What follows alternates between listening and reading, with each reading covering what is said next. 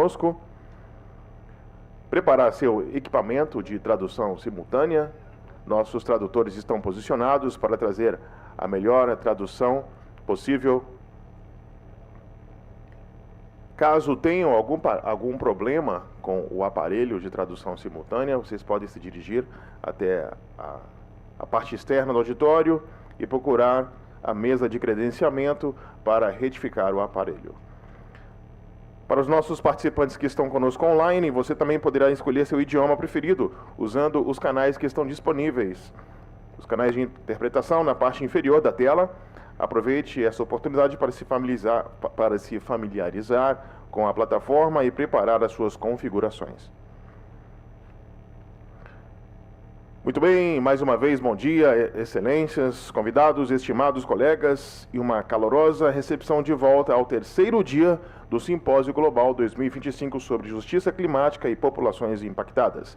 É uma honra cumprimentar a todos vocês neste momento, enquanto embarcamos em mais um dia de discussões e trabalho colaborativo. Ontem nos aprofundamos em áreas críticas, explorando o papel transformador da proteção social na construção da resiliência climática, a integração vital da saúde e direitos sexuais e reprodutivos e da violência baseada em gênero no novo plano de ação de gênero para o clima. Respostas intersetoriais relativas ao uso da energia e recursos naturais e estratégias de financiamento para a ação climática. E para começar o nosso terceiro dia e garantir que estamos todos alinhados, é um prazer convidar a senhora Alice Cafaro, nossa excepcional relatora gráfica, para o palco. Alice nos fornecerá uma recapitulação concisa do segundo dia, destacando as principais mensagens e apresentando o resumo visual produzido ontem. Por favor, Alice, fique à vontade, a palavra é sua.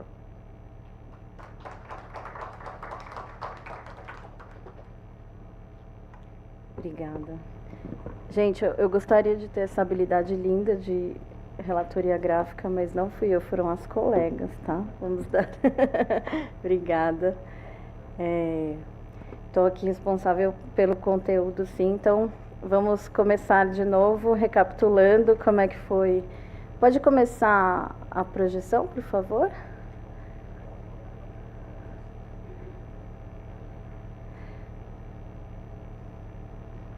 Bom, vou começar a isso. Então, vamos lá.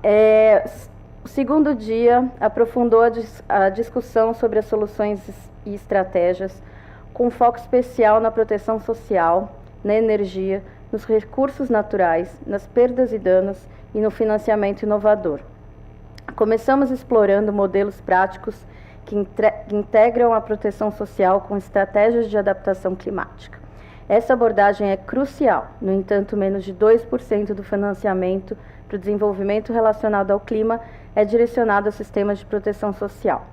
A assistência em dinheiro e voucher, cada vez mais utilizada em desastres climáticos, foi apresentada como uma ferramenta que tem se mostrado eficaz para facilitar o acesso a serviços de saúde, direitos sexuais e reprodutivos e violência baseada em gênero, e ajudar a restaurar a capacidade de escolher e agir. Essa estratégia serve como ponto de entrada para informar o desenho de estruturas de proteção social de longo prazo que sejam sensíveis a gênero e baseadas em direito. Um ponto positivo ressaltado foi que muitos sistemas de proteção social têm as mulheres como público-alvo, o que é importante. Apesar disso, há uma desconexão. Os protocolos de resposta a desastres são frequentemente ativados apenas em emergências e não estão incorporados nos sistemas regulares de proteção social. As mulheres, além de serem mais afetadas pelos desastres, têm menos ferramentas e recursos financeiros para lidar com os impactos. Por isso, a transferência de renda é importante a curto, médio e longo prazo, não apenas para estabilizar a renda, mas também incentivar investimentos em educação, saúde e resiliência climática, como melhorias habitacionais e políticas de assentamento mais seguras. Assim como foi afirmado no dia 1 com relação aos sistemas de saúde, também foi afirmado que é preciso integrar e redesenhar o serviço de proteção para considerar os impactos das mudanças climáticas, incluindo o aumento da demanda e a interrupção dos serviços. Sabemos a probabilidade de um evento acontecer e quem está em maior risco. Precisamos integrar e analisar essas camadas de informação para pensar o sistema de proteção social de forma mais robusta. Foi enfatizado que as respostas a desastres devem ser construídas junto com a população, tratando a diversidade demográfica não como uma complicação, mas como a fundação das soluções. Nesse sentido, a proteção social deve incluir áreas rurais, zonas de conflito e comunidades que abrigam refugiados. E, para isso, dados desagregados em tempo real são necessários. Precisamos de uma abordagem centrada nas pessoas, perguntando para elas quais são suas necessidades e suas formas de viver. A desinformação propagada pela internet também foi um ponto de discussão, e ficou claro que bibliotecas e outros equipamentos comunitários de integração social são parceiros importantes para a disseminação de informações e para formar pessoas para usar a inteligência artificial de maneira crítica. A proteção a pessoas defensoras de direitos humanos e ambientais é um ponto importante, e as mulheres são parte dessa luta, muitas vezes as mais afetadas. Finalmente, o Acordo de Escazú, no âmbito regional da América Latina, foi apontado como um mecanismo internacional de proteção muito relevante. Cadê o passador, gente? Pode passar. Achei que estava aqui. Passou? Ok.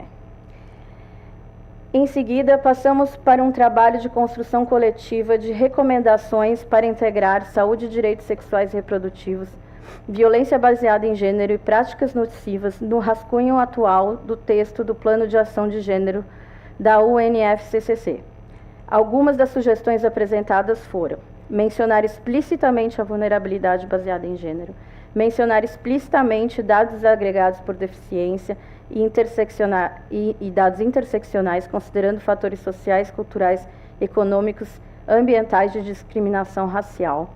Detalhar a terminologia relacionada à ação climática para a operacionalização, mencionando especificamente questões emergentes, como a violência e o cuidado não remunerado, evitando condensar tudo sobre questões emergentes.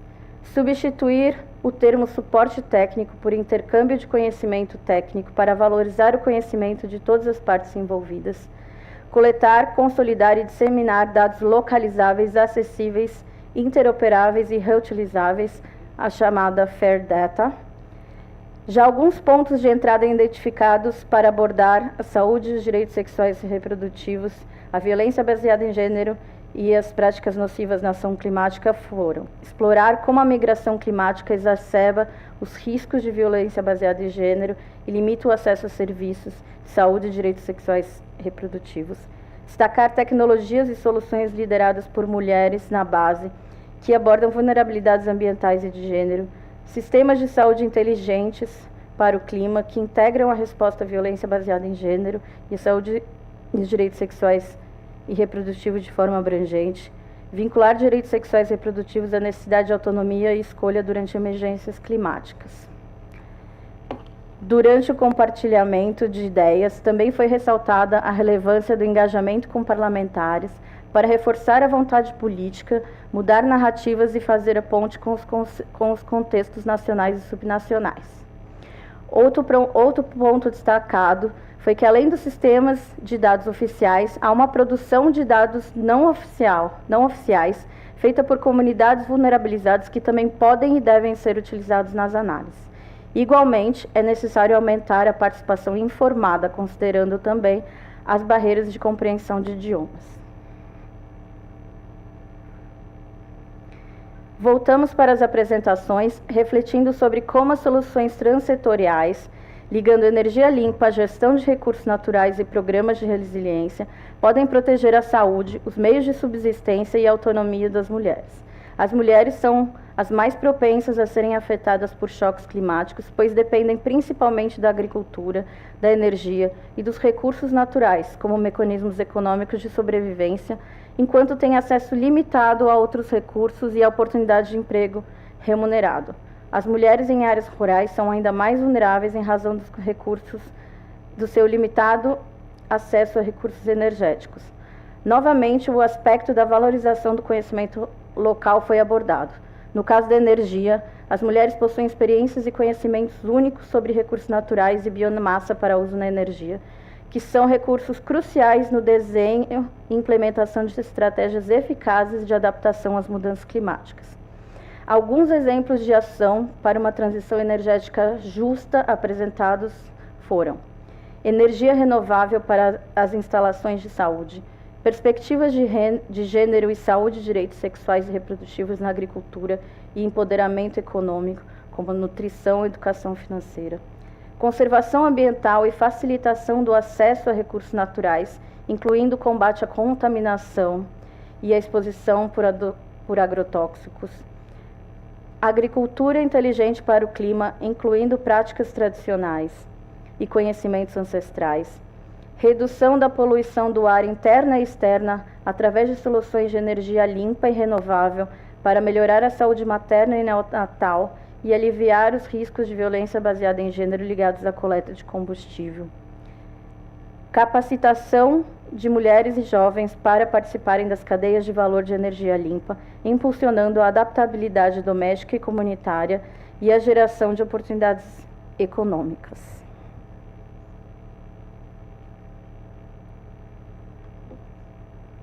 Desculpa, gente, estou falando rápido para os intérpretes. Passamos então para a sessão de perdas e danos, que destacou a importância da inteligência demográfica para mapear desastres e riscos climáticos, o que implica analisar dados relacionados tanto à exposição quanto à vulnerabilidade. Confiar apenas em registros históricos não fornece um panorama completo do risco de desastres.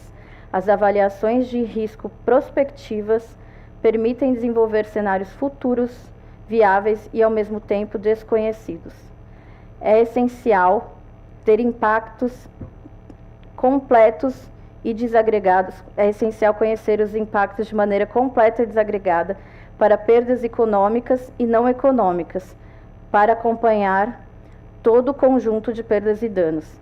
A Rede de Santiago foi destacada como um mecanismo que apoia os países em desenvolvimento e as comunidades vulneráveis na prevenção, minimização e abordagem de perdas e danos associados aos impactos adversos das mudanças climáticas por meio de assistência técnica.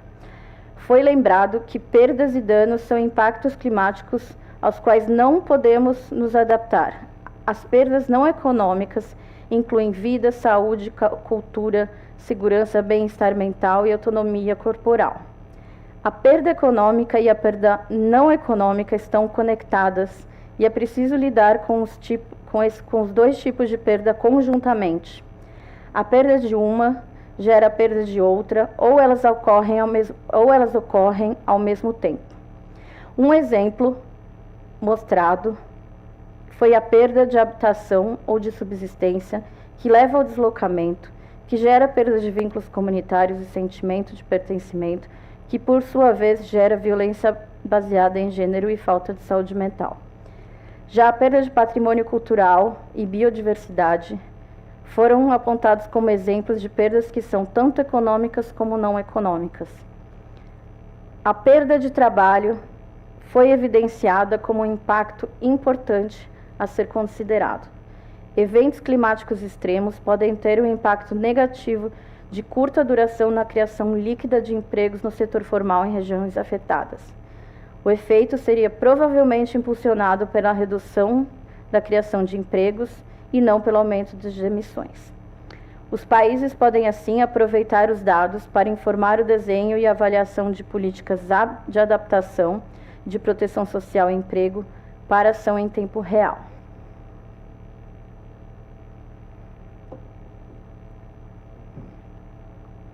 O financiamento foi colocado como um tema central. Foram apresentados princípios para um financiamento feminista, entre eles, conceder financiamento flexível e sustentado, oferecer acompanhamento para apoiar soluções onde essas soluções surgem, adotar práticas de concessão de subsídios participativas, oferecer financiamento para atividades organizacionais irrestritas, ou seja, não apenas programáticas, e apoiar a expansão por meio de suporte e capacitação.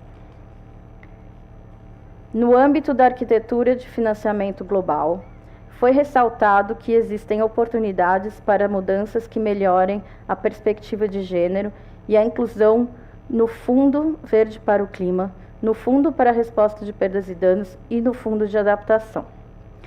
Também foi enfatizado que a estrutura global de financiamento precisa ser mais justa para os países em desenvolvimento e que é preciso haver mais financiamento concessional.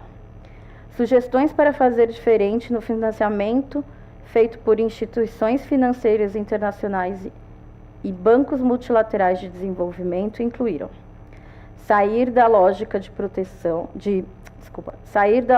projeto e passar para a lógica de programas.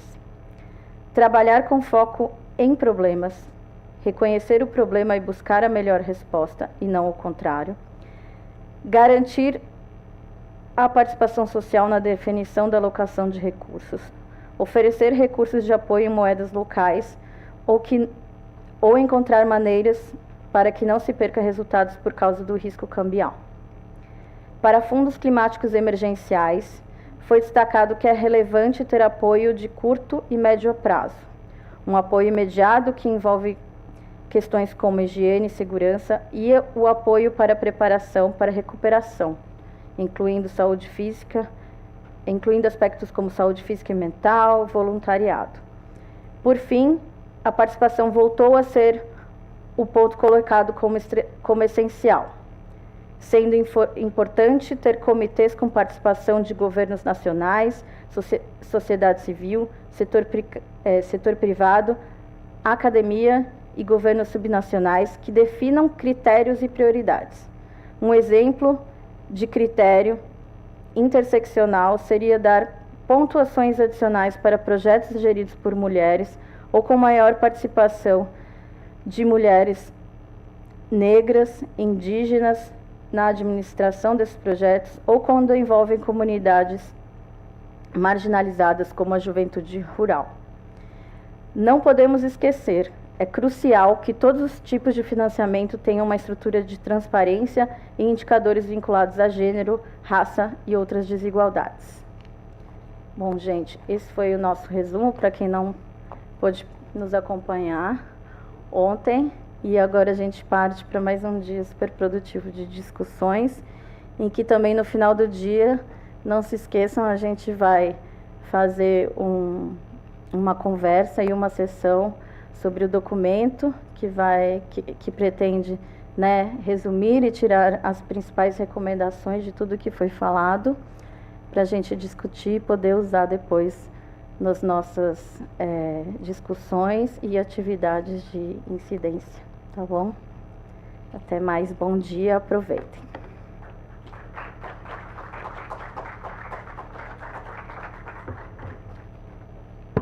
Muito bem, obrigado Alice por essa recapitulação.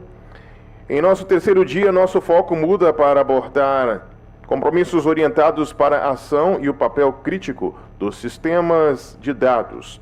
Exploraremos vulnerabilidades emergentes, o poder dos dados populacionais integrados e os impactos profundos do deslocamento causado pelo clima e das soluções baseadas na natureza. Nossa primeira sessão do dia é intitulada Vulnerabilidades Emergentes de Urbanização e Abordagens de Redução de Riscos. À medida que as populações globais se concentram cada vez mais nos centros urbanos, essas áreas se tornam contribuintes significativos para as mudanças do clima, assim como são desproporcionalmente afetadas por seus impactos. Essa sessão examinará como as necessidades econômicas e a crise climática se cruzam para acelerar a redistribuição populacional e a urbanização, com foco nas vulnerabilidades aumentadas das populações em assentamentos urbanos e informais a eventos climáticos extremos. Tenho o prazer de apresentar a moderadora desta sessão, a senhora Michele Melchiorri, oficial de projetos da Unidade de Gestão de Riscos de Desastres do Centro Comum de Pesquisas da Comissão Europeia. Michele, pode vir? Fique à vontade, a palavra é sua.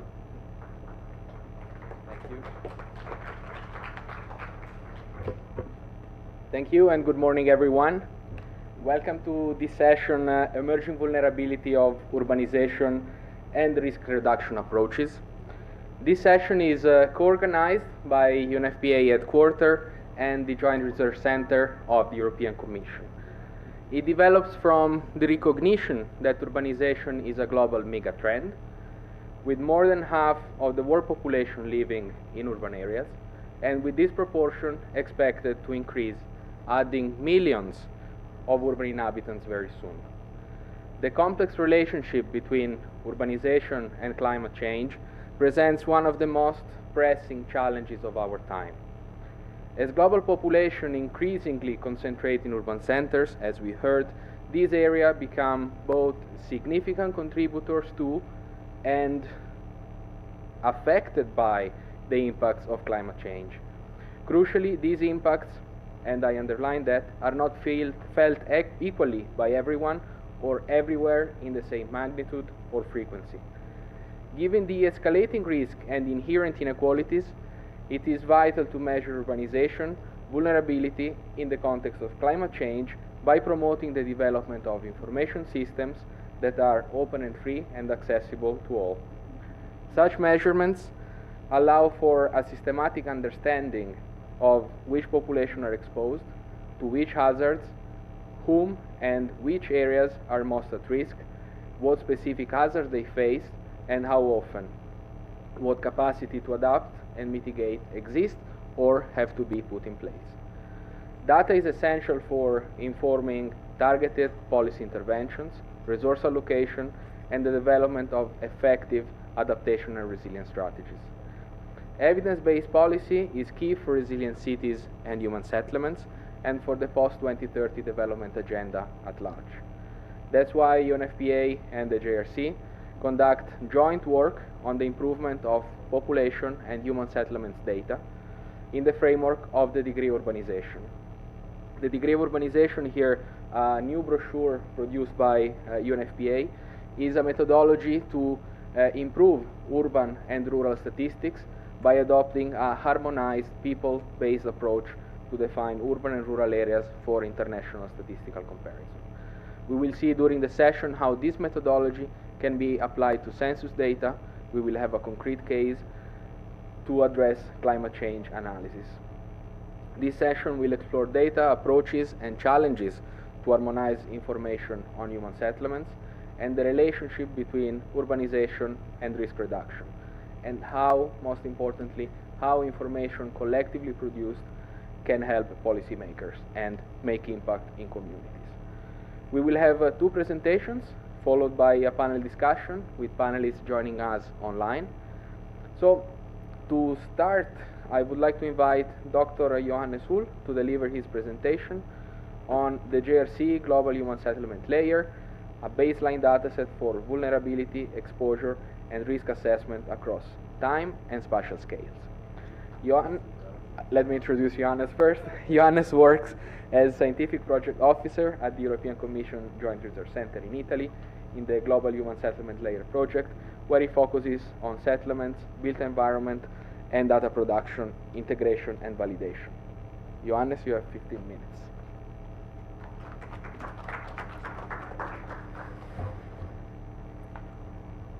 So, good morning, everyone. Bom dia a todo mundo.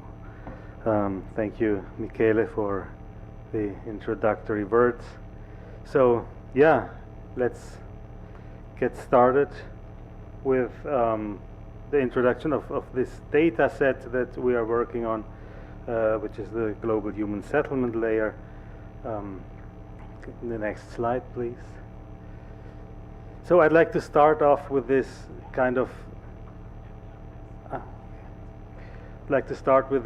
visualization of the complex system of climate change and urbanization and their interactions. It's a very simplified and incomplete view, but just to illustrate this a little bit, so we know all about the drivers and causes of climate change. We know about the effects of climate change, extreme weather events, droughts, etc. We know that these events and conditions cause migration. We know that this migration is partially a reason for urbanization. There are other drivers and factors of urbanization, We also know that urbanization and the focus on urban areas also causes left behind rural populations.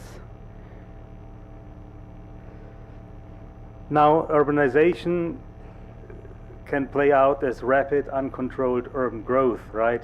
And in such a case, we speak of unsustainable urban development that fuels inequalities from which urban populations suffer. At the same time, we have hazards caused by the effects of climate change, extreme weather and climate events. These hazards cause risks to which urban populations are exposed. And if the development is unsustainable, this also enhances or increases the vulnerability of urban populations. And finally, unsustainable urban development again causes carbon dioxide emissions. So we have this kind of circular effect in this system that we're seeing here. And now if policymakers need to intervene and take measures to mitigate the problems in this system, then they need data, right? They need data that are crucial to measure, understand, and mitigate these complex interactions. Data are key for decision making, to monitor progress of implemented policies, and also for risk reduction. Detailed and accurate data on the built environment, urban growth, and population dynamics are essential baseline data. So it's not only data about population itself, but also where they live, where they shelter, what are the conditions of the buildings they live in, that also are a contributor or a driver of their vulnerability. So the global human settlement layer is a multivariate data source for characterizing buildings and their inhabitants, and I'd like to introduce this data set a little bit. So here you see one of the components of this data set, which is GHS-POP, so it's a global gridded population data set that you can see here, that counts resident population at fine spatial grid cells for each 100 by 100 meter cell globally. GHSL is a product that integrates remote sensing data, so satellite-derived observations from satellite imagery and population census data. It's all free and open data, available from 1975 to 2030, so the data also includes a short-term projection into the near future. And let's take a closer look at this data set. So here we're zooming into Manaus in Amazonia in Brazil, where you can see the colors representing population density. So higher colors, higher population density, and you can nicely see how the city is located in their geographic context, obviously dominated by water, by the Amazon River. These data allow for regional multivariate change analysis. I'm showing here a map of a region that we've seen, I think, the day before yesterday in one of the presentations. So we're looking at Cairo and the Nile Delta here. And what you can see are basically two layers of this data set. One of them is the GHS built that measures built up surface over time. And the second one that you can see here, so this is the built up surface, right? And the second one is the degree of urbanization, which is a global and harmonized definition of the rural-urban continuum.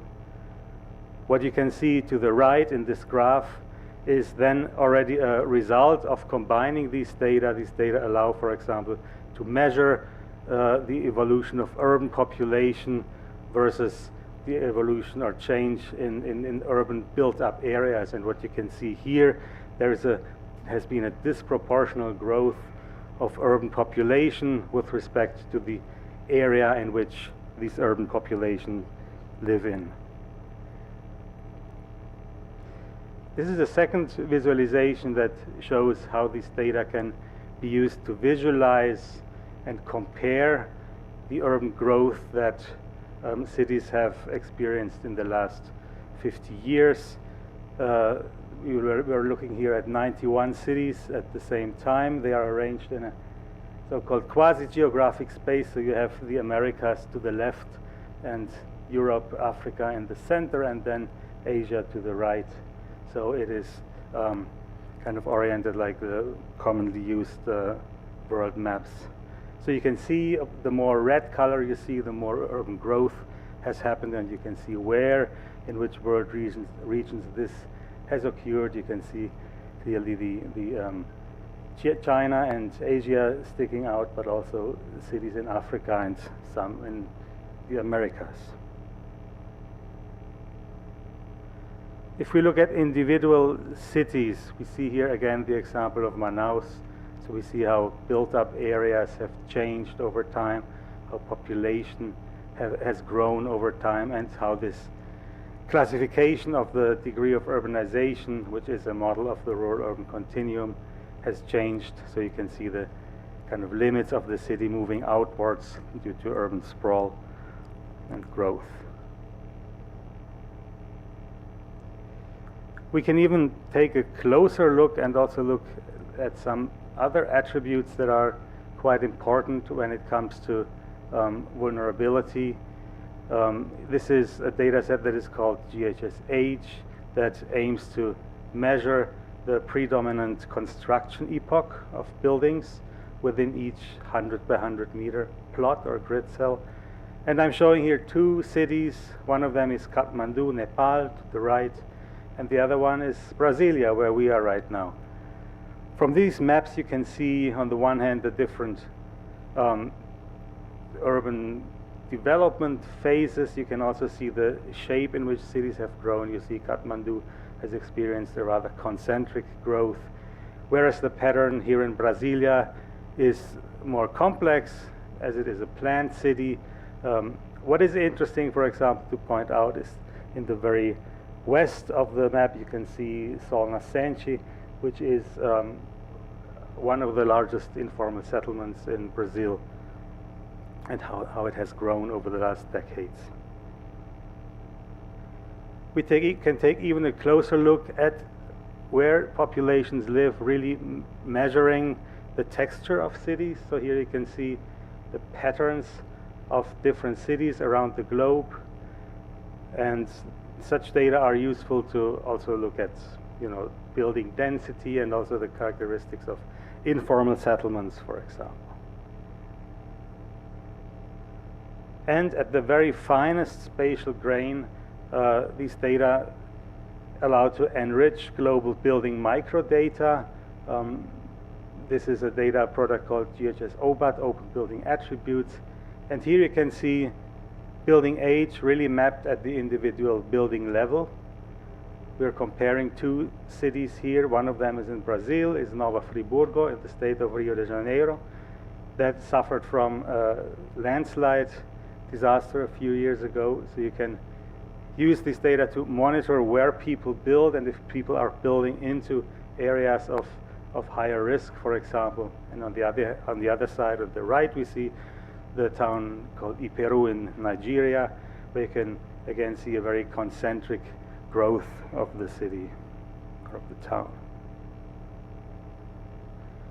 So this summarizes a little bit this data set. So it's a multi-scale integrative framework that produces global data that is then disaggregated or reaggregated at different analytical units. For example, there is the urban center database that produces statistics for over 11,000 cities worldwide. I think we will hear more about that in a later presentation. That is already integrated with other data sets. And such data can be useful, of course, for further integration. We've heard yesterday in one of the panels, integration is key. So we can integrate this data with other data sets and conduct joint analyses. And I'd like to briefly introduce or talk about such an analysis from a very qualitative and kind of artistic point of view. So here we're looking at a region near Dhaka, Bangladesh. We've heard a lot about Bangladesh already yesterday and the day before. So here you can see the Padma River, and we think that integrating such data generates new insights. So here we integrated with another data product called Global Surface Water Explorer that actually measures the dynamics of water bodies. And in this case, we see land that has converted into water from 1984 to now, and the other way around. So green areas are new water bodies and red areas are new land areas. So if we overlay this now with population data, you can see where the major population densities are located. And if we overlay this with our age estimates, you can see blue are the older parts of settlements, and yellow and red are the newer parts. And if we now overlay both of these data sets, you can see, for example, this new patch of land that has emerged from the river dynamics somewhere at some point in the 80s probably has been settled. People have built houses there in yellow colors, right? And these yellow colors correspond to approximately 1990. So you can see this settlement pressure and how people use such areas to build. On the other hand, you see green areas, newly emerged water bodies, how close they are getting to settlements, regardless if it's old or new settlements. So we're seeing here interesting patterns, interesting colors, but we need to keep in mind that behind these colors are actually populations and people that are living their lives and building their homes. Then finally, I'd like to conclude with some other applications of these data for emergency response and risk. So this is a screenshot of a quick response map that is produced by the JRC Emergency Response Coordination Center, where they report population estimates for individual disasters, and you can see these numbers are also coming from this GHS POP data set. Another example is the JRC Risk Data Hub. That is a tool that centralizes risk, damage, and loss data. That also uses exposure estimates from GHS POP. Here we're looking at the city of Valencia in Spain, and we can overlay this now with risk estimates, in this case specifically risk of river floods. As you may know, Valencia suffered from a bad flooding disaster earlier this year. And finally, I'd like to mention the JRC Inform initiative, which is another collaboration on risk, early warning, and preparedness that provides risk and severity indices via a range of dashboards and visualizations and other data sets that are all freely and openly available.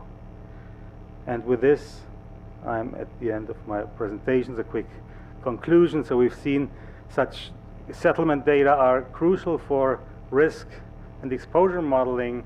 We've seen that the integration of these data can generate new insights. We're also working on further data disaggregation, looking at sex and age, for example. We're working on regional additions of the data to focus on areas or world regions of increasing relevance with respect to climate change, such as the Arctic. We're working on extending the data over time, working on spatially explicit models that measure or look at how population distribution may look in the year 2100. And we're also working on increasing updating cycles of our remote sensing derived input data. With that, I'm at the end of the presentation. Thank you very much.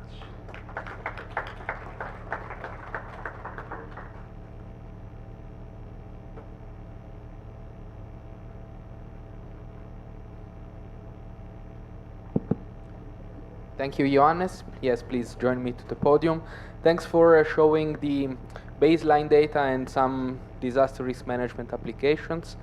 I would now like to invite Edgar Cartagena, manager of the National Statistics and Census Office of the Central Reserve Bank of El Salvador. He is an economist with a master degree in economic development, and a master degree in business administration. Mr. Cartagena is going to present emerging vulnerability of urbanization, the urba in El Salvador, and climatic findings. El Salvador was one of the countries that was supported by UNFPA and GRC to apply the degree of urbanization, so we are really interested to know more about the outcomes of that work. Mr. Cartagena, you have 15 minutes and the floor is yours. Muchas gracias y un honor para el Banco Central estar en este Symposium. Muchas gracias también cuando nos visitaron de la Comisión Europea, Michelle, y también de la Agencia de Población de Naciones Unidas, y Michelle y todo el equipo. Nosotros estamos haciendo ya aplicaciones sobre grados de urbanización y en esta oportunidad queríamos presentar una combinación con los resultados que hemos tenido de los censos, del Censo de Población y Vivienda y de otros censos, en la vinculación con vulnerabilidades emergentes de la urbanización. Solo para tener una parte introductoria, en los últimos resultados del Censo de Población de El Salvador, que se realizó el año pasado, en composición, como en otros países, tenemos una proporción mayor de mujeres que de hombres y una sociedad también que está envejeciendo. Entre dos censos tenemos una población que ha pasado de una edad promedio de 27.5 años a 34 años, una población también que en el índice de envejecimiento se ha más que duplicado, pasando de 20 a 49, esto en relación a población mayor de 64 años contra población menor de 15 años, y una tasa de dependencia que se ha reducido porque vemos que se ha ensanchado la pirámide poblacional. Esto lo estamos viendo en estas pirámides. La composición, la forma de la misma pirámide está cambiando solamente en 17 años, y eso muestra también un bono demográfico que estamos recibiendo, pero hacia adelante también una sociedad que está en mayores años. Llegando a términos de vulnerabilidades y de resultados de censos, lo que estamos observando es una concentración de la población en algunas áreas, en áreas urbanas y en algunos departamentos que son polos de desarrollo, como lo podemos observar en esta gráfica, en este mapa, donde en la parte más oscura es la capital del país, que concentra casi el 26% de la población, y la segunda ciudad, el segundo departamento, que tiene el 13%. Entonces, en dos departamentos estamos casi concentrando el 40% de la población, y luego hay otras áreas del país con una proporción menor en términos relativos, cercanas inclusive al 3 o 4%. En términos de hogares, con los resultados del censo también hemos encontrado más de 2 millones de hogares. El Salvador es un país con cerca de 21.000 kilómetros cuadrados. De esos 2 millones de hogares, cerca del 27%, al igual como lo veíamos en el anterior, cerca del 27% está concentrado en la capital del país, en San Salvador, y un 12.9% está en La Libertad. Nuevamente estamos observando una concentración de hogares, al igual que lo veíamos en términos de población, entre dos de los departamentos. En viviendas tenemos casi 2.3 millones de viviendas, con concentración en las mismas,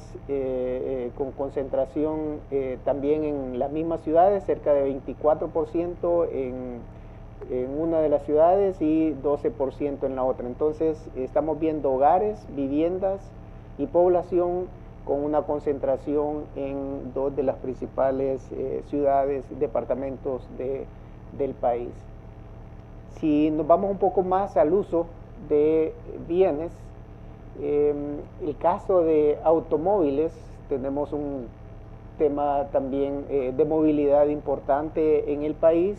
Lo que hemos encontrado es que el 33% de los hogares que manifestaron tener al menos un vehículo en el país están igualmente en el departamento de San Salvador, seguidos por otro departamento que también lo veíamos en términos de vivienda y de hogares, como es la Libertad. Igual sucede en términos de motocicletas, o sea, vehículos y motocicletas con mayor concentración entre estos dos departamentos. Hemos hecho aplicaciones ya de la metodología de grado de urbanización. Eso nos ha facilitado a nosotros desarrollar algunas propuestas y tener un mejor diagnóstico de la situación del país. Una de las grandes conclusiones es que el 70.9% de la población está concentrada en el 12% del territorio, y esto implica mayores demandas en la provisión de servicios, movilidad también a estos centros urbanos, y nos da también una visión de las necesidades y de los riesgos y vulnerabilidades que se presentan para el país. La población que vive en zonas rurales, por consiguiente, se distribuye en el 88% del territorio nacional, como lo podemos observar en la gráfica.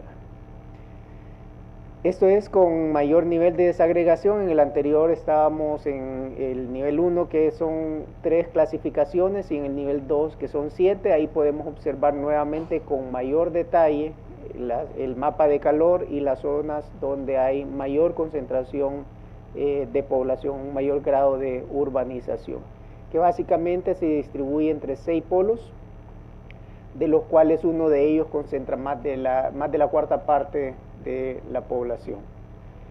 Como lo podemos ver acá, el 23.1% de la población vive mayormente en zonas deshabitadas o en áreas rurales dispersas. Uno de los 6 centros urbanos que nos ha permitido determinar esta metodología es el área metropolitana de San Salvador, que es de la capital del país, que se va expandiendo. Vemos como la zona roja y naranja también se van integrando. Acá tenemos casi la cuarta parte de la población del país, 24.5% de la población, y como se ve en el área naranja, es un área que se va expandiendo. Esto implica también movilidad entre áreas. Aquí estamos haciendo combinaciones entre los resultados del censo y también las necesidades y áreas de ocupación, o sea, lugar de residencia contra lugar de ocupación, y observamos departamentos donde en las láminas anteriores los veíamos con menores niveles de urbanización, que están originando trabajo hacia áreas que son un poco más desarrolladas y urbanas.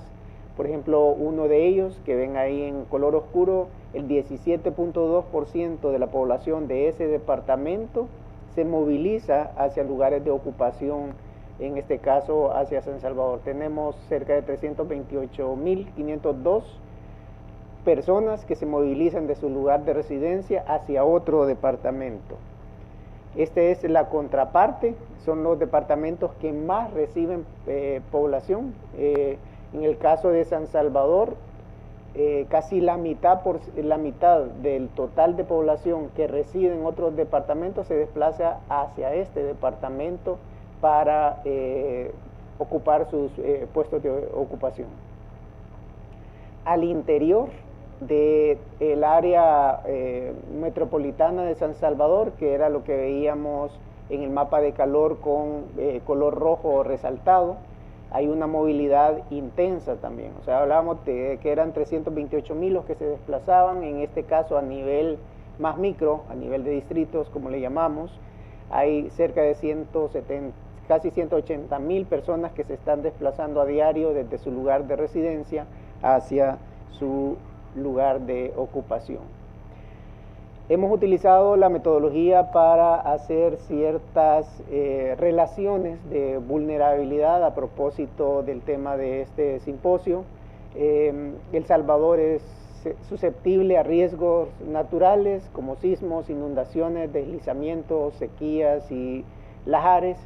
En este podemos observar una aplicación donde se muestra que casi el 85% de la población está expuesta a riesgos sísmicos. El Salvador se encuentra entre dos placas tectónicas, entonces es parte del día a día la sismicidad. Haciendo una vinculación del grado de urbanización con la información de sismicidad, encontramos que casi el 35% de la población expuesta está en centros urbanos. Ahí pueden observar ustedes la parte roja resaltada, que son los centros urbanos por excelencia, y las zonas naranjas, y observamos cómo eso se va vinculando con amenazas sísmicas entre altas y moderadas.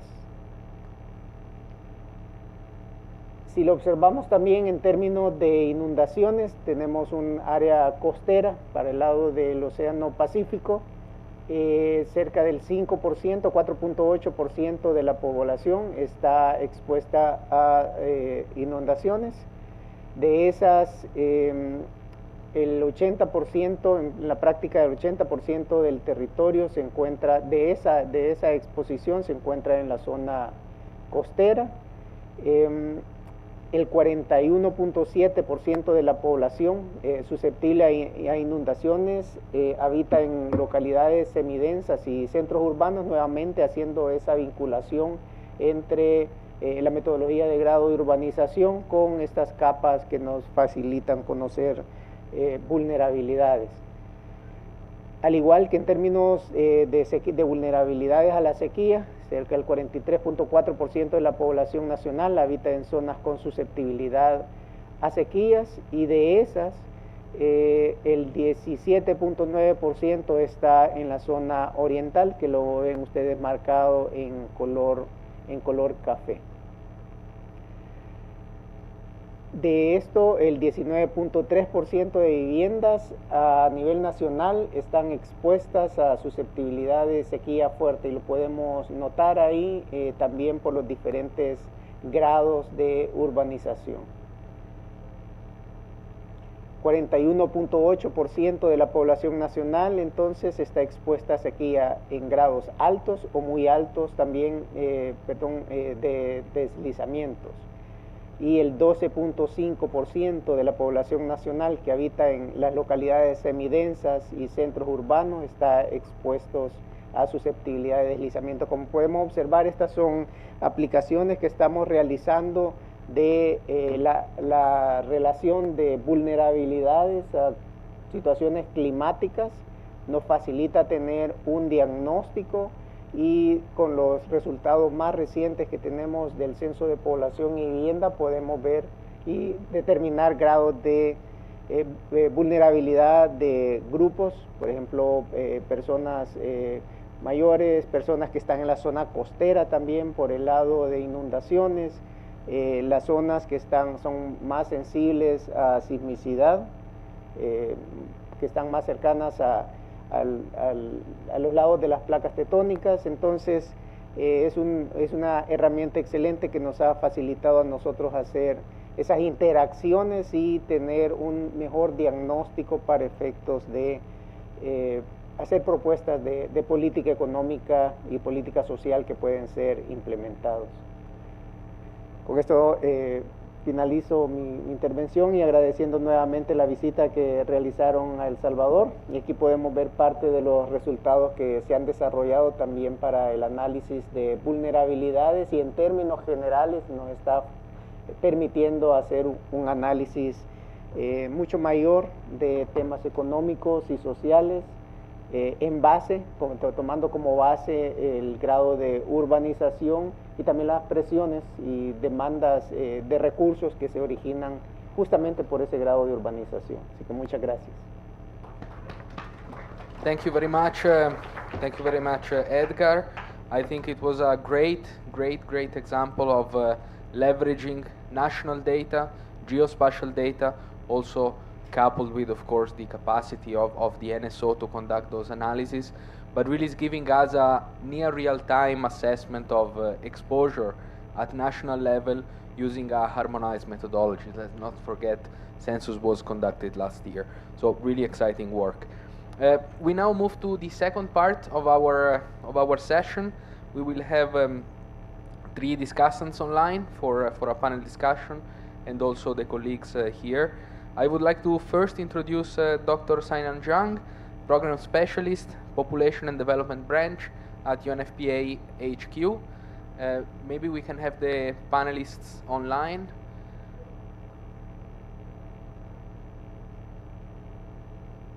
Hello, Sainan, can you hear us? I hear you. Hello, colleagues. Good morning. Then we have Dr. Dana Thompson, Associate Director for Science Application at the Center for Integrated Earth System Information, CIESIN at Columbia University. Hi, Dan, are you with us? Hi, everybody. Good morning, good afternoon.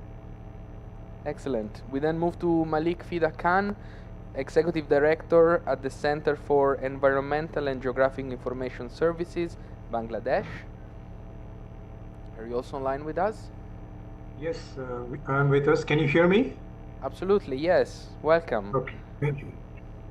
So let's move directly to Sainan, asking her what are the primarily methodologies currently applied to assess urbanization vulnerability in the face of climate change.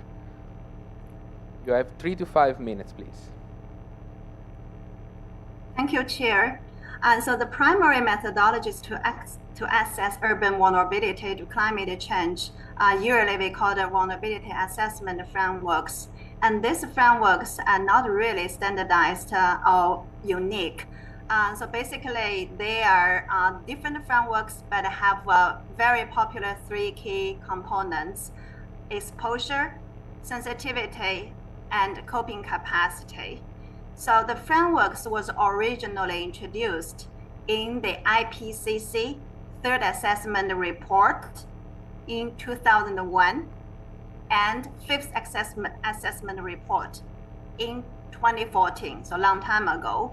And since then, the vulnerability assessment framework has been widely adapted and adjusted, used by different UN agencies like UNDP, UNEP, UN Habitat, World Bank, and also other international organizations and academic. We also have the concept called risk framework. And recently, the popular called climate change risk framework, which is also widely adapted, is based on the 3 components: exposure, vulnerability, and the coping capacity. As you can see, the vulnerability is a part of risk assessment. So this has been used for vulnerability mapping and also disaster risk reduction. For UNFPA, we have adapted European Commission's developed Inform Risk Index. And we do the climate change vulnerability mapping and the risk mapping, including the 3 components as well. So for UNFPA, we mostly focused on the data-driven analysis to leave no one behind. And to be more specific, we map global population exposed to climate change hazard, like flood, drought, landslide, heat waves, or sea level rise, and aim to create a global population exposure database. Then at the country level, we are helping countries to develop use cases and mapping population vulnerability and climate change risk by incorporating population data, especially census data, which are geospatial data with each person's or each household's location, and overlay with other geospatial data, including climate change data, infrastructure data, like health facilities, road network, schools, hospitals, to understand people's vulnerability and coping capacity. So by this way, we identify vulnerable groups, especially with a gender lens, mapping women and girls who are disproportionately affected by climate change disasters in areas like food security, health, forced migration, and access to essential health services. So this is our work. We are now expanding this work, linking our climate change vulnerability to urbanization and mapping the urban vulnerability and the urban climate change risk. Urbanization and climate change are deeply connected, and it's also complicated. We can say urban areas are more vulnerable to climate change because it's the high population density, informal settlements, or urban heat island effect, particularly due to all the concrete and high density buildings. And also with the social inequalities, especially we heard a lot about urban slums, and the rich and the poor, usually the gap are much wider in urban areas. And plus the location related, the urban areas, many urban areas are located in the coastal areas with a high population density and facing sea level rise. However, we can also say urban areas are more resilient because of its usually have a better infrastructure and have better drainage and have better health facilities and access to services. And so how to better understand the urbanization trend and its vulnerability and the resilience, it's all asked us to leverage data, have a better quality data and a higher resolution to disaggregate data by population groups and by locations to identify the urban vulnerability and in the context of climate change. So to summarize, I feel to link urbanization and climate change vulnerability is our next steps, and it's very crucial, and we'll need our efforts to engage with the local government and especially because it's in to integrate different data from the different department and also stakeholders. So this will be our next work. The key to us is all about the disaggregation and the data integration. Thank you. Thank you, Sainan. Excellent discussion across various topics. We will probably come back to that in the wrap-up. Moving now to Dana. Your work integrates Earth system data with population datasets. What innovations are emerging in mapping urban vulnerability, and how can these be used to protect SRHR and reduce GBV risk? Also yourself, Dana, you have 3 to 5 minutes. Thank you. Thank you. Thank you for that question. It's not always just what, it's what and how, right? So we need great data. We need it to be disaggregated. We also need it to be fine scale resolution so that it's actionable in real places and real neighborhoods. But how we generate that data, how we validate that data is really important. And so I spend a lot of time thinking about process along with how do we generate routine, accurate, scalable, comparable data across settings. There's some fantastic global data sets produced by many of the agencies that are on this call and beyond. And certainly my center has been part of that crowd that has produced these very useful top-down fine-scale data products.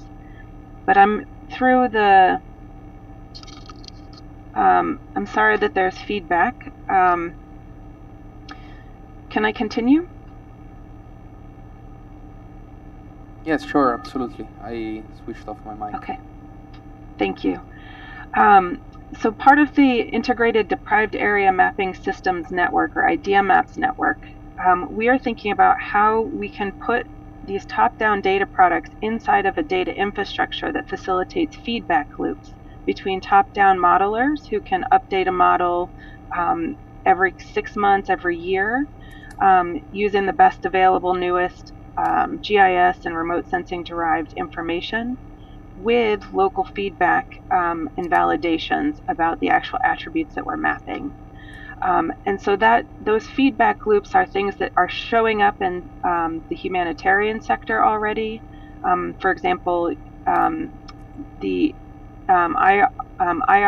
International Red Cross has got a platform where they model imminent risks, and so they use this information to notify local chapters about an upcoming crisis that is likely to happen and start mobilizing people and resources, but they also use it internally to mobilize and prepare insurance schemes and loan schemes. But what's nice is once that local chapter has been mobilized to respond to, say, a flood, then there's an impact assessment that's performed. That data is collected and it's brought back into the data ecosystem, and it goes actually into improving the next version of that imminent risk model. And so this kind of feedback loops in near real time can allow there to be adaptive data ecosystems. Climate is changing at rates that we've never seen before, and social phenomena and political and economic phenomena we know can be highly volatile. And so having these kind of rapid feedback loops in the course of a few months with lots of validation from the ground, whether it be communities or local governments, civil society, is I think really important as we think about having quality data that's informative and accurate at fine scale in the future. I will wait to talk about in my next question about some of the disaggregation by gender and how to think about gender in the actual attributes and processes. Thank you, Dana. I'd like to move now to Malik. Bangladesh coastal cities are growing fast, yet many of the most at-risk residents, women, youth, and children, and climate-displaced migrants remain statistically invisible. How has Bangladesh combined disaggregated demographic data with geospatial climate hazard mapping to surface these hidden vulnerabilities? And what lesson can other low-elevation coastal cities draw from your approach? Also for yourself, 3 to 5 minutes. Thank you. Thank you, moderator. First of all, I'd like to thanks for inviting me, which is co-hosted by UNFPA and the government of Brazil for this session. So as I'm representing my center is a knowledge institute which are broadly working in the field of water and environment and climate change. And our beauty of our center is having a big information system within our center at the national level. So we have a lot of, the climate information and also the risk mapping, and also spatially in the coastal area. So still globally, Bangladesh is ranked in the 7th most climate vulnerable countries. And spatially as coastal zone as home of about 31 million people, which is around 28% of the total population of the country. So urban areas, especially in the coastal area, is very vulnerable. Still the rate of urbanization in the coastal area of Bangladesh is almost 5%, which is very high compared to if you see the global trend. And we have projected the coastal population, which is now 35 million, would be by 2050 is 58 million, which is significant urban growth that we are expecting, especially in the coastal zone. And unfortunately, these people are living in the coastal area in very informal settlement area, though it is a very disaster prone and also without having any kind of water and the security services. If you see in terms of the climate change, the sea level rise, from the case information that we have estimated that 3 to 5 millimeter per year, the sea level rise is happening in our country, which is almost twice of the global average of 3.4 millimeter per year.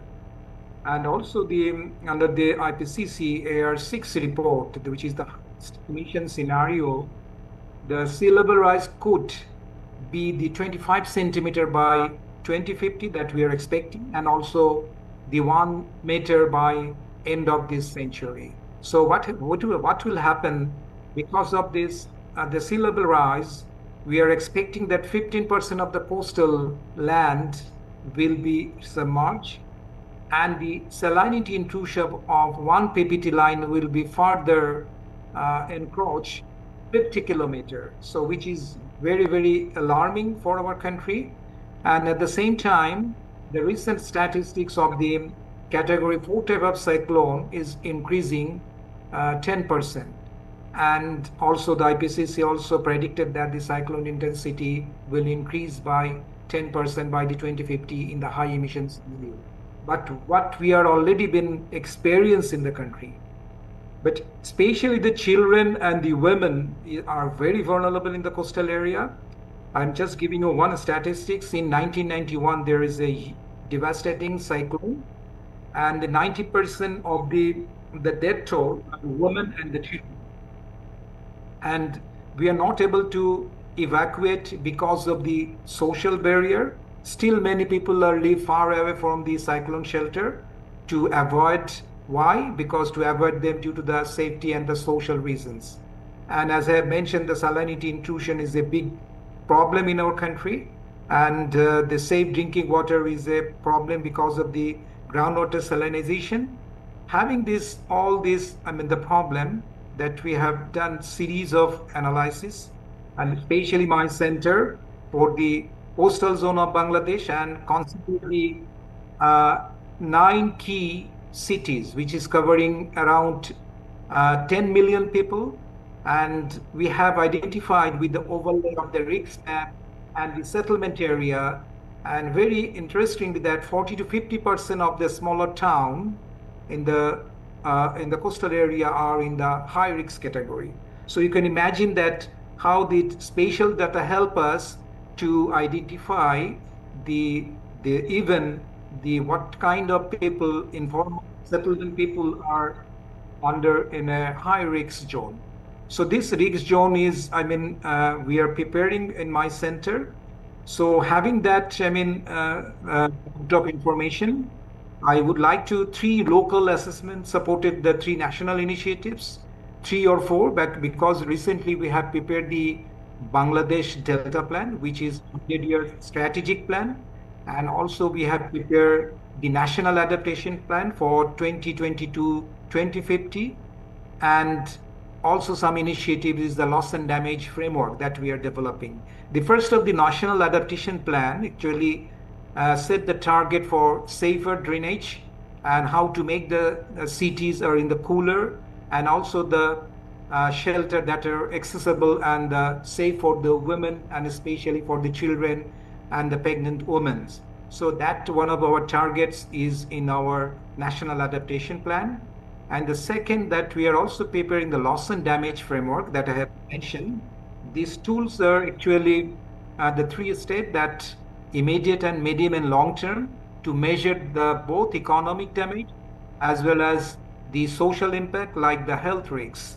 So if you can able to combine the hazard map and the social data and the service support, claims that a new global loss and damage fund can be in the loss and damage fund that we can access. The third is that we have just recently taken the initiative with the International Organization for Migration, IOM. My center is developing it the first time in Bangladesh in the national baseline of the climate-related displacement. It's a huge effort that we have just taken. So having that 3 initiatives, the simple 3 action that can help the other coastal cities, they're having the experience from our country. First is the map the people before the mapping hazards. We have to mapping, and we have a huge GIS and the remote sensing setups. So first we always do the mapping the people before mapping the hazard or the risks. And second, make the scoring method transparent when the hazard or the exposure and the sensitivity are measured using the simpler approaches, or the people trust the result and the planners that can be update them and the risks changes. The third one is the connect every hotspots to a real solution. What we are doing now, if a map show the flood risks or the heat stress, link with the specific action, like whether it is applicable for the shelter, whether it is for the water tap, or whether it could be a youth training program. So what we are trying to do, the connect with the hotspot with the real solution. I believe that this step help us move from the information to action, and also make it easier to attract the funding sources and explain the result to communicate with the different partners, especially the development partners. With these tools, any city can protect its most vulnerable groups in a clear and inclusive way. So that we are trying, and together I believe that we can turn rising risks into a rising resilience. So every children born along with our coast dreams of the school and the safety, not only the survival or escape. So that's for the time being my comments or my reflections about your question. Thank you. Thank you, Malik, for this comprehensive review. I would like now to give the opportunity to our participants to ask their questions to the first round of presentations and interventions from our panelists. If there is any question on coming from the floor.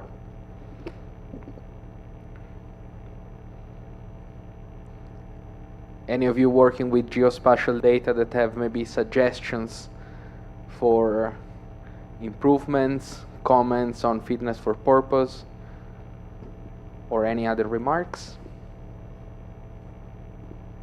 We have a question over there. And please introduce yourself and the person you would like to address the question to.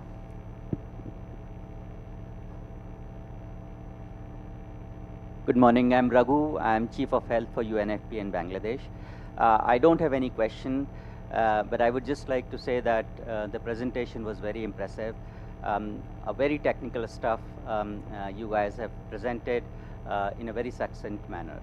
But I think what I would just like to say that, we need to really simplify all this complex information that we are seeing through the graphics and visualization, so that it can be more usable and more accessible to people on the ground who might not understand the technicalities and the complexities of very, I would say, impressive graphs that we just saw. So that's my submission to kind of translate this technology into a very accessible sort of format for people to be able to really use it. Thank you very much. Thanks for your push to accessible and action-oriented data. Excellent. Any other remarks? Please. Again, introduce yourself, please. Merci. Bonjour tout le monde. Mon nom c'est Ayouba, je viens du Bénin. Alors, je voudrais juste émettre un commentaire pour dire qu'il faudrait que ces différentes données puissent contribuer également à revoir en fait les politiques de l'urbanisation au niveau de nos pays, et justement en mettant à disposition ces données-là, parce que pour moi la concentration au niveau de mon pays en fait a plusieurs d'autres facteurs, notamment la concentration des services de base, des services sociaux de base au niveau des zones urbaines où les populations sont obligées en fait de quitter les localités reculées pour venir vers les villes afin de pouvoir accéder facilement à ces services-là. Et l'autre chose également, c'est déjà le plan d'urbanisation qui est établi au niveau de nos grandes villes, où on ne donne pas la possibilité en fait d'aérer la ville. Tout est concentré, les maisons sont coincées et tout ça là. Donc ces données pourraient permettre vraiment à nos gouvernants à revoir en fait le plan d'urbanisation avec tout ce qui va avec. Merci. Merci beaucoup. I think this question could go to Sinan or Johannes, or the experience from our colleague Edgar. Please, anyone who wants to address that.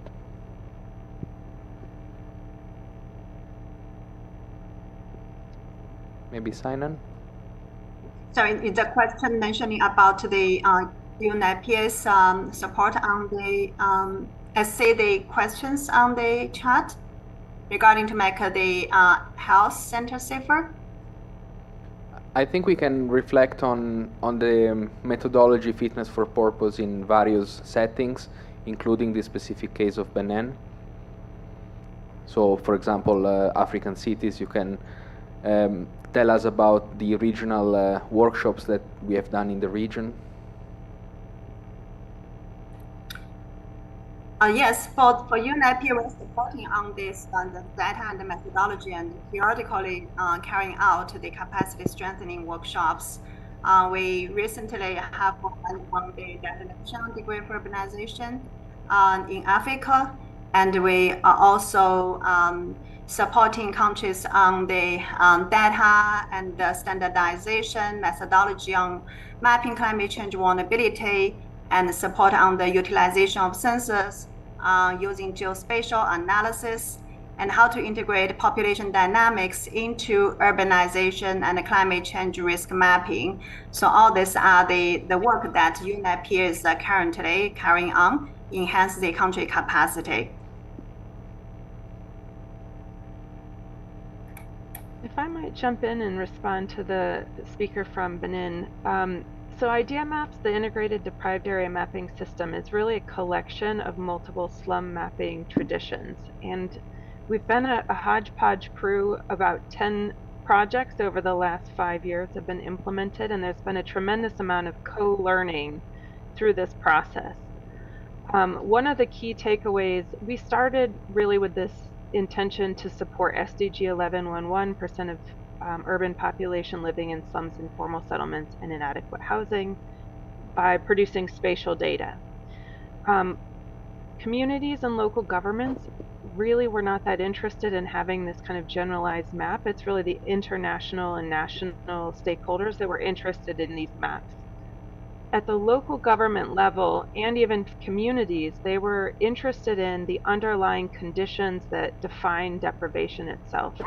And we think that it's much more useful if we're characterizing, that we're actually mapping characteristics that align with the departments of local government, because there's already ongoing conversations around upgrading water, upgrading roads, upgrading and dealing with waste management. So these different kind of city functions and departments, and supporting those existing conversations or potential conversations with concrete data that ultimately can be combined to define slumness or informality, but actually really focusing on those underlying conditions that align with city department functions is really the direction that we've been going in IDEA Maps. Thank you, Dana. Maybe we move to Edgar for his perspective as well. Sí, gracias. Quizás dos aproximaciones. La primera, coincido totalmente en la importancia de bajar las tecnicalidades de toda esta información.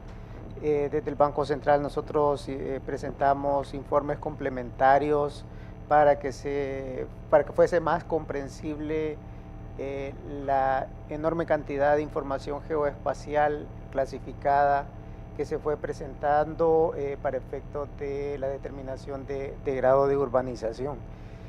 Y los resultados que nosotros obtuvimos partiendo de que estamos en una ronda censal que es 100% digital, nos han facilitado crear todo ese mapa georreferenciado que nos facilita tener la información de urbanización.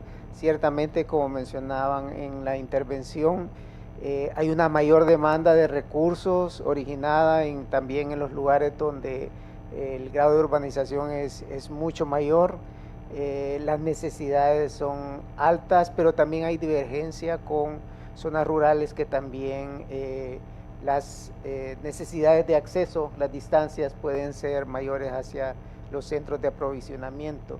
Pero si estos resultados de esta metodología facilitan tener diagnósticos y también facilitan realizar propuestas para efectos de determinar la mejor manera de aproximar esos grandes centros urbanos que se van generando y que, como lo mostraban en la otra presentación, en el tiempo lo que se ve es que se va expandiendo hacia los centros urbanos, o sea, la urbanización va creciendo y eso va creando también mayores necesidades de aprovisionamiento y mayores vulnerabilidades, visto también desde el punto de vista climático. Así que es importante ambas cosas y desde la experiencia de El Salvador tener esas bases georreferenciadas con una ronda censal tan actual nos facilitan ser prospectivos también para facilitar coordinaciones desde las bases que se están creando en el Banco Central. Thank you, Edgar. We move to a couple of questions online. Maybe can I just quickly read those? They are both for Malik, so please, Malik, be concise in addressing them. We have some more here in the room. Lars is asking, do you have programs that makes health or SRH centers safer? How? And if that is together with UNFPA. And the second question is from Dauda, and is asking if you have any programs that address the impact of climate change on the lives of young people and children. Back to you, Malik. Please be concise. In the last questions, yes. If you see our national adaptation plan, so that is not only, this is also gender inclusive, as well as for the young and the women are inclusive in our national adaptation plan. And your first question, sorry, what is his first questions? The question from Lars is if you have any programs to make health and SRH centers safer. If so, how, and if that's together with UNFPA. Yeah, I believe that it's possible, the center and with the UNFPA in Bangladesh, because you see in Bangladesh that we have advantage of, you have lot of the geospatial information. As one of the comments from the unit that mentioned that the information should be accessible and it should be easily translated so that people can access and people can understand. And that we are doing in our center, the transformation and translation of the geospatial information so that any action can be taken on the basis of this geospatial information. And we have all this information for all the coastal districts as well as other part of our country. Thank you, Malik. Let's move to another question from the room. Yeah. Okay. My name is Bayan Abdirrahim. I'm an environmental specialist specializing in renewable energy and climate change. I'm using GIS in my study, but I have a question to make our discussion more inclusive. What kind of data could we use in the country that suffer from war side by side in climate change? And could we have a call to action to have a guide data tools specializing in this issue? Thank you. Thank you for your question. Any of the panelists or online people would like to address that, please?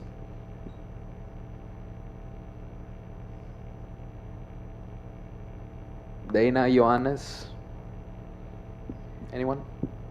I can jump in, maybe to the speaker's point. It's not just what, it's what and how. So there are specific data sets and tools that can be more gender inclusive and specifically measure and center violence that is experienced by women and LGBTQ people. So we can be thinking about those specific indicators that define and characterize deprivation. Even things like infrastructure sometimes have a very gendered component. Nighttime lights are experienced differently by men and women sometimes. Road and transport systems can be experienced very differently by people of different genders. Contamination and pollution might affect people based off of their occupation or places of exposure or the consequences on their bodies in terms of health outcomes.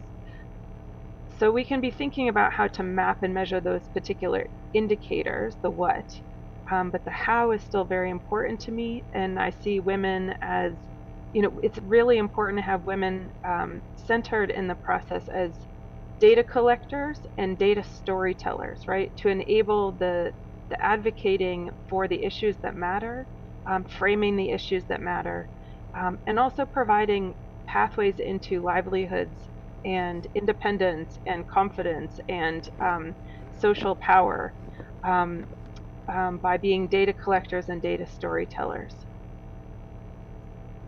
Thank you, Dana. Any other feedbacks from our panelists? Okay. Yeah, Go ahead, Simon. I think overall, you mentioned about all this data related to gender, SRH. It's overall kind of challenging because most of this data are collected through survey, not census. So they not really have the data for everyone, but it can only cover a relatively big area, like a province level. And then we don't have data when we go down to high resolution. But to study urban vulnerability, the high resolution data at the local level is so important. It's hard to tell currently whether we already have tools or any guidance to better collect the data or use the data. But of course, this is UNEP's priority areas on supporting countries on both collecting and use data, including developing different tools or especially automatic tools. So I think with the technology and then the shift to all this new methodology, for example, small area estimation, this is also one area we are supporting. Once we have the data at province level, we integrate this survey data on GBV and which HIV or gender-related data with population census and with other geospatial data, we can estimate the indicators at a local level. So that's we are supporting on data generation. We're also supporting on the use of data by integrating to develop tools like automatic calculation tools, incorporating this gender data with population, with climate change infrastructure to better understand people's, for example, geographically access to health facility. What is the walking distance within a walking distance of health facility and how many women and girls is covered. So this are also possible. We have existing tools and existing method. We are training countries on use of the existing the mapping tools and the methodology. Yeah, for example, small area estimation or access mode, the measure people's access to health facility. All this we are supporting to informing countries on how to use them. Thank you, Simon.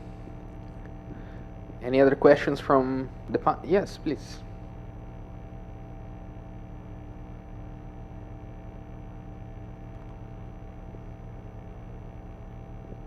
Thank you very much. This is Professor Dr. Iqbal Kabir from Bangladesh again.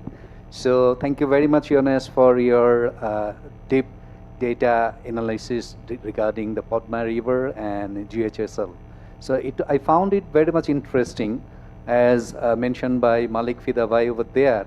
He is very much the mastermind behind the National Adaptation Plan. And based on that, we have developed now comprehensive climate change health national adaptation plan. So predicting based on your data set regarding from 2015 to 2030 projections regarding the river side, along with the coast side as mentioned by Fida Malik, now we can assume that in 2030 perspective, what will be the share of SRHR population and how we can utilize that regarding heat stress and other climate shocks. So how we can bridge, we always talk about connecting the dots. So your findings with Fida Malik's findings, and then IOM is working on, population SRHR service with the displaced population. So how from the health perspective, we can have an inclusive way to, develop an early warning system for SRHR component and as well as the climate shocks among women and girls. Do you find any, because you are using the remote sensing data sets, so using those data with the population, with an epidemiological approach, how we can further make it, as mentioned my good friend from UNFPA, that how can we make more palatable for, quality service delivery targeting SRHS services?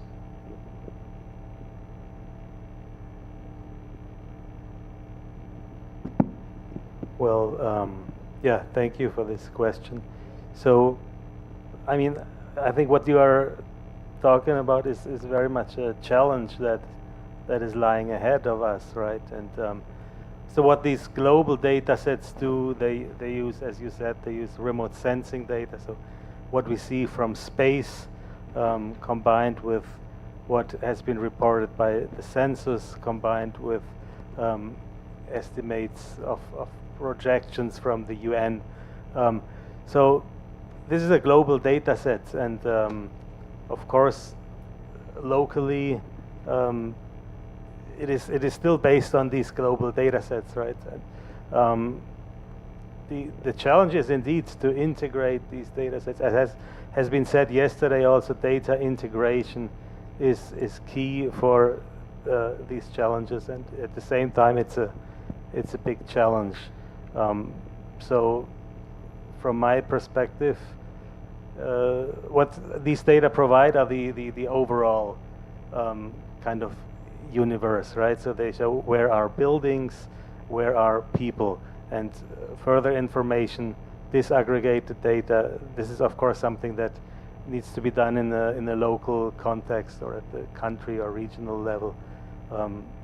So I cannot really give a solution to your question, just to emphasize the need for integration and for innovative strategies to integrate different data sources. Can I supplement to his question? Absolutely.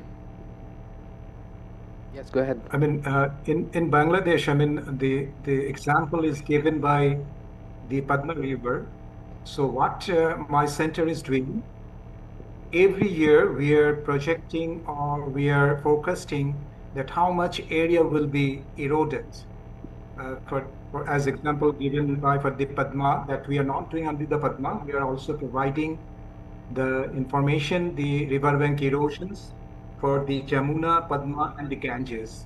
What is the beauty of the geospatial data? So we are not providing or predicting this data only for the as a number, like this hectares of land will be eroded.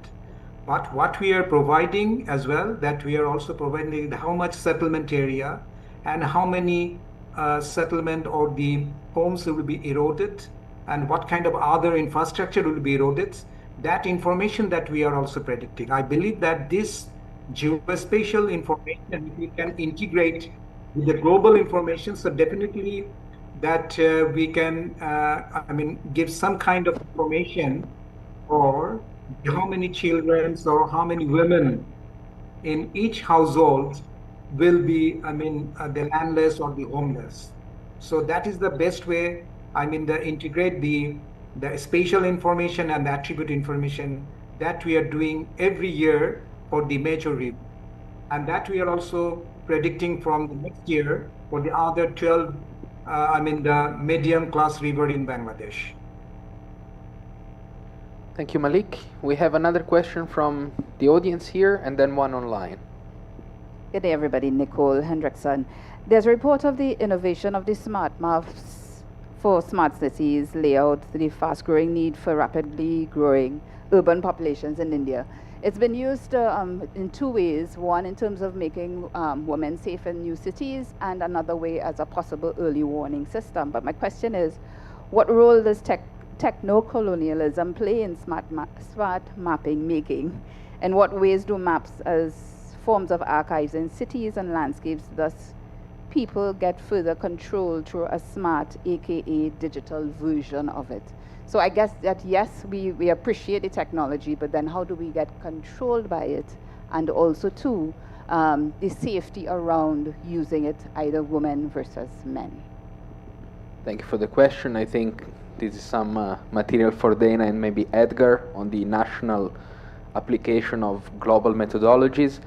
I would also add a comment coming online asking about vulnerability of boys and men is increasing and impacting not just their health but also social behaviors.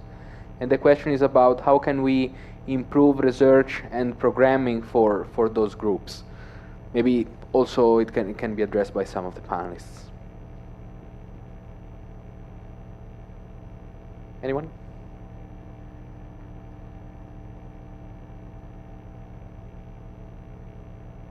Tough questions. Sí, pregunta difícil, ciertamente. Quizás para el caso del Salvador, nosotros hemos hecho una transición sumamente importante desde conceptos que eran más ad hoc de urbanización, que estaban basados en los lugares de ubicación, por ejemplo, de los iglesias, alcaldías. De ahí en adelante eran conceptos más tradicionales a una metodología internacional, y esto nos ha facilitado a nosotros el poder hacer interacciones con los resultados del censo. Entonces, las aplicaciones que se pueden hacer a través de equipos especializados en geodatabase, o sea, los equipos geoespaciales, nos permiten hacer esas aplicaciones que pueden llevar a mayor dimensionamiento para efectos de política económica y política social. Nosotros estamos haciendo una combinación basados en censos que son 100% digitales, de ubicar cada una de la población, de las estructuras, como se les denomina, en los mapas, y con eso las características sociodemográficas de ellos, para efectos de poder determinar patrones o poder también visualizar acciones que se necesitan realizar. Entonces, ciertamente la aplicación y las combinaciones que se pueden desarrollar también para efectos de grupos vulnerables o aspectos como cambio climático o situaciones de impacto ambiental facilitan la aplicación para el desarrollo geoespacial. Thank you so much. Any consideration from the online panelists on local global data? If I might jump in, I'm formulating my response to the earlier question around how tech can, especially in smart cities, can be leveraged instead of in a non-colonial way, in a more empowering way. And it's making me think about just the broader framing that we often hear in these data spaces. We either have top-down data that are produced globally, integrating, say, remote sensing, census, and other large coverage data sets, or we have bottom-up kind of community-generated qualitative kind of data. Another framing is we can either have coarse, globally comparable data or kind of very accurate fine-scale data that's very intensive to collect on the ground. And I think it's more, I don't have all the answers, but I certainly am interested in thinking about how might we actually integrate these? Can we actually co-produce data at scale? Can we think of citizen-generated data as not just a random collection of very disparate data, but can there actually be some structure brought to it so that it can be incorporated into global data modeling ecosystems? And so in the chat, I've put a link to the CODATA Copenhagen Framework on Citizen-Generated Data and Official Statistics. And I've found this group really interesting to follow because they're not, again, not having particular solutions or techniques, but they're giving some guardrails around what that might look like to have lots of citizen-generated data. And I think in the Idea Maps network, we're trying to think how to operationalize this a bit. How might we put data in front of people that are modeled in a top-down, remote sensing, small area estimation, census-based way, knowing that there is going to be lots of error at local levels, but assuming that there might be something useful, there might be some signals in the data, and then getting feedback. Not only is it right or wrong, but is the estimate high, low, or about right? Something like this, that we can integrate from lots of different people, and we can't be necessarily asking people to just go out and validate data directly. Like, the data needs to be put inside of tools that people are using in their daily work and operationalizing somehow, right? And in the act of using that data for something, they have the opportunity to feedback on it somehow, and that feedback is captured and brought back into the data ecosystem. This is, it's a little bit pie in the sky thinking, but this is the direction that I think we should be going, and certainly thinking about how to, really get on the co-data train and really think about how to bring citizen-generated data and package it so that it can be integrated into the rest of these global data products. Thank you, Dana, for that enlightening perspective. I think we had a whopping 30 minutes discussion. I think it was like a record in this conference. So I think it was a good sign. Maybe I'd like to ask all the panelists and the presenters to have their concluding words. So we will not run a second round of questions. Maybe some concluding remarks from all of them, and then I will not intervene anymore. Maybe we can go online with Sinan, then Dana, Malik, then Edgar and Johannes. Thank you.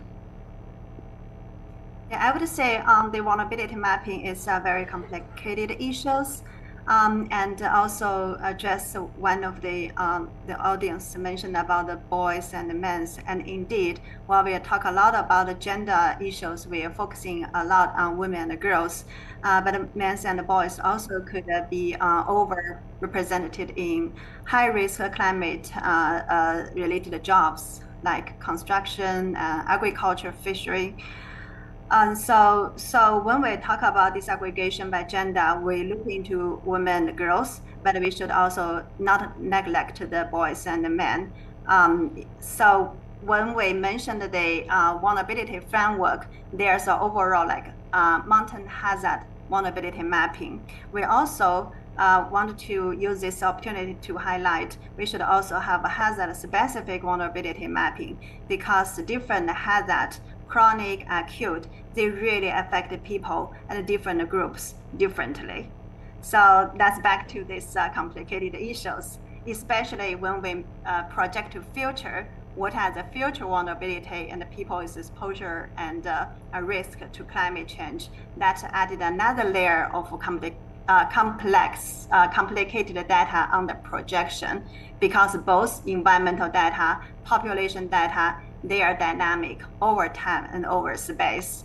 And so we continue to work with other UN agencies and closely collaborate with local government to enhance the data accountability and the data quality, and develop the new and using new and innovative approaches to measure the vulnerability in a more accurate and a better way to inform the programs and policies for adaptation and disaster risk reduction.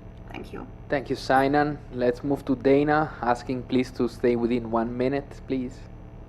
Sure. I'd like to echo and pick up a thread from one of the audience members who said that we need a kind of call to action or some concrete next steps. And I couldn't agree more around the need for frameworks, approaches, tools, methods, kind of some kind of statement or compilation of ideas about not only how to do gender disaggregated data, because there's lots of mandate for that now in the SDGs, et cetera, but how do we actually do that other than just modeling and applying pretty broad assumptions about, age, sex distributions and then coming up with a number?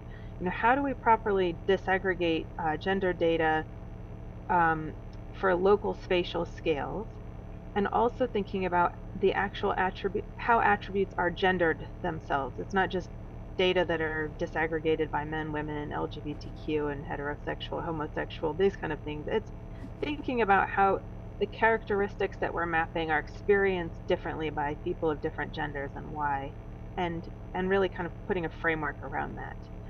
I think that would be a useful next step, and happy to contribute. Thank you for the contribution. Now moving to Malik. Yeah, I just want to highlighting the 4 model that we are practicing, which could be scale up in other countries also. First is the cyclone shelter. As I have mentioned, that the cyclone shelter is more the gender responsive, and this is now a reference in our national guidelines. So these are more in terms of accessibility and the acceptability. and that could be also, replicate in other countries. The second is the early warning and evacuation. So our cyclone preparedness program is now world largest gender balanced disaster volunteer network with over 76,000 members, and half of them are the women. So this is also a unique example in our country, and they are playing, the women are volunteer playing a very critical role, reaching to other women during the emergency. And recent experience in Amphan, the one of the cyclone, the 2.4 million people were safely evacuated in only 5 days. And that is also, a good grassroots level model. The third one is the climate resilient health services. So during the disaster, often disconnect the access to the healthcare center. So what Bangladesh is doing, that we are addressing this issue, introducing the mobile health clinics, the boat ambulance, and the flood-prone regions, especially essentiality of the floating clinics. And that is also a good example of the climate resilient health services, especially after the flood. The fourth one is the water sanitation and hygiene. After the disaster, women face unique wash challenges and lack of safe toilets. And that is also, we are prioritized, and that's why we have prioritized the flood resilient tubal or elevated community toilets and solar lighting system. Malik, And please also try the to conclude with the punchline. UN support. Yeah, UN support. We also, for the help desk by female officer, are now placed in the shelter, cyclone shelter, and the camps. And our Ministry of Disaster Management also distribute the dignity kits, which actually hygiene supplies and also the flashlights after even the floods. I believe that if you can upscaling this core model, which can also be placed in our national adaptation plan, and we already been mandates the gender responsiveness, and I believe that that could also be replicated in many other countries, especially in the South Asia. Thank you. Thank you very much. Edgar, please, your final thoughts. Thank you.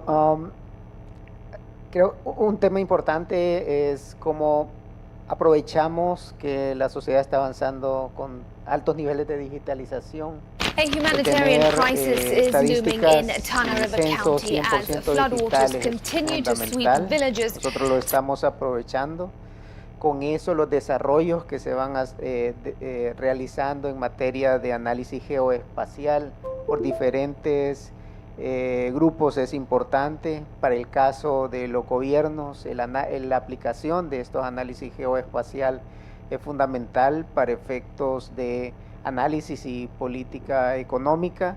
La combinación que se puede realizar entre los resultados de censos con el análisis geoespacial y en específico con estas metodologías que permiten determinar grados de urbanización es importante y de futuro para formulación de política económica y social. Hemos podido observar también cómo tiene aplicaciones amplias a diferentes áreas temáticas estos desarrollos, así que de nuestro lado lo estamos aprovechando y estamos buscando potencializarlo también a diferentes ámbitos con los últimos resultados que nos van surgiendo. Y finalmente agradecer a la Comisión Europea y a la Agencia de Población de Naciones Unidas por el acompañamiento que nos dieron a El Salvador. Aquí estamos viendo parte de los resultados que hemos implementado con esos desarrollos metodológicos y con el fortalecimiento que como Banco Central hemos desarrollado en análisis geoespacial y en análisis también de grados de urbanización. Así que muchas gracias. Thank you so much, Johannes. You are separating us from coffee break. All right, so I'll keep it very, very short. So just want to put the focus of my final concluding remarks here on, again, also on the importance of the physical aspects of vulnerability. Buildings, right? So buildings are where people live in, buildings are where people seek shelter in cases of flooding, in cases of heat, etc. So also the limitations of data, for example.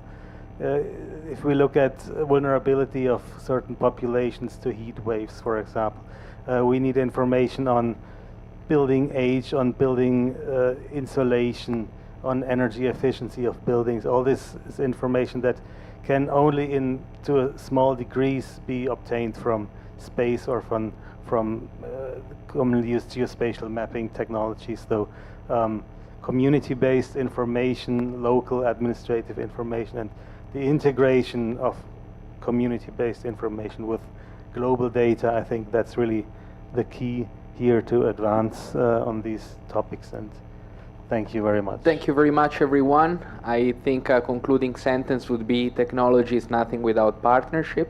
So I think we can really look forward for more integrated and successful implementation of technology measures. So thanks a lot. Enjoy your coffee break. I was told we have to come back by 10:45 for the next sessions. So enjoy your coffee break, and please join me in applauding our panelists and presenters. Muito bem. Pedimos que se posicionem, por favor, à frente para uma foto. A foto do painel. E enquanto isso, informamos que ontem alguém esqueceu esse bloco de notas, mais uma caneta. Caso seja seu, pronto, achamos. Pode vir buscar aqui posteriormente, por favor. Pronto, já vai ser levado até você. Muito bem, obrigado, Michel, e a todos os ilustres painelistas da sessão 9 por essa discussão crucial sobre as vulnerabilidades da urbanização e a necessidade de abordagens inclusivas de redução de riscos. Muito bem, agora vamos fazer aquela pausa de 15 minutos. Por favor, aproveite para a oportunidade de trocar com outros participantes, informações, network, e voltaremos dentro de 15 minutos. Seguimos para o coffee break.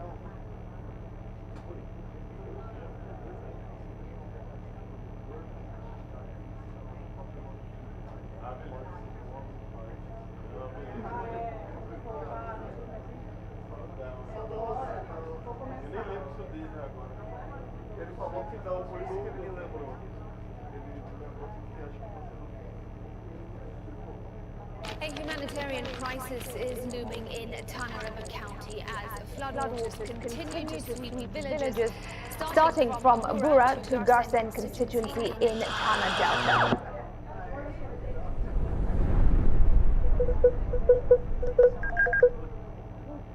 Climate change has really affected our county. First of all, being in the river flood areas. Traditionally, we could predict when the floods come and when the dry spells are and when the other flood comes. Today, it's unpredictable.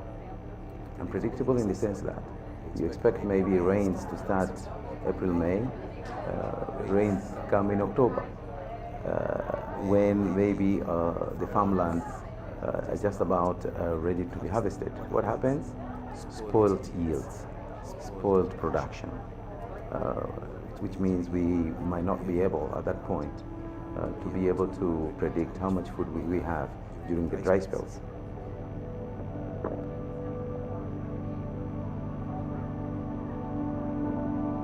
Nilikuwa naishi huko Kiazini. Maji yalipokuja yakaanza kutuhangaisha. Tulikuwa tumepanda mahindi, pojo na kunde. Maji yalipoanza kuingia, tukaanza kuchukua mahindi. Lakini maji yalikuwa mengi, hatukuweza kuyachukua, mengine yameenda na maji. Wanyama pia, tulikuwa na kuku nayo wakaenda na maji. Tukatembea tukaja hapa. Shirika la Red Cross ndio likakuja.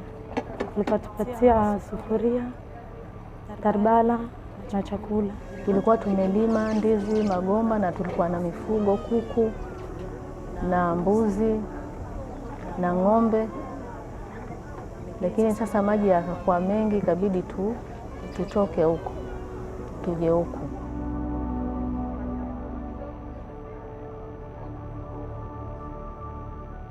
Today we are experiencing floods. And it's not because Tana River has rained as a county. No. It's because conditions upstream have changed. What we had was lots of waters coming from the dams when the dams became so full. So we got a swollen river which busted the banks and basically pushed the riverine dwellers to safe areas.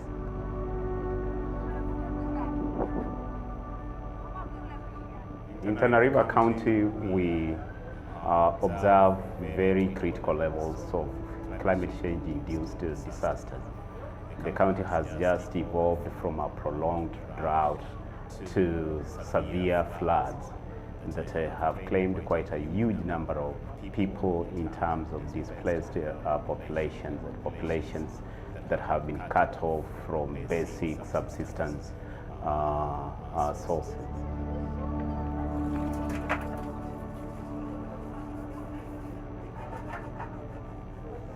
Kama mimi mjamzito huwa nalala chini, manake vile vitu vya kuwa nitatandika nilalie hakuna, na watoto wangu itabidi tufunge mahali tulale. Red Cross wametuletea neti 2, lakini kulingamana na wale watoto nilionao zile neti hazinitoshi. Kuna wanyama msituni, maninge, nyoka, hata nyingine tunaweza tunalala. Mtu anapita anasema ni nyoka, ikabidi watu watoke tuue huyo nyoka ndio turudi kulala na ni chini. Kama mjamzito inatakana ale vyakula bora, si vyakula unapika simu, unapika pojo, unapika nini, lakini kulingamana na ile hali itabidi ule, manake hakuna chakula na huna budi ya kwa utafanya, itabidi ni kula hivyo hivyo.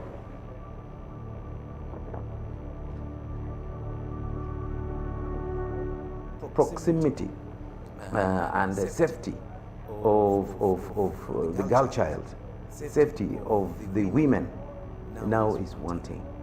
And that now becomes the genesis of sexual abuse and gender violences, because now the couple they don't have their own privacy.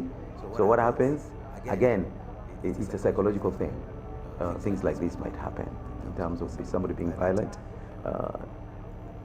The man might not be able to produce what is required on a daily basis for the family. What does that do? Frustration.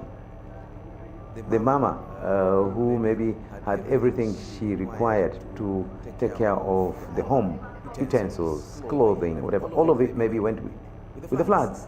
Again, it's frustration on the woman.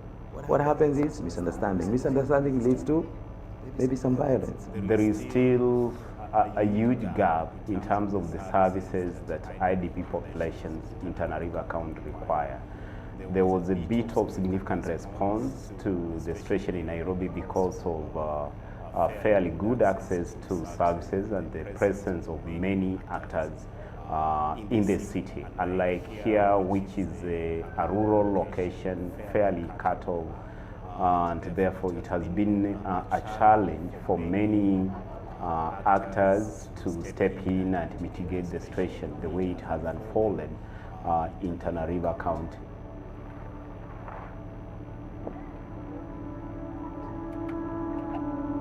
Changamoto, tunalala kwa matarbala na kuna wadudu wabaya. Sasa tunaomba mtusaidie, hata kama mtutujengea nyumba ili tusaidike. Maji yakija tutakuwa tuko na nyumba zetu, tukienda shambani akianza kuja maji tutakuwa tunaingia kwa nyumba. Na pia tunaomba tusaidie na pesa. Nikienda kujifungua lazima sina nyumba ya kuishi, nije niingie hapo kwa tarbala nikae. Na mtoto lazima atakunywa vumbi, ule upepo lazima atashikwa na pneumonia. Sasa ilikuwa naomba serikali watusaidie, kama pengine ni kujengea nyumba watutoe huku watupeleke mbele ya kwa pengine tutapata makao.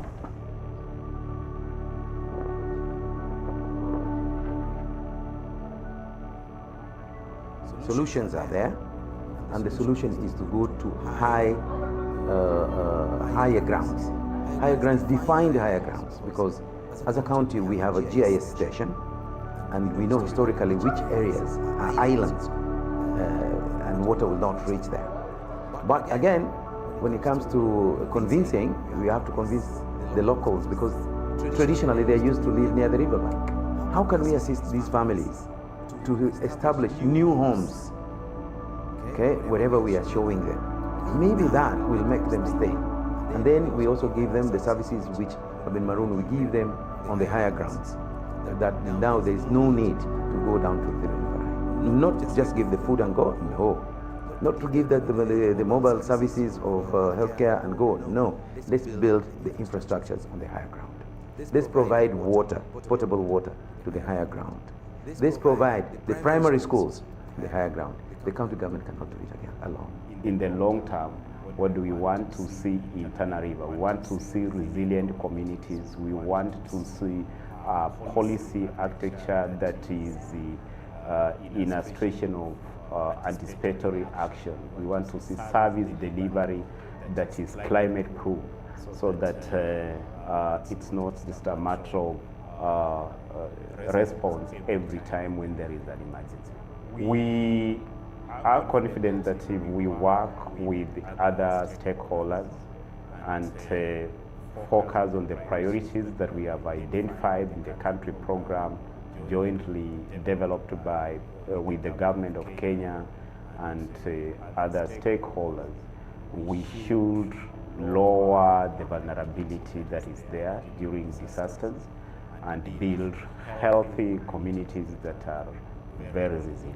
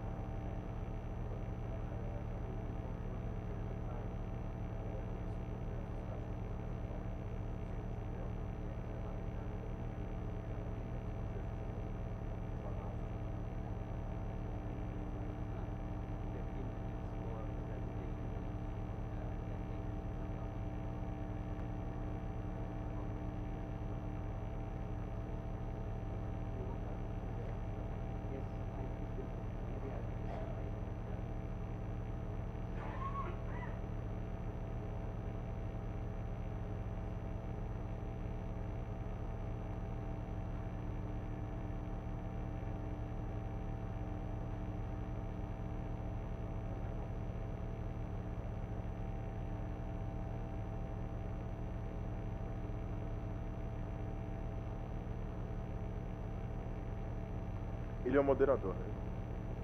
Your name?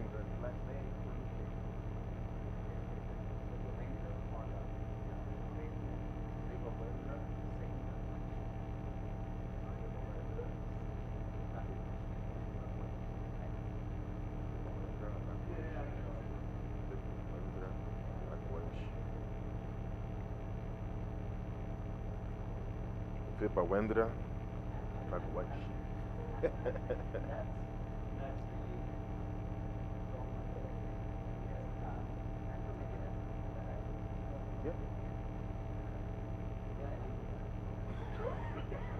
Let's start.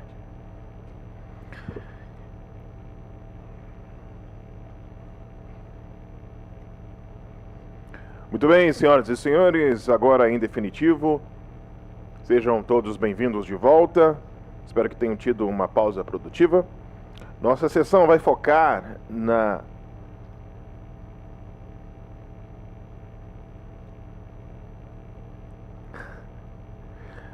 Muito bem, sejam bem-vindos de volta, aqueles que nos acompanham online e aqueles que estão conosco presencialmente, podem tomar seus assentos, fiquem à vontade, por favor.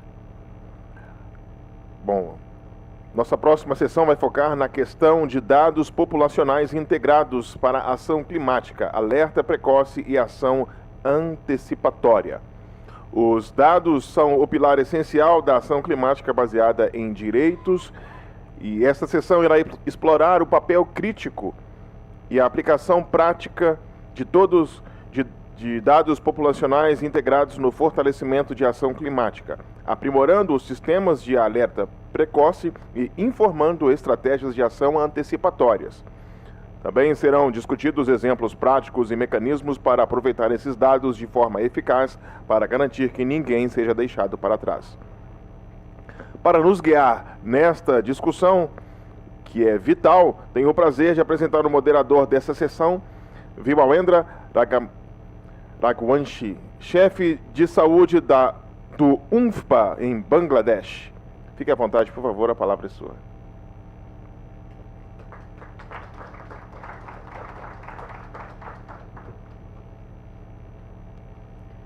Thank you, Director of Ceremonies, and good morning to everyone. It's my pleasure to moderate this session. As just said, I am Vipawendra Singh Raghuvanshi, Raghu. I am the Chief of Health for UNFPA Bangladesh. I think in the succession of the programs that we have been observing since yesterday, I think we have come to a juncture where we are in session number 10, which is about integrated population data for climate action, early warning, and anticipatory actions. We have been looking at the importance and the centrality of data all these past 2 days. I think this is yet another session where we are going to deep dive into the importance of data in climate action, in climate justice, and an integrated approach to the problems which climate change is posing, not only to the humanity, but more specifically and more pointedly at women, children, and vulnerable groups of the population. We all know that climate change exacerbates vulnerability in the form of it increases poverty. People who are poor become more poor. Inequity gets challenged. Inequality increases. We also see that exposure level also becomes diverse, becomes unique for people who are in vulnerable situations. We also see that the disease and the prevailing health status of individuals are getting worse by the climate changes. And all these are increasing the vulnerabilities of different populations. And it is in this context that we know that this population group, the vulnerables, are least prepared to respond to the loss and damages which the climate change is incurring on them. They don't have the means to respond to the changes and to the situations that they are being quite autonomously being pushed into. It is in this context that the vulnerable people by individual characteristics, vulnerabilities because of the geographical locations where they are in, vulnerabilities because of the specific communities in which they are living, they become most critical to be addressed. It is in this context that climate justice, intersectoral response, prioritized intervention becomes so important, so that we provide them the wherewithals, the ability to be able to respond and to able to really get empowered to handle their situations in the context which is much beyond their control, which they are not at all responsible for creating. And in this, data becomes very important. Data gives us information, and this information helps us to plan better, to kind of have better interventions, targeted interventions, which are able to create a situation where they are able to respond to the losses and the damages incurred by the different hazards that they are facing. In this context, population data, geospatial data, their superimposition, as we have been seeing in our previous presentations, that it's not just about specific data, but it is about data from different aspects, from different sources. Their superimposition becomes so very important. This type of integrated data of first trying to have individual data and then superimposing them becomes very important, and then it can really provide real solutions and real hope by way of having better climate actions, by way of having a better anticipatory actions and early warning system. So in this context, let me just very briefly share the objectives of this session, which is to understand the importance of the integrated data in early warning systems, anticipatory action, and also in having climate actions. The second objective of this session is to hear from countries about their individual context and the best practices and the programs and interventions that they have established, which might be useful for the global community at large. Finally, to also critically look at different frameworks, the indicator systems, and the mechanisms which exist to really measure the role of data and its superimposition on providing better solutions.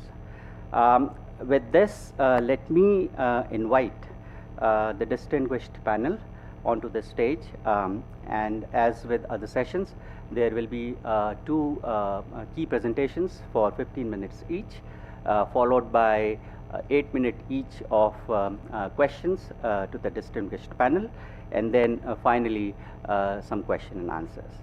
So my first speaker for the session is Michelle Michiori, who is the Project Officer, Disaster Risk Management Unit, European Commission, Joint Research Center, and he is here in person, and we have seen him moderating the previous session. So may I just invite him here on the stage. Let me just very quickly also, you can take the other next seat. Yeah.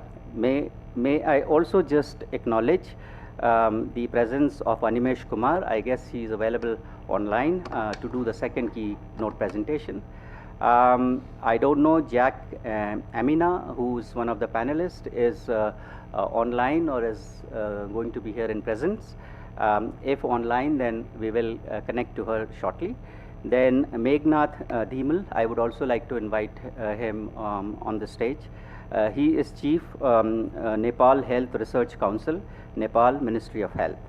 Nabila Purno, who is a PhD student at Johns Hopkins, and earlier she was a staff, a colleague in UNFPA Bangladesh. We also have Jahanara Saeed. I don't know if she is here physically. Otherwise, I think she will be joining online. She is Program Manager, Women's Environment and Development Organization, Gender Plus Environment Data Alliance. So with that, let me just invite now Michelle for his presentation. You have, Michelle, 15 minutes. Thank you. Thank you very much, and good morning again. First of all, I would like to acknowledge the kind invitation of UNFPA for us to be here and present our experiences on several intertwined aspects relating to human settlements, climate change, exposure, and vulnerability. Can we have our slide? Thank you. So the Joint Research Center is the so-called entrusted entity, that means implementation body, of the Copernicus Emergency Management Service. Copernicus is a multi-billion European program to build autonomous capacity in Earth observation, not only with a space segment, so constructing and operating satellites, but also to develop and operate services, thematic services addressing global societal needs. We can start by understanding that human settlement information is essential for policy frameworks across different thematic domains. So not only sustainable cities, not only sustainable development, but most of all disaster risk management and sustainable development goals. This is why at the Joint Research Center of the European Commission, about 10 years ago, actually more than 10 years ago, a project named Global Human Settlement Layer was established to really map human settlement on the planet over time, mapping buildings, populations, and their characteristics.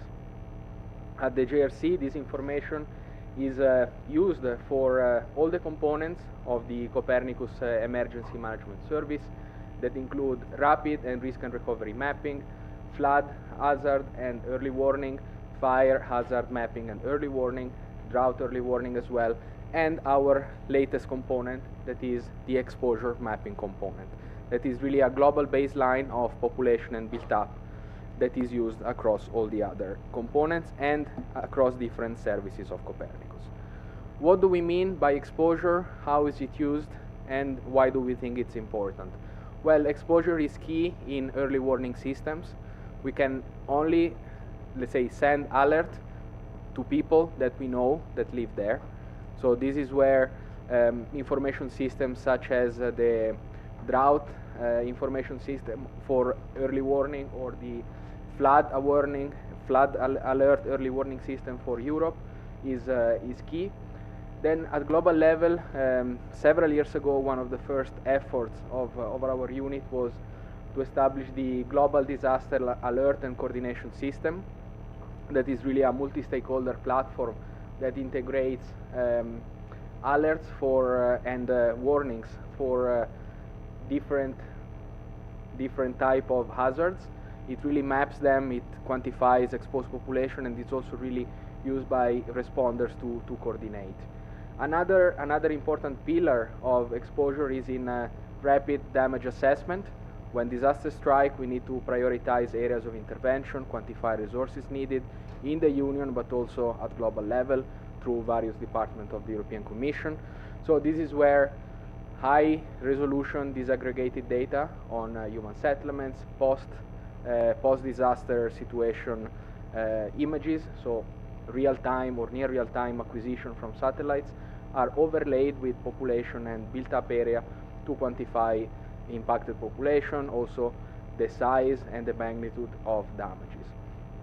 But also we have continuous work on risk assessment along the line presented by my colleague Johannes before, where we really construct a global baseline, a global information system about population, built-up, and hazards. These come into play in the context of Copernicus. As I said, it's a European effort that is built across 6 cross-cutting thematic services, one on land monitoring, another on marine, atmosphere monitoring, climate change, security, and disaster risk, so emergency management. Those services really coexist and integrate their strengths. They all produce open and free data across different thematic domain on land use and land cover. They are used to estimate the food production and so on. In the context of emergency, the global human settlement layer is a key resource. First of all, the main effect, the main component is that it's based on a continuous update principle. That means every 2 years, this baseline data on built-up and population is updated, making sure that up-to-date global information is available and made accessible in an open and free way. It's also an ecosystem of products. That means we not only have maps at high resolution of built-up, but we also have flexible products that include analytics, but also different versions, or if you work with a specific coordinate system that is taken into account. Also very important to note, it's quality controlled and validated, and it also includes greenness layer, so to map the presence of green in human settlements. This is then used for specific thematic applications that we will see in a moment. In this slide, I want to express a sort of transition from information, so large volumes of unstructured data that come from satellites. Those are the images acquired by satellites. They are transformed into valuable information by technology, by algorithms, that really use those images to map settlements. With the integration of sensors and surveys, they become population grids, as presented by Johannes. And then at this level, we see already the value of data integration, so coming from different streams, different sectors. We combine those into so-called models or new knowledge. One of the examples is the settlement classification, the degree of urbanization presented before, where we really try to harmonize information and populate those typologies, those settlement types, with a series of attributes. So characteristics of the built environment, characteristics of people, data coming from the climate service, for example, so about temperature change, about sea level rise, and this product is then the so-called urban center database. We said about what we mean for exposure, but how do we make exposure analytics? This is probably the most complicated slide in my presentation. The concept is we have input data, they are people and built up, and then we have a series of potential overlays coming from hazard data, cyclone, earthquake, tsunamis, storm surge, and flood. The overlay of people and buildings and those hazard maps can be used to obtain analytics not only of the present time, so what is the population exposed to floods in Brazil in 2025, but also to analyze over time how this exposure has changed, and most of all, integrating that with population projection or hazard projection can tell us what is going probably to be the situation in the future. This, of course, goes hand in hand with the Sendai framework for disaster risk reduction priorities of trying not to create new risk with development. Going on, This work of the previous slide was conducted some 7-8 years ago. What is next and what is needed now? So we need characteristics of buildings, characteristics of people, because as we heard several times in this conference, not all groups are impacted the same, not all buildings are also affected in the same way. We can say that there are a lot of tall buildings in Japan, but let's say the risk or the vulnerability in that place is not comparable to other places of Southeast Asia. I have in mind Nepal, for example. So really we have to combine efforts to integrate data to really come up with built-up and population characteristics. Johannes showed something about building height, building age, and also we are working in the framework of the Group on Earth Observation on built-up characteristics, so materials, dominant materials of constructions. The second level is to address also the human dimension, directly targeting population, so population grid in the form of density, so number of people per square kilometer or per hectare using higher resolution. And then this is used to obtain harmonized delineation of settlements. And as Edgar mentioned before, and also Sinan, why do we need harmonized data? We need that to make it possible to compare levels of exposure, but most of all, come up with coherent policies and assess and evaluate those policies. In the context of the global human settlement layer, this was addressed with the urban center database and the degree of urbanization. That is why 6 international organizations have partnered to develop a harmonized definition of cities and settlements that is based on people. It was recommended by the 2020 Statistical Commission, and now it's in the process of being implemented with over 40 countries, thanks to the in-country support we do together with UN Habitat and UNFPA. This methodology is not meant to replace national definitions, but rather to complement them. Once we have a common understanding of urban areas, we said we can populate those places, those boundaries, with indicators coming from other sources of data. In this case, we see information coming from the climate change service of Copernicus, showing the percentage of warm days in 2020 that exceeded 40%, and the size of the bubble is the share of people over 65 years of age. This is not directly a risk metrics or let's say highlighting problems, but it's a first way to look at integrated data for SDG 11 and SDG 3. Another example also included in UN Habitat World Cities report was looking at population in the urban centers living in buildings that are less than 2 floors high in coastal areas. We know that, of course, not all low buildings are vulnerable, but for sure there is a correlation there. And we see that in certain parts of the world, the color and the size of the bubble is much larger than in other areas. We do all that to support policies, to support countries in coming up with estimation of indicators for sustainable cities. We have examples from the cities, World Cities report with UN Habitat. In the past, we also contributed to the Global Assessment Report 2019. But we also look at integrating data coming from emissions. So we created maps of PM 2.5 concentration and premature mortality from PM 2.5.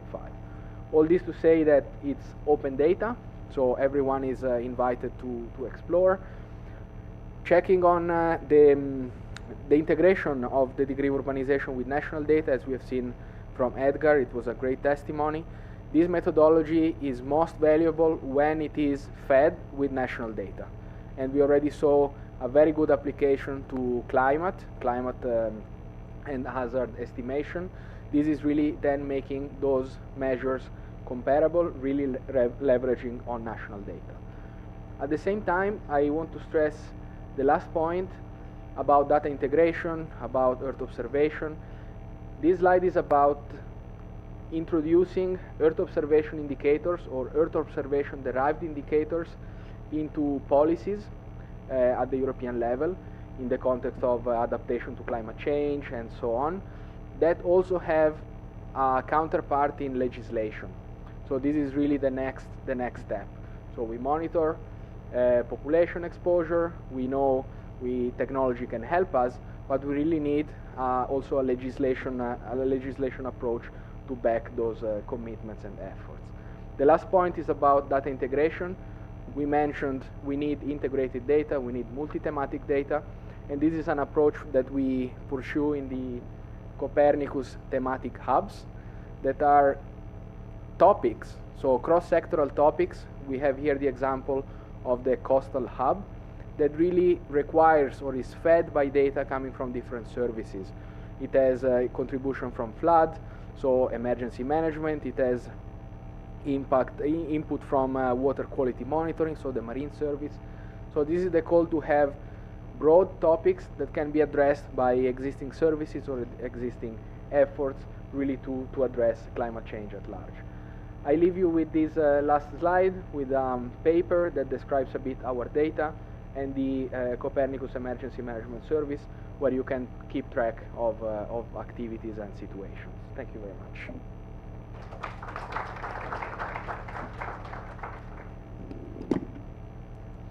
Thank you, Michel. You can just join us here on the podium. I think it was very insightful and quite fascinating presentation, presenting different aspects of data and how you are kind of layering one information with another, which is going to be very useful for the humanity. So thanks a lot for that.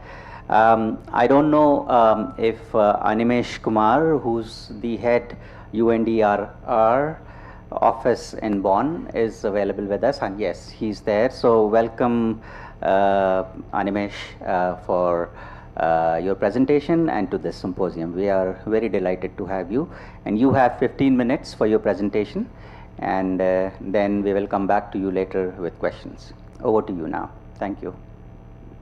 Thank you very much, Chair. So while we wait for the slides to be on the screen. Great. So what I would do in my presentation is to provide a snapshot of how disaster data is being used for multiple purposes within the context of climate action. Just to introduce, UNDRR is the UN Office for Disaster Risk Reduction. We are the focal point for disaster risk reduction in the UN system. My office here in Bonn is responsible for the climate change and data portfolios of the organization. And this is what I will focus on in today's presentation. Next slide, please. So while we work as the focal point for DRR, one of our key areas of focus is the Sendai framework. Michel just mentioned about it in context of the Sendai framework for disaster risk reduction. We are the custodian of this framework, and in that capacity, we coordinate the implementation of disaster risk reduction and also monitor the implementation of Sendai framework. The Sendai framework is structured around 7 targets, which you can see on the screen, and has a total of 38 indicators. Each of these indicators have been developed through an intergovernmental multi-stakeholder process and have been endorsed by the UN General Assembly. So they are official in nature and the governments report against it. Out of the 7 targets, 4 of them are at the outcome level, which means that we measure the progress in disaster risk reduction against the reduction in disaster impact. So it includes human and economic impact of disasters. And then we have 3 targets that focus on the outputs, which is in the context of governance, financing, as well as early warning systems. Next slide, please. So as of now, we have done reasonably well in terms of collecting information from the governments. The governments, UN member states, voluntarily report on the progress on disaster risk reduction. A total of 167 countries so far have reported. Many of these targets and indicators are to be reported on an annual basis and some on a more continual basis. By reporting on Sendai Framework Monitor, countries also report on other intergovernmental processes including the SDGs. So UNDRR is also the custodian of selected targets of SDG 1, 11, and 13, 13 being on climate action. We also support other several intergovernmental mechanisms within climate change, ongoing as of now on the global goal on adaptation. Sorry, something which I'll talk about a bit later. And also in the loss and damage space, the key focus of the monitoring effort is to ensure that there is adequate accountability and transparency in risk governance. And while countries officially report to us and we consolidate all this information, and subsequently the UN Secretary General reports back to the UN General Assembly on the progress on the world on disaster risk reduction, all the data that the countries report are publicly available and accessible. One of the things that we also do is that we acknowledge that not all the countries have the same capacity in terms of reporting, and hence we also provide support to countries in terms of collecting the data. One of the key things is a software system called Disaster Information Management System, or we call it Disinventar, which actually generated from Latin America. Colombia was the first country 30 years ago to have established it.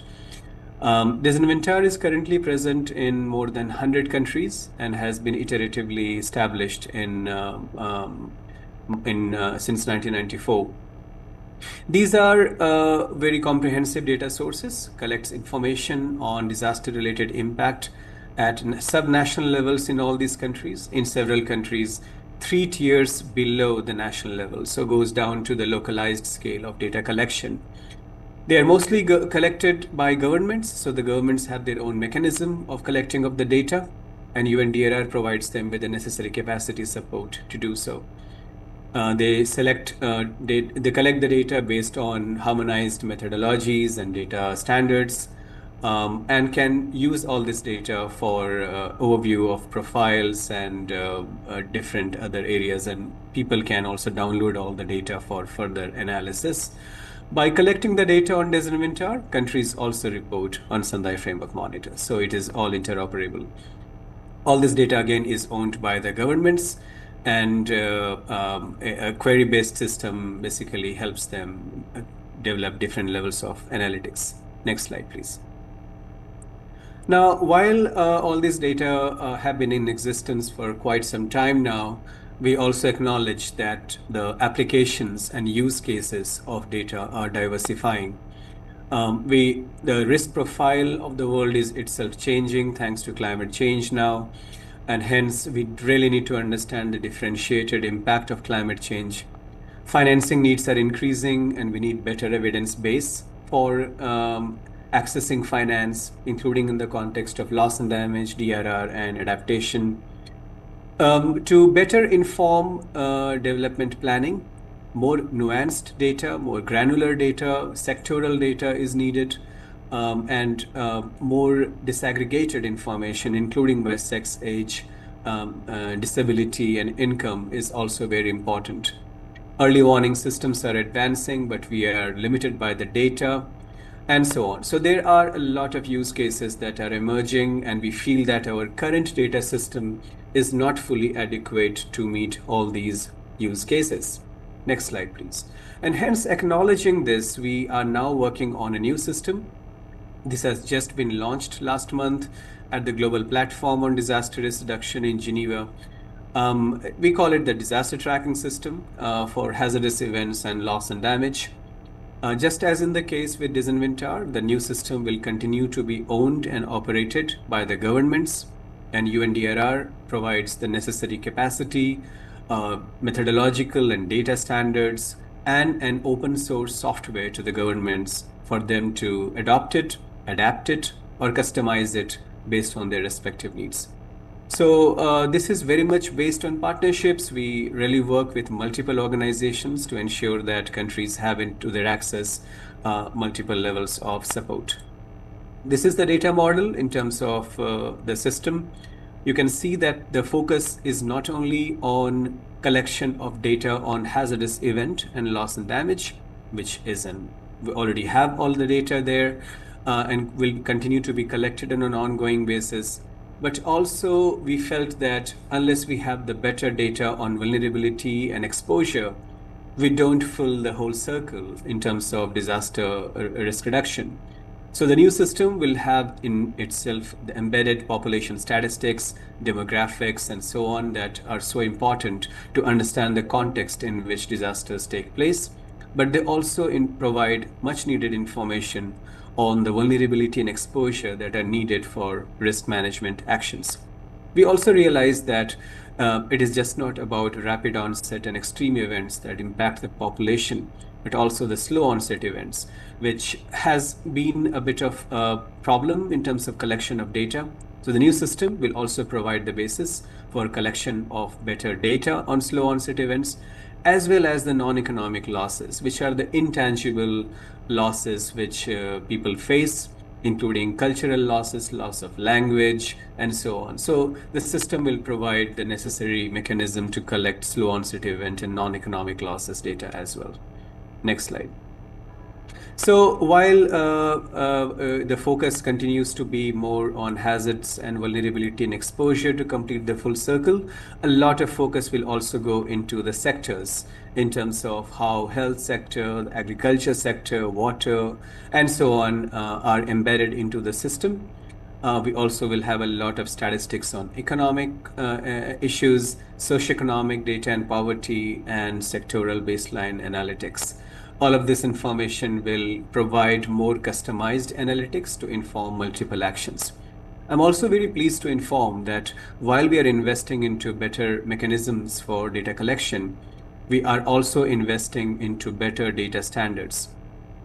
In collaboration with the International Science Council, we have come up with data standards for hazards, hazard classification, which are now published. We are also working with the Statistical Commission of the UN to get disaster-related statistics framework endorsed, which will be submitted to the Statistical Commission this year.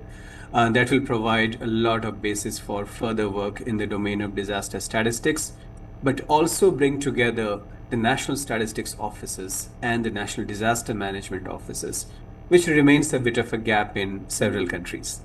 Next slide, please.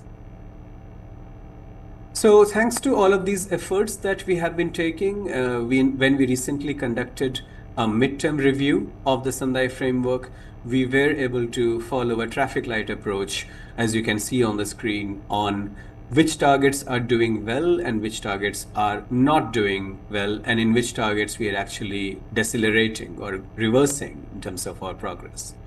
I'm happy to inform that the global mortality has declined by half in the last 25 years.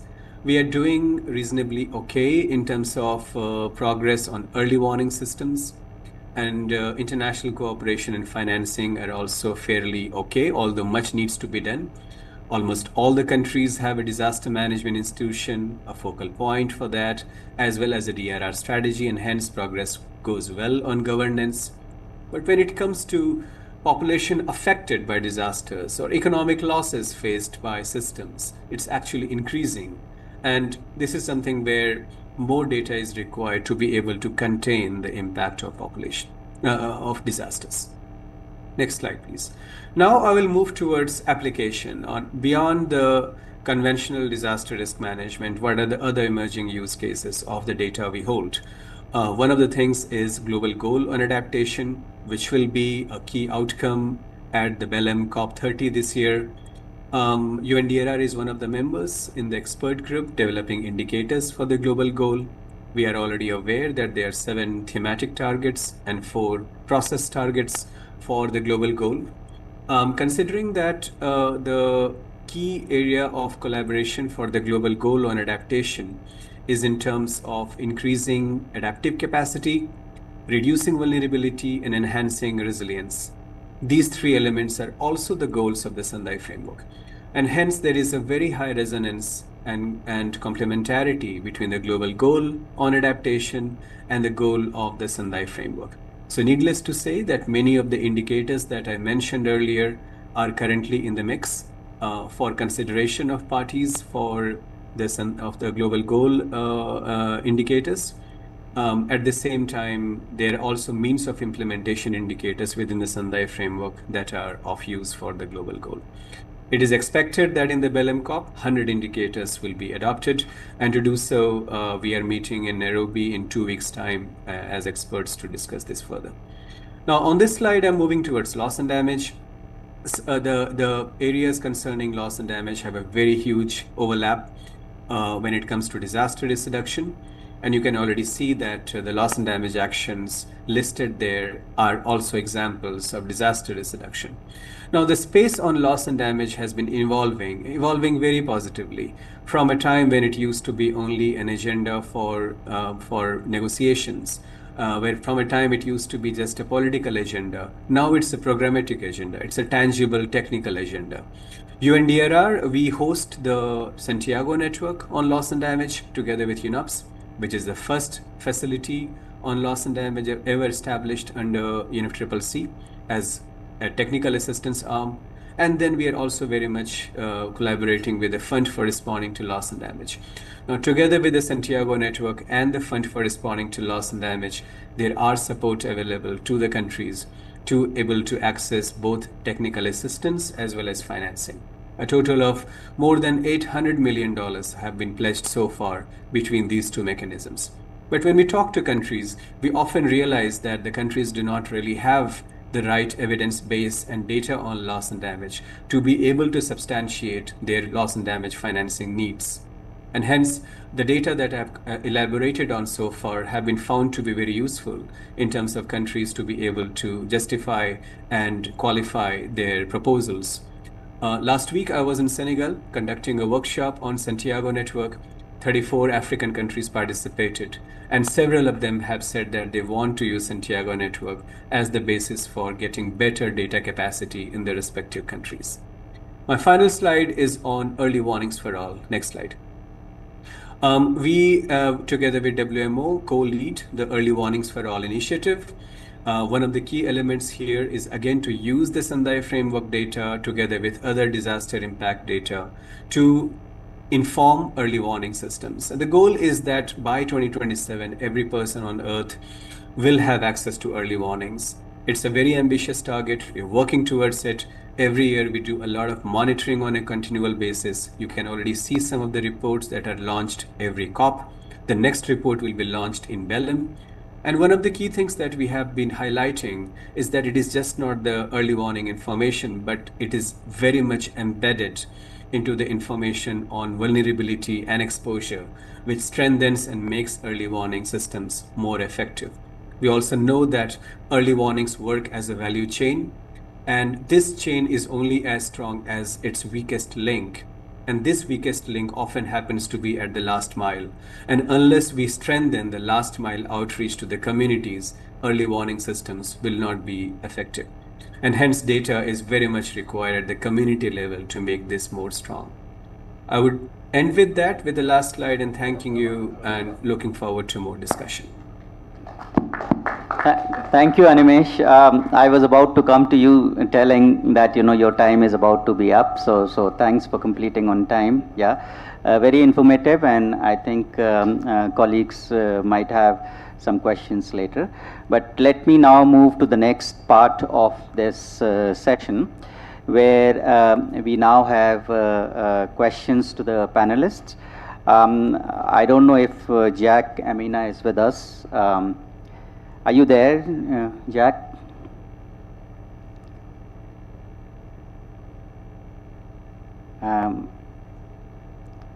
I don't think she's there, yeah?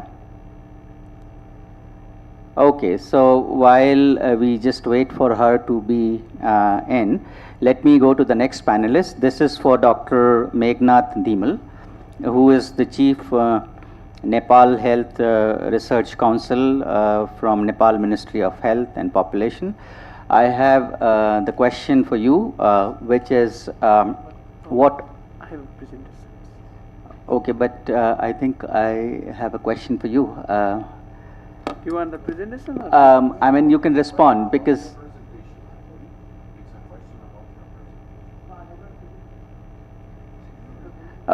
Okay, so if you want to just do the presentation, I will just point out the time for you. I think you have about 8 minutes. Yeah. So your question is, what are the practical steps governments and partners can take to embed disaggregated demographic data, including gender and age, into national early warning systems and disaster risk strategies? So maybe you can take about 4 minutes for this. Yeah, thank you. Thank you so much, and I'll just share how we are integrating the population data for developing the early warning systems in the case of Nepal, and I'll just share the case example of DHIS2 platform in Nepal. So in Nepal, population data is being utilized for the several purposes, but for particular this talk I'll just link how we are utilizing in the health sectors. So health management information system is one of the large and core routine-based web-based information system that has been put in place by the Ministry of Health and Populations. And if you see the history of health management information system, it was started in 1993, but last year we upgraded this HMS into the DHIS2 version 40, and this has the capability to host all the local and global data set like the population data, environmental data, like the rainfall data, temperature data, and that we are now incorporating and developing the early warning systems. So I'll not go in detail of this, but the core business of routine health management information systems also take the consideration of data from like census, vital registration system, health sector information systems, and the population-based surveys. So to address the issue of climate change, as the Nepal is one of the most vulnerable country to adverse impact of climate change, we have the several policy response starting from 2007. So recently we submitted our NDC, National Determined Contribution Report, as well as we have the SNAP and NAP. And the main aim is for developing a prediction of climate sensitive disease as well as risks. So often we talk about the dengue, malaria, but if you see the maternal and child health, these are often neglected. So one of the aim of this DHIS2 platform is to utilize all the routine database that is disaggregated by the gender, disaggregated by the age, and also by ethnic groups, so that we utilize and we develop the early warning systems. So currently this DHIS2 climate and health project is funded from the Wellcome Trust in the 10 countries, and Nepal is selected one of them for a case of dengue. But after the pilot study, we come to the conclusion that we can scale up for other health outcomes. So what happened in the DHIS2 platform means there are the several F like CHAP, Climate Health Analytical Platforms. It can utilize all the health data from the routine HMS systems. We have the memorandum of understanding with the Department of Hydrology and Meteorology. We can take the meteorological data, local data, as well as we can collect all the global data set. There is a capability to extract all the global data like the ERA5 and others and population data. And based on that, we use the artificial intelligence and we develop the signals. So when we develop the signals means we should focus to the different groups, and many times we just focus to the certain groups, and that may fail the programs because we need to develop the synergy. So my hypothesis is that we need to follow the concept of life course approach. So based on that, there might be the several anticipatory action and early warning system focusing to the different stage like from fetus to pregnancy to older age. So we need to cover each stage for developing the early warning as well as for the anticipatory actions. So these are the few, like if we can stop the early exposure to the fetus, then we can avoid the greater risks in the older population. For that means we need to focus to life course approach. So as a way forward, what could be done in a developing country like Nepal, like more than 80 countries are already using the DHIS2 for the collecting the routine data, and all the global data that is also presented earlier by the several speakers are also free of cost. So we can also import all this data in that platforms, so we can develop easily a early warning system not only to infectious disease but also for the maternal and child health related indicators. For that we need to develop a life course climate resilient framework. Then we need to prioritize the equity focused adaptation. Similarly, we need to fill the gap for the mental health, non-communicable disease, and other thing, using also the life course approach. And we need to embed the climate health in policy and planning, including the capacity building programs.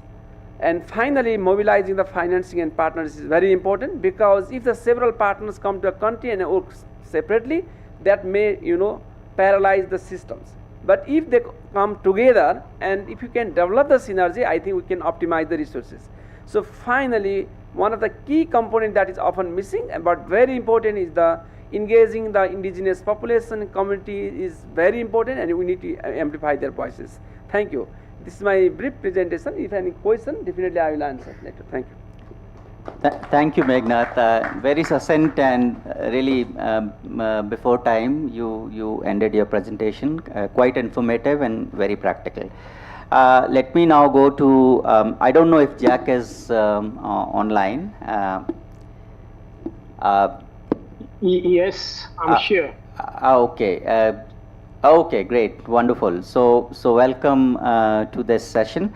So I have a question for you. Let me just briefly introduce you. You are Jack Emina, Population Dynamics and Policy Advisor, UNFPA West and Central Africa region.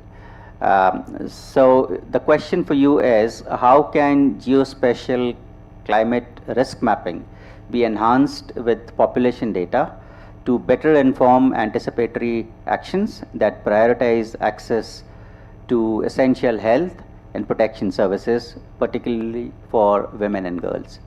I guess you heard the question and understood it. Yeah. Over to you, Thank Jack. you. Thanks. Yeah. Thank you for this opportunity. I'm sorry I did not have a good connection. So, to respond to your question, first, in West and Central Africa, we are already improving. Just also to say, you have about 5 minutes to 6 minutes. Yeah. Okay. Thanks. Yeah. Sorry. Okay. Thank you. So we are currently using georeference sensors to first locate both the population and also the services. So this is one thing we have been doing since the 2020 round of census. So in addition, we have the common operational data set on population statistics, the CODPS. So those that database allow to also to geolocate, to map services and also the population using satellite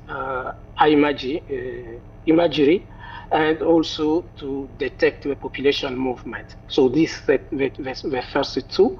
And the third one is the use of hybrid sensors in the area where we cannot collect data directly. So we are using satellite imagery and also using some modeling to improve population localization, and also to geomap the services. And then the last one is training on small area estimation. That will provide also some model and some granular data at the local level that allow us to link services and population indicator, including SRH indicators at the local level. Thank you. Thank you, Jack. I think you were also ahead of time, so maybe time permitting, I will come back to you with second question. So now let me just move to Nabila.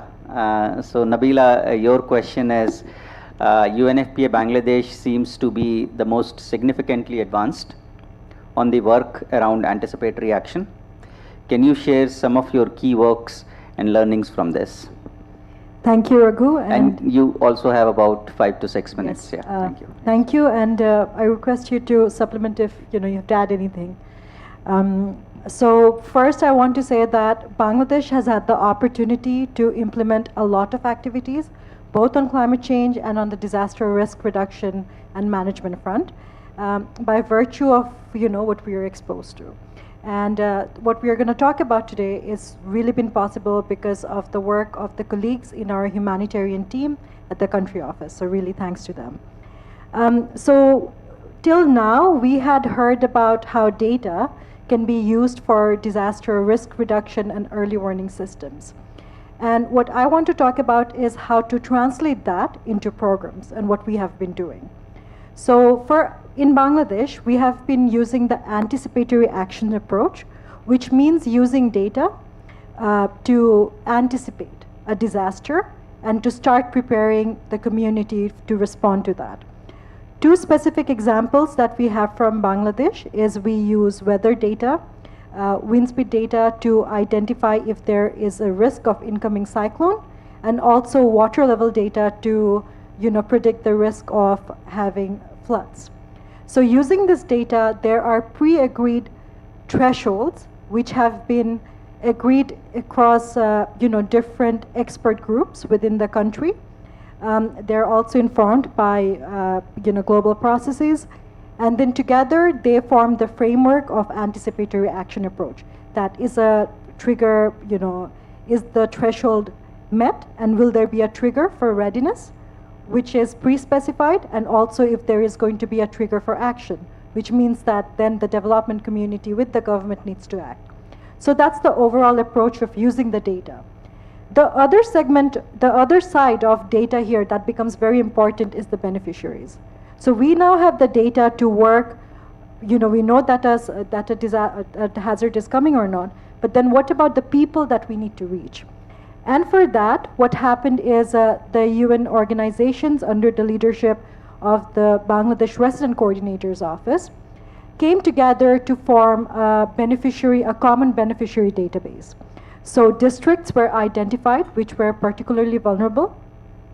With the local government, certain indicators on SES were identified, and then a common beneficiary database was developed so that come a disaster, the people could be reached easily. So that was the other side of the data that was used. And what really we learned from this approach in Bangladesh, the anticipatory action was first piloted in 2015 by the Bangladesh Red Crescent Society, and since then there has been multiple iterations, and we have, the program has really evolved. And what's really interesting is that this opportunity to work together as a coordinated ecosystem comprising of both the UN organizations, the governments, and the implementing partners at the local levels and the local communities has really provided the opportunity for effective interventions. Because I'm not sure how many of you are familiar with disaster response in low and middle income settings, in low resource settings. Systems do not work. They do not work in many of the cases in general, regular times, and during disasters they're disrupted so much that it's very, very difficult to do anything. So using this anticipatory action approach, we are able to have pre-specified budgets. Different UN organizations know they have a specific budget in case a trigger is reached. We have pre-specified work plans and interventions with implementing partners. They're trained and oriented beforehand about what activities need to be done. Like SRHR commodities are pre-positioned. So they are pre-positioned centrally in the national, like the capital, but also in the districts. When there is a readiness trigger, those commodities are sent so that they can be easily distributed if the trigger for activation is reached. So those are some of the things. It also allows us to work with the local communities to sensitize them better. Nabila, you have 2 minutes, Okay. just to, Yeah. thanks. Thank you. So the local communities are informed ahead of time. They are there is a trust building exercise that goes on with the local communities, the UN organizations and the implementing partners, which also makes them more comfortable to avail services. Another example in this situation is the case of pregnant women. So since we are an SRHR, like a team, when we work with the communities, we get the list of women who are pregnant and who are likely to deliver during that time period. So that really helps us work better with the local healthcare providers, either evacuating them beforehand or just making sure that they have the means to, transfer to facilities if the need arises. The other thing that has really worked with this setting is that and which is really effective, is the opportunity to integrate different types of interventions. So we have cash transfers, we have a distribution of specific kits, because in many times cash is not enough, supplies are not available. Like menstrual hygiene kits, we have dignity kits, and we have baby kits, which has essential supplies for a newborn baby. So we combine this with cash transfers and also with services. So, Nabila, you have to wrap up. Okay. Yep. Services both at the facility and in mobile clinics. So overall, this has worked really well for us so far. Thank you. Thanks, Nabila, for that. I think, very pertinent and kind of, linking all the dots together to really show how data has been used in Bangladesh to do the anticipatory action. So now let me go to the last panelist, Jahanara Saeed. Do we have her with us? No? Oh, she's there. Yes, very nice to see you. Thanks for making the time. Let me just very quickly tell about you. You are Program Manager, Women's Environment and Development Organization, WEDO, Gender Plus Environment Data Alliance. Yeah. So once again, welcome. My question is, how can feminist data principles strengthen climate resilience frameworks? And what role can gender disaggregated data play in informing timely SRHR and GBV interventions during climate-related crises? Quite a mouthful. I guess you understood the question, and you are in a very good position to answer that. You have about 4 to 5 minutes, so over to you now. Thanks. Great, no, thank you so much, and really appreciate being here and working with such esteemed colleagues. So, like you said, this is quite a meaty topic, so I think it's helpful to really maybe unpack what we mean by feminist data principles before we dig into how we could apply them in this particular context. So, as developed by Catherine D'Ignazio and Lauren Klein in their work on data feminism, when we're thinking about applying feminist data principles, we're thinking about examining and challenging power dynamics and structures. We're valuing multiple forms of knowledge and different perspectives. So this could include local and indigenous and experiential ways of knowing, thinking about us as people and our lived experiences and how that can inform policy planning and impact of particular issues. We're also rethinking and challenging binaries and hierarchies, which is something that is particularly important in the context of gender data. And then, of course, we're recognizing that context is really critical, that data isn't value neutral or objective, and we need to bear that in mind as we think about how we use that. So when we think about these principles, it really helps us challenge the accepted norms and ideas about data and data systems so that we can make them more community-driven and locally led. And this is something that the Gender and Environment Data Alliance really aims to do. So we're an alliance of over 100 organizations that work at the Gender Environment Data Nexus.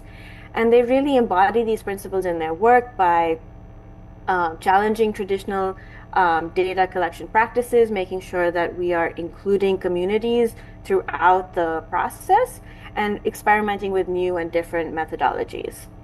So what does that look like in this particular context? So when we're thinking about data in the context of SRHR and gender-based violent interventions in climate-induced crises, we need to think beyond just disaggregation. We need to take an intersectional and feminist approach to data collection and analysis. So this is including understanding how overlapping systems of oppression and identities impact how we experience the world. So this is looking at gender, age, disability status, migration, race, ethnicity, and bringing them all together to understand how certain crises or in moments are impacting people in different ways. And we also have to make sure that we're not just relying on official or traditional data systems, but really involving communities in these processes and integrating citizen data within our official statistics system. So an example that I really enjoy is one from Ghana. So the Ghana Statistical Service realized that there's a big gap in understanding gender-based violence data and launched an app called Let's Talk, where people can report anonymously on experiences either of themselves or people that they know of gender-based violence. So this includes collecting data about where it's happening, who is the perpetrator, when it happened, and things like that. So they launched this app and they found that they were collecting new information and data that they didn't have before. But they recognized that because of different access to smartphones and the internet, that they needed to adapt that to make sure that you could use phone calls and text-based services. They also then realized that they needed to make sure this was accessible in different languages so that you weren't excluding indigenous folks or other communities. And I think this is a really good example of how you can integrate citizen data within official statistics systems and also adapt the process to make sure that it's more inclusive of all of our communities. And I think another thing that we can think about in terms of how we're collecting this data that I think Nabila also touched upon is building that trust with communities, thinking about how we can make sure that they know what this data is, how we're collecting it and using it. So an example that I've seen in a lot of contexts is the use of or the employment of women and gender diverse enumerators when it comes to survey data collection. So this helps build trust with communities. They feel more comfortable sharing sensitive information. This is something that we saw happen in Gujarat in India, where female enumerators used phone call surveys to understand the gendered impacts of the COVID-19 pandemic on food security and household decision making. Again, another way in which we can rethink how we're collecting data. And I want to be cognizant of time, so I think another thing that we should be really thinking about is what happens next. We need to make sure that this isn't an extractive process with our communities and that they're involved at every stage of the process, including feedback loops to ensure that the data that's being collected is being used effectively and ethically. So this means investing in local data collection and analysis, but also thinking about the policies that we're developing and making sure that they're ethical and really center the bodily autonomy and rights of the communities that we're trying to serve, and not misuse this data to push for top-down population control or fertility control narratives and policies, because that's really not what the goal should be in this situation. And then we should also recognize... So, Janara, you need to just, wrap up. Yeah, thanks. Sure. So I think the last thing I'll say is that we should involve communities, we should recognize them as agents of change, and be proactive in building sort of inclusive and resilient systems so that when crisis strikes, we have the information we need to respond accurately. So I'll stop there. Thanks a lot. Really appreciate. I think once again, you have brought in all the dots together. I think, all the discussion that we have been doing, how all of that is kind of, being played out in reality on ground. So thanks for your contribution. Now, thank you all the panelists. Now, I would like to open the floor for questions, and maybe you can raise your hands and then we can take a few questions. Yeah. We have one online while you are deciding who's going to come in. Let me just read this question, and maybe this is for Michelle. The question is, excellent presentation on Copernicus. I have a question with regard to putting additional layers related to climate infrastructure, in bracket health and education structures, wash infrastructures, energy, transport, etc. Do you have plans to help countries and those infrastructures to the population risk maps? It would help better tracking impact and eventually resilience under Sendai target C2. I think since I heard Sendai, so It could also be Animesh, but over to you, Michelle, if you would like to answer.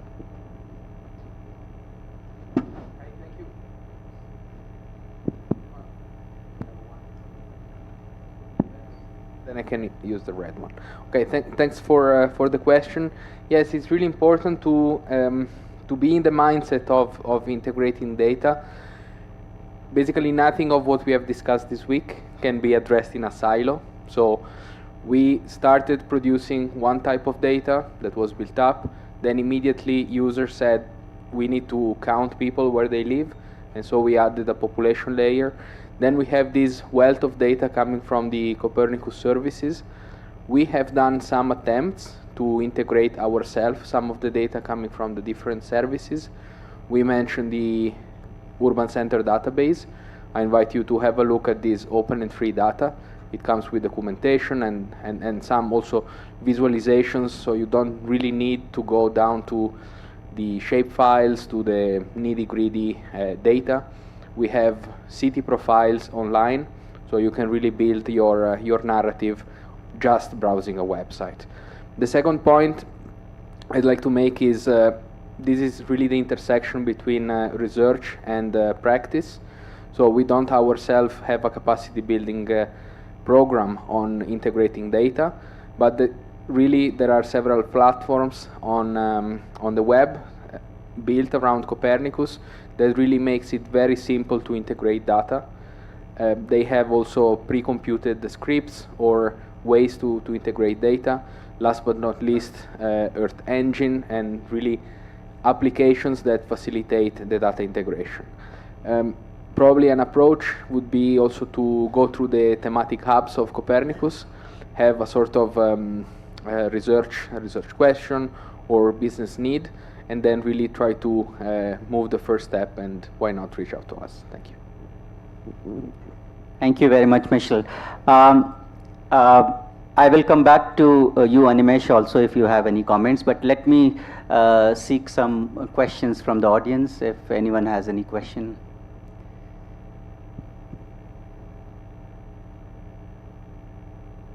Okay, so I don't see any questions. So, Animesh, are you there? Would you like to contribute to that question, or you're fine?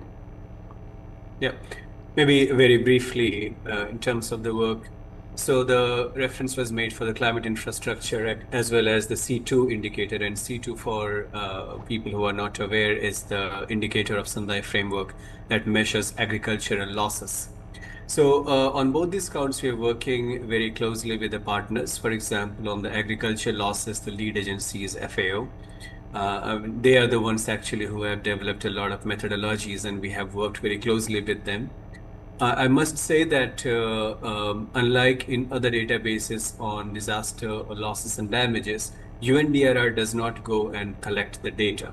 The data are collected by the governments, and our responsibility is to ensure that they have the necessary capacity, technological support, data standards, and the right methodologies, so that there is a level of parity across different countries in terms of following the right standards.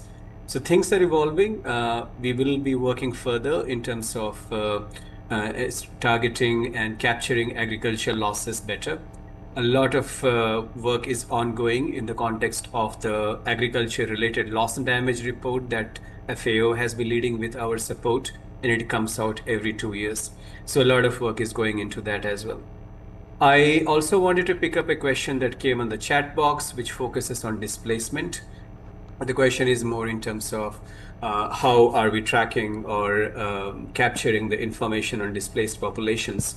There are some data which are available, like IOMs. Animesh, you can just quickly wrap up, yeah? Yeah, and then okay. I will just come back for the last quick sort of final comments, yeah? Okay, please, yes. Would you like to just conclude what you were saying? I was just saying that displacement indicators are being developed and will be made part of the disaster tracking system that I was mentioning. This is an ongoing work in collaboration with the IOM and the IDMC. Great. And thanks, Animesh. I think we are left with just 5 minutes. So let me just utilize this time by taking the final, just 30-second sort of wrap up or the final points from all the panelists. Let me start with you, Nabila, as you're sitting on the farthest end. Yes, you can. Thank you, Raghu. Just to say that anticipatory action approach is also a form of adaptation, as we are seeing practically. So just to strengthen that as we move forward. Thank you. Great, thanks. Yes, Meghnad, you, please. Yeah. I think we need to adopt the system thinking approach, as well as we have to think from the life course approach when we design the anticipatory actions, then that will be functional. And if you just think only a single dimension, that may not work in the real ground. Thank you. Thank you very much. Michelle, you? I think I already had my chance. Yes, yeah. So, okay, fine. Thanks a lot. Let me just go to Jack. Jack, are you there? Do you have any final wrap-up point? Yeah, thank you. Yeah, I think we need an integrated multi-sectoral data system that will not only include data for climate change or for population, but to take into account even input from other sectors, output, and also the impact indicators. That is the second one, is to say after that we need to analyze the data to look at really interconnection between different indicators so that we can well inform the policymakers and the community. Thank you. Thank you very much. And Jahanara, your points, please. Sure. No, I think that there are two things that we need to do. One, we need to be thinking about rebuilding our data systems so that they're more community involved and so that we have communities engaged at every stage of the data life cycle, and that recognizes that it's not just quantitative and qualitative data, but that there are other types of data to be included. But then also, as others have mentioned, breaking down silos between government agencies, data systems, data types, to make sure that we have a complete understanding of the unique vulnerabilities of our communities and their adaptive strategies. So thanks, Jahanara. I think we are left with a few more minutes, and I have been just requested to take a few questions online. So I will read the question. I think the first one is for Meghnad, and please try to be very quick on that. In the event of mass displacement due to climate change crisis, how do you account for people on the move? During climate change crisis, compilation of both development and humanitarian actors is needed. Any good examples on how this works? Thanks. Thank you so much for a very nice questions. Yes, we have a NDRM plan, National Disaster Risk Reduction Management Plan. So that look after all the disasters, including like forest fire, flood, landslide, everything. So climate change is the one aspect which triggers the existing, vulnerability, right? So we have an integrated plan now, right? So based on that, when there is a mass casualty or mass displacement, we have all the activities in plan, like how to manage the water supply, sanitation, how to manage the reproductive health kits, everything in place, right? So our security peoples, the role responsibility is clear. For the health professional, role and responsibility is clear. For the development partner, role and responsibility is clear. So based on that, we make a rapid response and we address their needs urgently. Thank you. Thank you. And this question was from Gamed, if I have pronounced that name correctly. If not, please excuse my not being able to pronounce it well. The next question is from Nicole. Recent data have shown that Georgetown city in Guyana will be destroyed by flooding by 2030. What are the best options for us as a nation given what the data has revealed? Should we move the city to a higher ground? So that's the question. I don't know who's going to take that one, but yeah. Anyone, I think, yeah. And even colleagues online, Jax, Jahanara.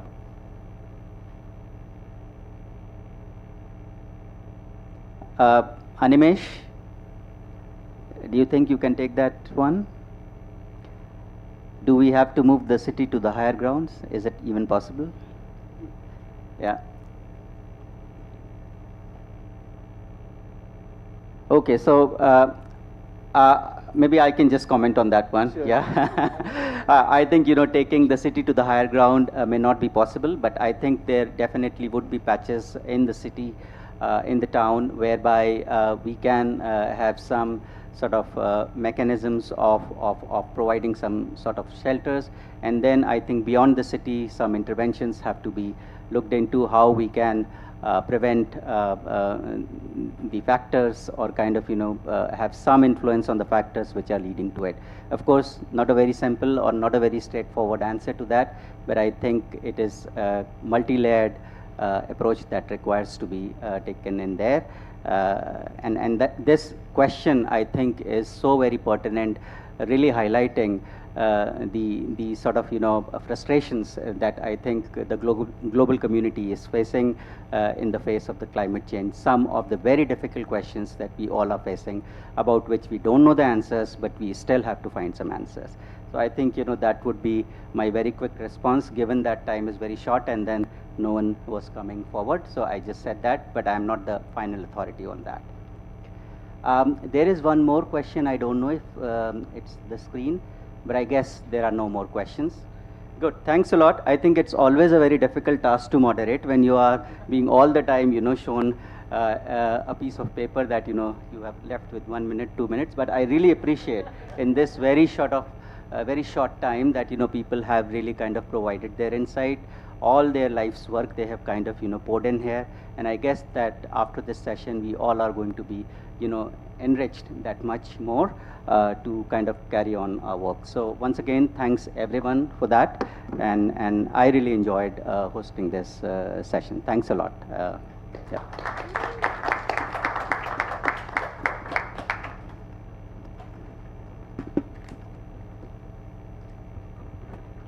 Muito bem, obrigado, Vibawendra, e a todos os painelistas da sessão 10 por destacarem o papel indispensável dos dados populacionais integrados em nossa resposta climática.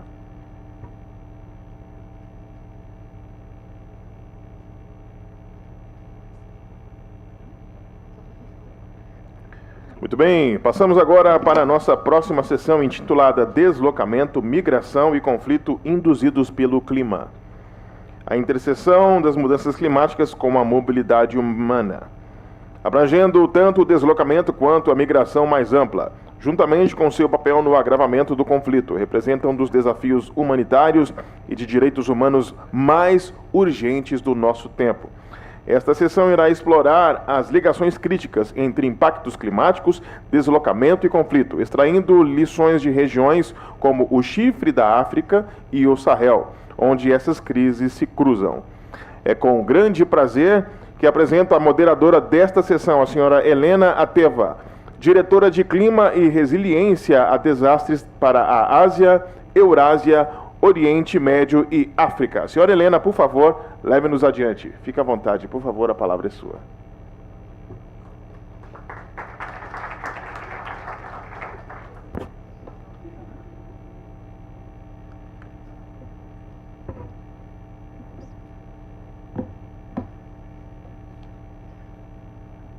Bom dia.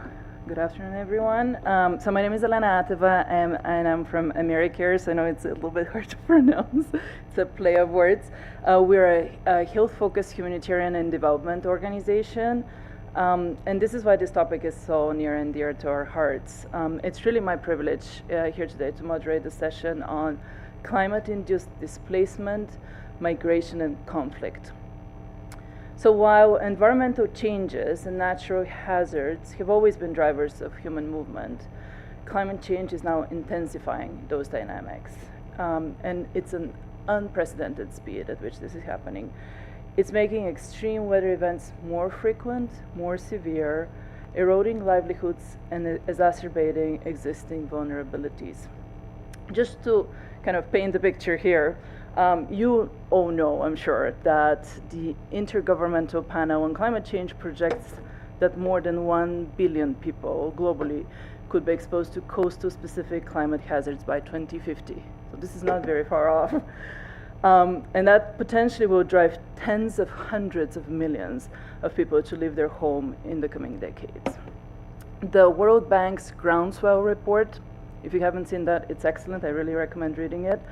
Projects that climate change could lead up to 216 million people across 6 world regions to move within their countries, again by 2050. So the problem is enormous, and as humanitarians, this is what keeps us awake at night. We also know that climate change is a threat multiplier, which intensifies social, economic, and political tensions, particularly in fragile regions. For example, the Horn of Africa, and we're going to hear more about that, is faced with the triple nexus of climate-induced displacement, migration, and conflict. As vital resources like water, arable land become scarcer due to prolonged droughts, erratic rainfall, desertification, competition over these resources escalates into intercommunal conflicts. This in turn forces more people from their homes, driving both displacement and contributing to the longer-term migration, because of course people want to seek something better for themselves and their families. This creates a complex and often devastating cycle of environmental degradation, movement, and instability. And we know this is never good for women and girls. Existing inequalities only get magnified when we add crisis and displacement to the mix. Climate-related disruptions often result in the breakdown of social safety nets and access to essential services, leading to increased exposure to gender-based violence, including sexual exploitation, intimate partner violence, early enforced marriage, and trafficking. And these risks are especially acute during displacement and migration journeys, when protection systems are often weak or absent. Moreover, climate shocks severely undermine access to sexual and reproductive health services, including antenatal care, contraceptive access, menstrual hygiene management, safe childbirth. This disruption contributes to rising rates of unintended pregnancies, maternal neonatal mortality, and sexually transmitted infections, including HIV. Addressing the climate crisis, therefore, requires a gender-responsive approach that integrates gender-based violence prevention and response, as well as access to comprehensive sexual and reproductive health services as core components of humanitarian, climate adaptation, and resilience building strategies. So now this picture I know is quite overwhelming, so I just wanted to offer something that's a bit of a glimmer of hope. As many of you know, and we've talked about this a little bit, there were 2 major decisions from international tribunals just in the past few weeks. And they offer a little bit of hope. On July 3rd, the Inter-American Court of Human Rights issued an advisory opinion on climate change. And it's very comprehensive, and I welcome you to read it. But I want to point a few things that are really relevant to our conversation today. First, the court said that states are obligated to adopt measures to prevent forced migration and displacement, resulting directly and indirectly from disasters and other impacts of climate change. And then second, if that proves insufficient, if that prevention proves insufficient, the states are responsible for establishing a domestic framework that provides protection for internal and cross-border climate displacement. And this includes recognizing those displaced due to climate change as having refugee or other similar status, as well as guaranteeing the right to non-refoulement. So this did not exist before based on climate crisis aspects, right? And then to add to that, on July 23rd, the International Court of Justice further reaffirmed that states have a right to territorial sovereignty. Even countries where the whole country will have to relocate, where their whole island will disappear underwater, these rights still exist, so this is very important, as well as the right to self-determination and continued statehood. So all of these are things that we can use in our advocacy, and those court decisions only live through us and what we do with them. So I really encourage everybody to read them and to make good use of them. And with that setting, I want to invite our first speaker, who is joining us online. So Dr. Michael Ebele is the Regional Humanitarian Advisor from the UNFPA SRO office, and he's a medical doctor and public health specialist with over 25 years in health systems in development, conflict, climate emergencies, and disease outbreak contexts. So Dr. Ebele, it's over to you.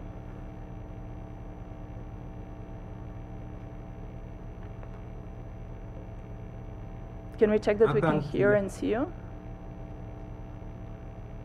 Sure. Oh, excellent. Yeah, I hope everybody can see and hear me. Yes, we can. Over to you. Yeah, thanks, Elena. And I don't know if somebody over there can put up the presentation, or should I do it from this side? So thanks again for that wonderful introduction. And as Elena pointed out, climate change really is a crisis modifier, especially in areas in fragile areas that have a confluence of conflict, the impact of climate change, disease outbreaks, and socioeconomic challenges. So could you go to the next slide, please?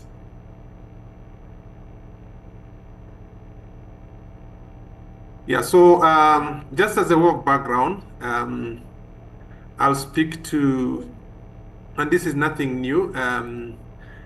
As many of you know, the Eastern Horn of Africa is a region that is home to socio-economic and political and climate-connected issues that have left quite a significant number of the population in need of humanitarian assistance. These have been confounded. The impact of the pandemic also compounded all these vulnerabilities. So what we do have is, a confluence of regional conflict, instability, that then drives people out of their homes as in search of solutions and safety from whatever hazards they're running away from. But then, as Elena pointed out before, the cycle continues, that as they're seeking solutions, then, we're again encountering them, contributing to the environmental degradation that then again comes back to bite them. So it is really an interconnected crisis of challenges. Move the next slide, please. So again, like I said, it's really a region. It's a region, so there are a lot of cross-border issues that come into play. There are tensions, there are insurgencies, there are political issues, there are conflicts that take on a kind of a regional cross-border nature. There are cross-border armed groups that take control of what goes on and make it difficult, for whatever interventions are being put in place. Extremist groups also impact on regional security and economic stability, which are supposed to solve some of the challenges brought about by climate change and conflict. Next slide, please. So what we have as a result is high levels of forced migration. And within these levels of migration, we find then that the region has a policy framework that does not ensure access to health care, protection, be it the wider protection, but most importantly, protection from gender-based violence and sexual exploitation. And it also creates contexts that become challenging in their own ways. If you look at the refugee camps and settlements in the region, they take on different formations. So these, lead to increased conflict of the resources with the people that are around the host communities. And then what we see from time to time are, short-term solutions, but we don't see clearly long-term solutions to this protracted displacement, because what we see in the Horn of Africa is people are forced out of their homes and they live outside their homes for a prolonged period of time, where we really need to put in place durable solutions. You can move to the next slide.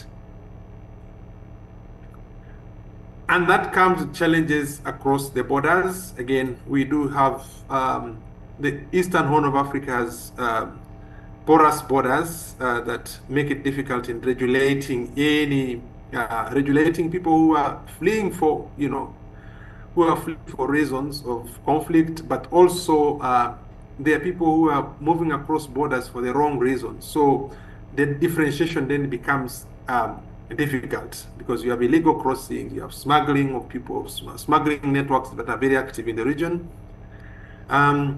Governance structures and corruption also limit how much one can do to respond to the needs of the persons that are impacted, but also leave the persons much more vulnerable, when they are running away from a hazard, but they face again more challenges. And then, of course, you have the impact of climate, or the impact of climate. You have prolonged drought that lead to reduced food production.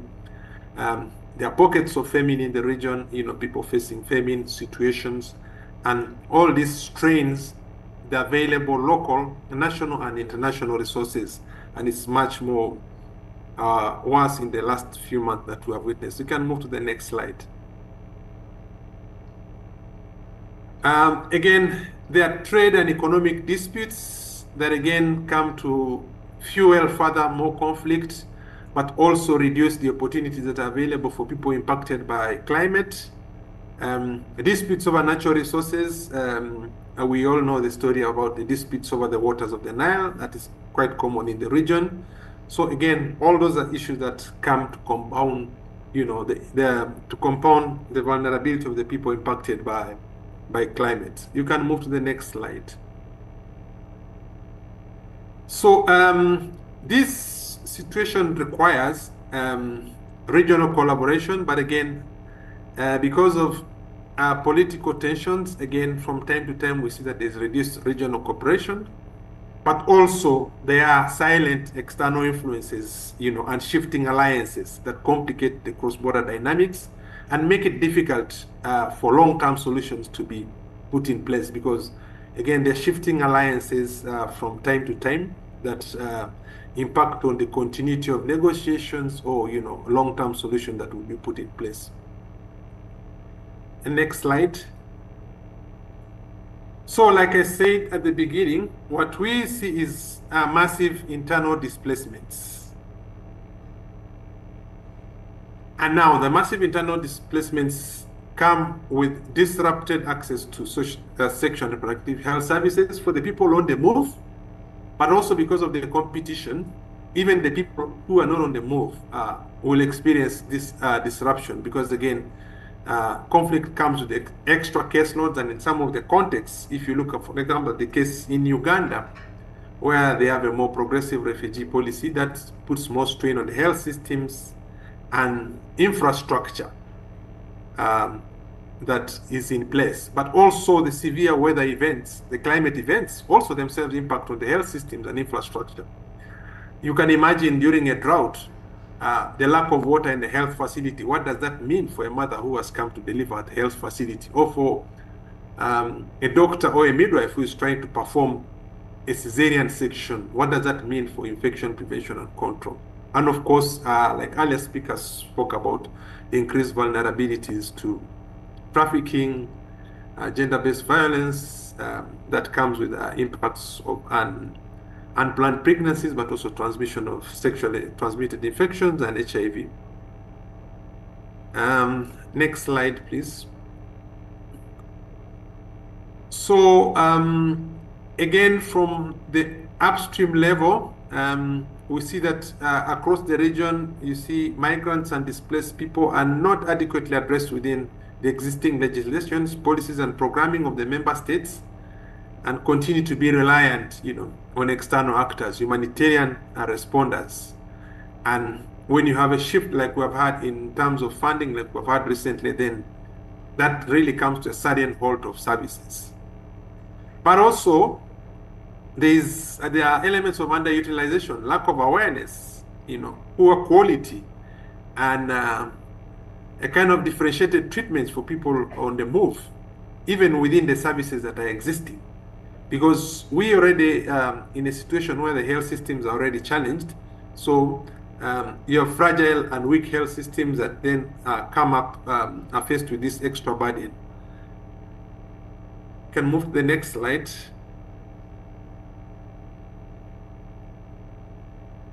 And most importantly, the age-specific sexual and reproductive health needs of children and adolescents are often overlooked. Because the thinking of most of the time is that children and adolescents probably they need nutrition or food or education. So that's often underrated. the lack of understanding of the gender dimensions of SRHR and GBV, and migration within the laws and policies, as I mentioned before. And even when you look at the migrant response plans and humanitarian response plans, they keep on talking about, the common things you hear about in humanitarian settings: food, access to shelter, access to water, and access to general health around communicable diseases. So some of the interventions that have been, partners have been trying to put in place together with UNFPA, governments and other partners. So again, I think we need to shift really to look at how do we look at the nexus of climate, displacement, and access to services. So we need to look at this, and like I mentioned before, we really need to look at the whole continuum, not just the humanitarian development, but also look at peace. Because without peace, these movements will continue, the displacements continue, which again further fuel climate vulnerabilities. So again, we need to look at that. So the International Conference of the Great Lakes Region Youth Forum, for example, is one of the platforms that has really tried to see how to bring together young people to see that we can promote peace. A deliberate looking at access to SRH services with localized models, so that we can have the people who interact with people on the move actually able to provide these services, so that they're able to provide them in a way that is acceptable, is cost effective, but most importantly accessible. And of course, the whole issues around commodities, because again, services without commodities become a challenge. So when health systems are strained, we really need to look at issues around supplies for people on the move. Next slide. Dr. Ebele, can I ask you to wrap up? Yes, I'm wrapping up. Okay, yes. Thank you. So as I wrap up, again, as I mentioned, we really need to integrate these issues into the national and the regional plans. Look at country preparedness to receive people on the move, as opposed to preparedness just for internal displacement. And then also look at some of the challenges around the workforce. Again, we have workforce movements. Move to the next slide, please. I did mention that there are issues around trade and economic disparities and resources challenges. These are really at the bottom of these issues, but often we don't look at them. So they are very, very important for us to address some of the socioeconomic challenges, but also the systems resilience, so that whatever systems that we have in place are able to look at the needs of the people on the move. And then we really look at community resilience, community and individual resilience. Are people able to access self-care, mobile services, and virtual consultations, which may look like a dream, but I think these would be very practical solutions for people on the move. So as I conclude, as I mentioned earlier, it is really a confluence that we really need to look at, so that at whatever angle we are looking at all issues. We're looking at climate, displacement, but also conflict, because these are really interconnected. And there's no way we can do this within a single entity as nations. We really need to look at cross-border programs that will help us identify the most vulnerable among these groups, so that we really don't just look at leaving no one behind as a jargon, but put it into practice.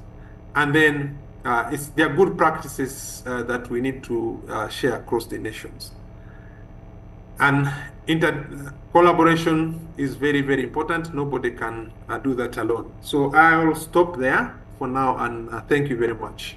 Thank you so much, Dr. Ebele.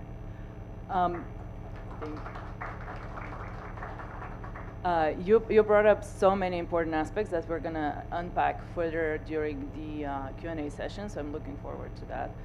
Next, I would like to invite to the floor Dr. Honifile Mabuza, who is the Regional Migration Health Program Coordinator for the International Organization of Migration, Southern Africa. She oversees the SRHR and HIV Knows No Borders program. She's a medical doctor, an infectious disease epidemiologist with 23 years combined clinical and public health experience, focusing mainly on HIV, TB, COVID-19, and SRHR. Would you welcome to the floor? Thank you.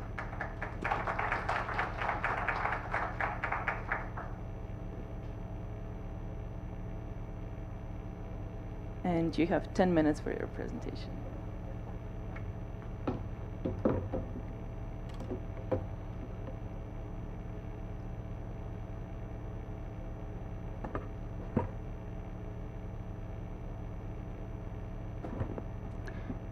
Good afternoon, good morning, and good evening, wherever you are. Let me start by thanking the organizers of this symposium for inviting me to share on the work we have been doing as IOM around climate change, migration, and sexual and reproductive health and rights in the Southern Africa region. In the next 10 minutes, can I get the next slide, please? Go back, please. Back again. Yes, thank you. In the next 10 minutes, I will take you through a summary of findings and recommendations from an assessment conducted by IOM in 2024, exploring the nexus between climate change, migration, and SRHR in 6 Southern African countries.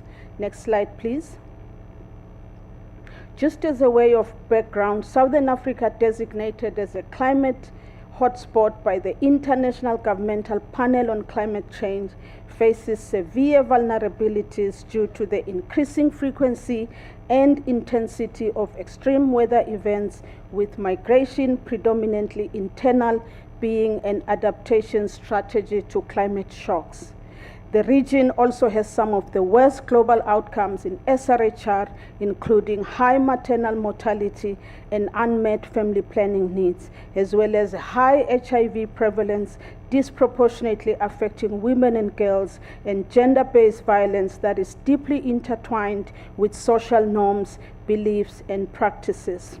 The past few days, we've had speaker after speaker reference intersecting vulnerabilities of gender, race, age, disability in relation to climate change risks. Today, we add another layer, migration status, be it regular or irregular.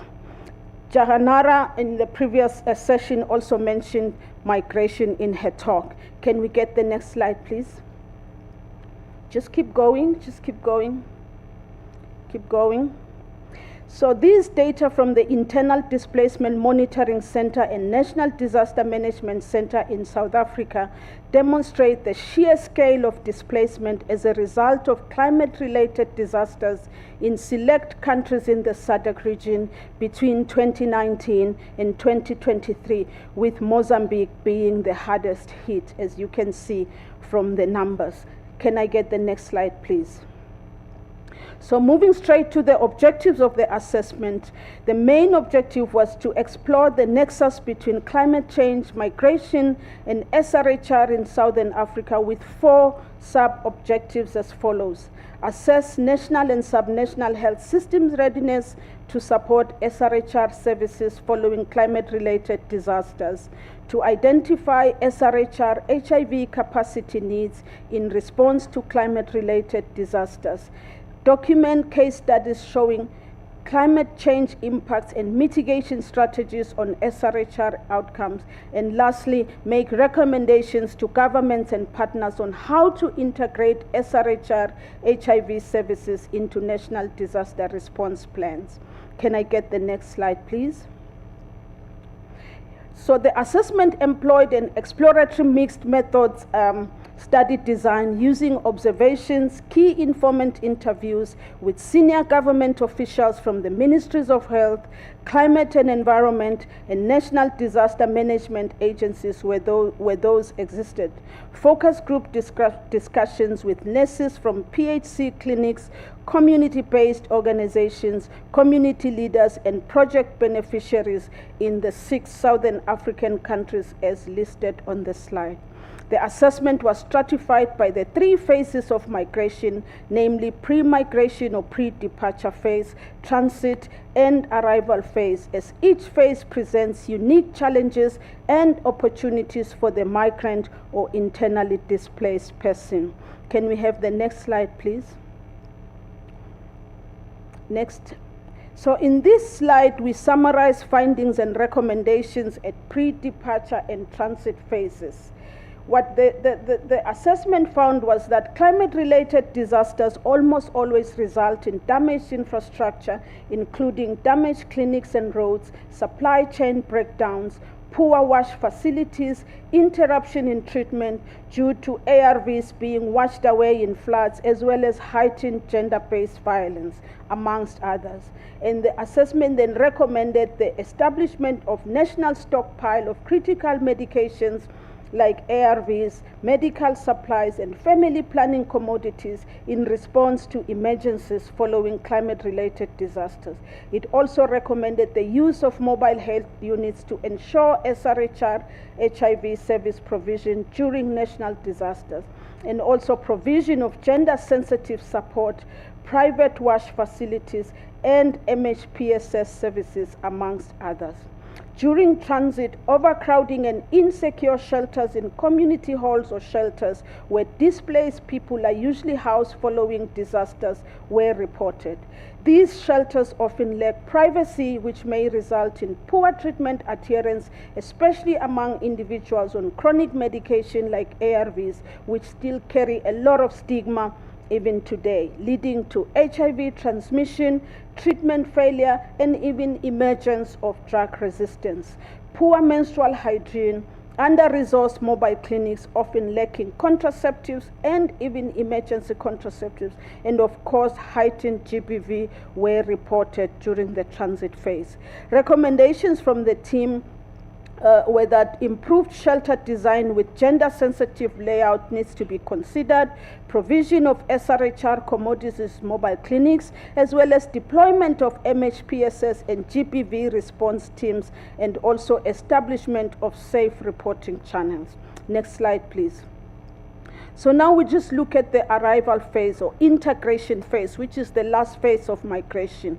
It was reported that overburdened host health facilities result in competition for scarce resources, bureaucratic delays, language barriers, over and above the already listed challenges faced during pre-departure and transit phases.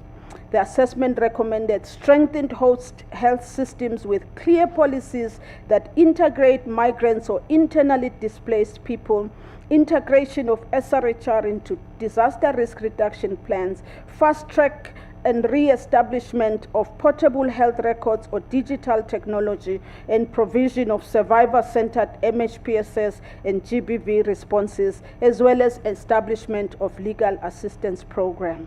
Next slide, please. So apologies, this is a rather busy slide, but really here the take-home message is that countries are at different stages in terms of development of national policies, including national disaster response plans, as you can see with the crosses and the ticks on the slide, with Mozambique being far behind in most areas assessed. Yet you will recall from the earlier slide that it is the country that experiences frequent and worst climate-related disasters. A common thread across all 6 countries is that national policies are still highly fragmented, highly verticalized, with virtually no linkages or integration between programs. Next slide, please. Just keep going. I'm not going to read these. These were just real voices from the field, but in the interest of time, just keep going. I'll move to the next slide. Next slide, please. So in conclusion, National disaster response plans need to explicitly integrate SRHR, HIV, and GBV interventions. We need targeted interventions that must address unique challenges across all migration phases. Cross-sector collaboration between health, climate and environment, as well as disaster management agency is essential for impact. Stronger health systems improve preparedness and continuity of care during disasters. Enhanced community engagement empowers migrants and displaced populations. Expanded service access ensures that no one is left behind, especially the young people, sex workers, and GBV survivors. And lastly, protection and dignity first. Uphold human rights and resilience through compassionate systems. Next slide, please. So this is just a picture of the lady Amelia from Mozambique who gave birth on a mango tree back in 2019 during Cyclone Idai. And some colleagues will probably remember that in 2000, a similar situation happened in Mozambique where a lady gave birth on a tree. So the question today is, while both stories highlight the strength and resilience of women in the face of extreme climate-related disasters, the births in trees also underscore the desperation and hardship faced by many women during these natural events. More than 20 years later, what have we learned from this experience? What are we doing to prevent this from happening again, especially in disaster-prone areas where such events are almost predictable? So now is the time to go beyond commitments and do some action. I thank you.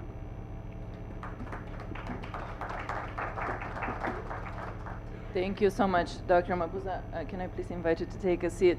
Such a moving story. I mean, giving birth on any given day is hard enough, but being able to do that from a tree should not have to happen to anyone.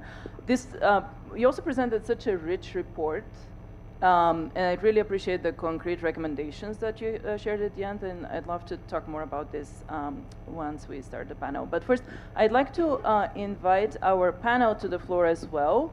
First, joining us online, we have Noor El Arnaout, Director of the Global Health Institute at American University, Beirut, where she plays a key role in leading the Institute's digital health and e-health initiatives.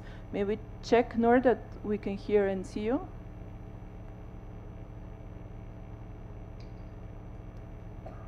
Excellent. I can hear you. Can you hear me? Yes, we can hear you very well. And then I would like to invite to the floor Mr. Ayuba Gonugwane, who is a native and resident of northern Benin.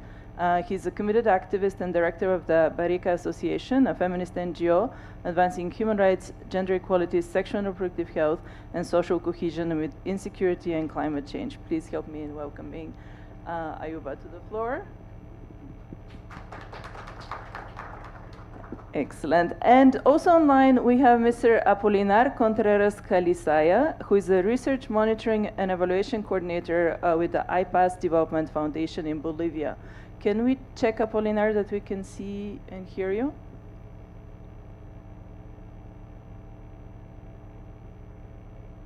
Do we have Apolinar?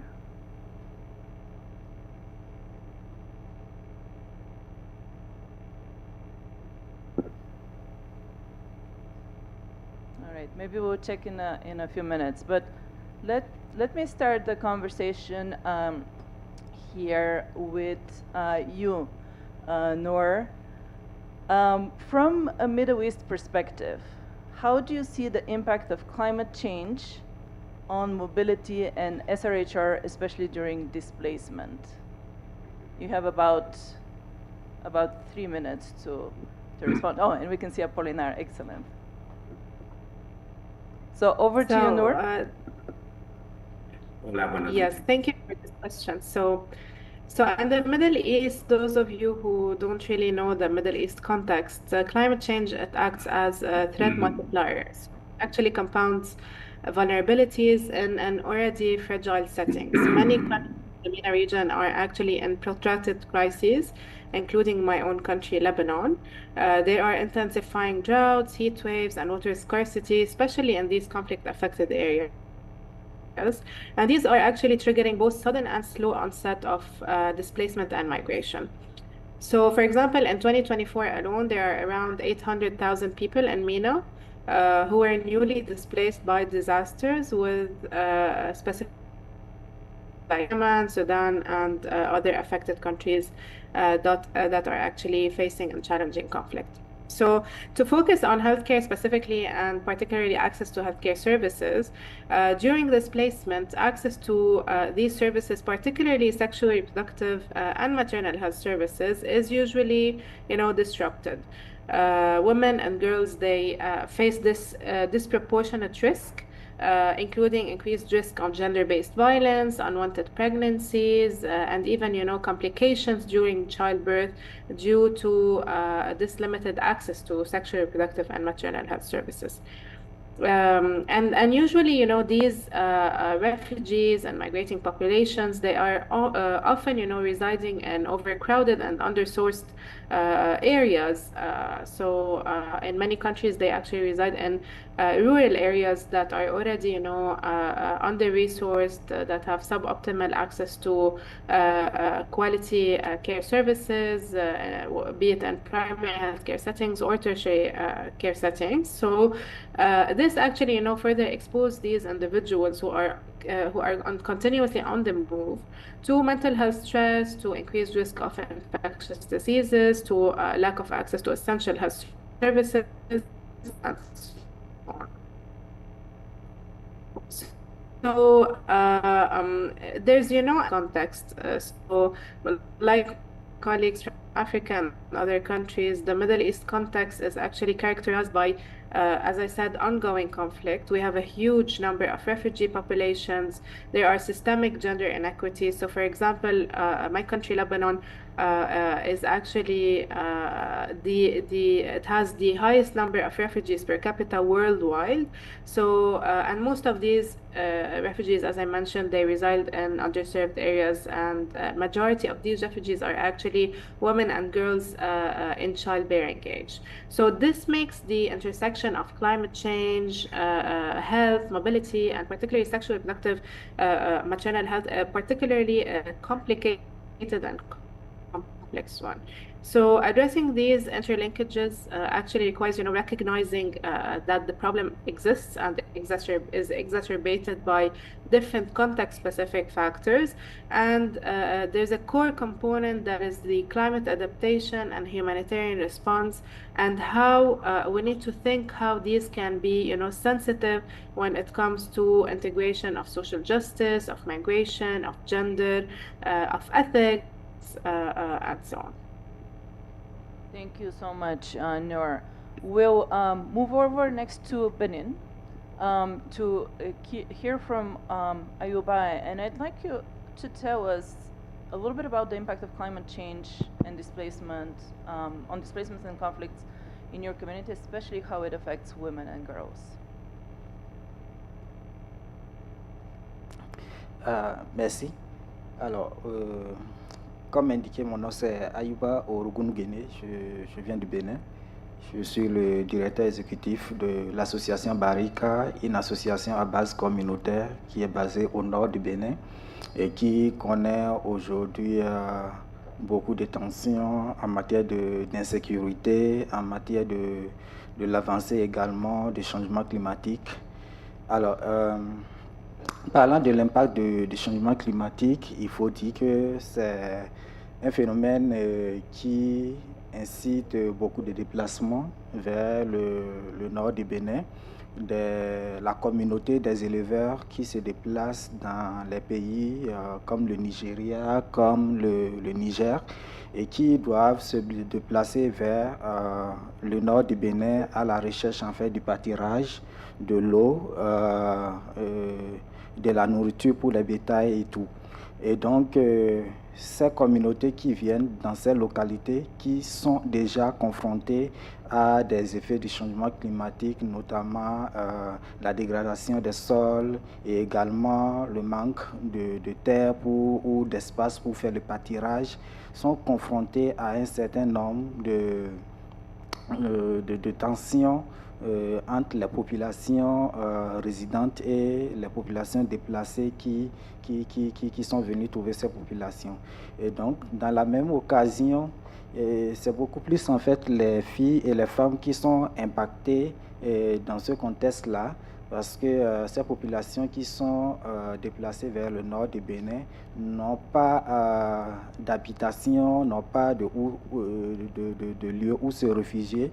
Et donc, du coup, ces populations vont se retrouver sous des appartements et sous des tentes où elles doivent dormir et être exposées à la chaleur, être exposées au froid, des localités où il n'y a pas le minimum de services de base, il n'y a pas de l'eau potable, des femmes qui doivent se déplacer à des kilomètres pour aller chercher de l'eau chaque jour, être exposées à des situations d'insécurité, des femmes qui doivent utiliser de l'eau qui n'est pas du tout potable, de l'eau sale pour faire ses besoins intimes, qui font face en fait à des situations de précarité menstruelle, des femmes qui, dès l'accouchement, n'ont pas accès à l'eau sale et qui n'ont pas également accès à des services de santé décents, où les centres de santé sont très loin de là où elles habitent et tout.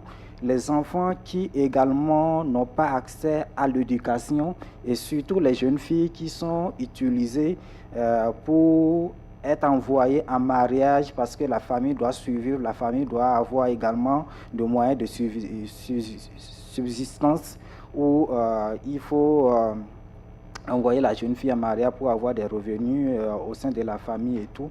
Donc, toutes ces situations-là auxquelles ces femmes et ces filles sont confrontées dans le nord du Bénin. L'autre aspect, c'est que ces populations viennent rencontrer les tensions qui sont déjà occasionnées par l'insécurité. Les groupes armés qui ont commencé par attaquer le nord du Bénin depuis un certain moment, et il y a une communauté qui est indexée parmi ces groupes armés-là, comme la communauté Peul, que les gens voient que voilà, cette communauté fait partie de ce groupe armé.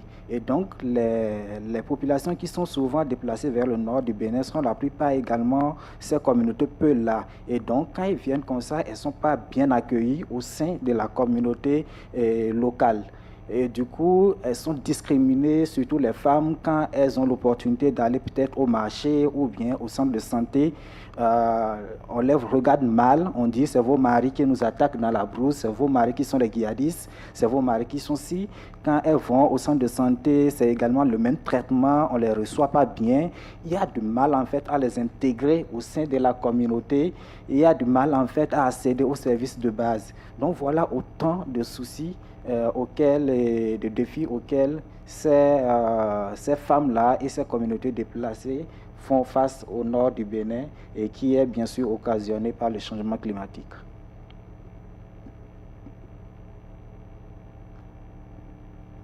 Thank you so much, Ayuba. I'd like to go then over to Apolinar online. Apolinar, you've done some very interesting work with indigenous communities in Bolivia, and I'd love to hear more and share with the audience about what transformations is climate change producing in the lives of Bolivia's indigenous communities. Over to you.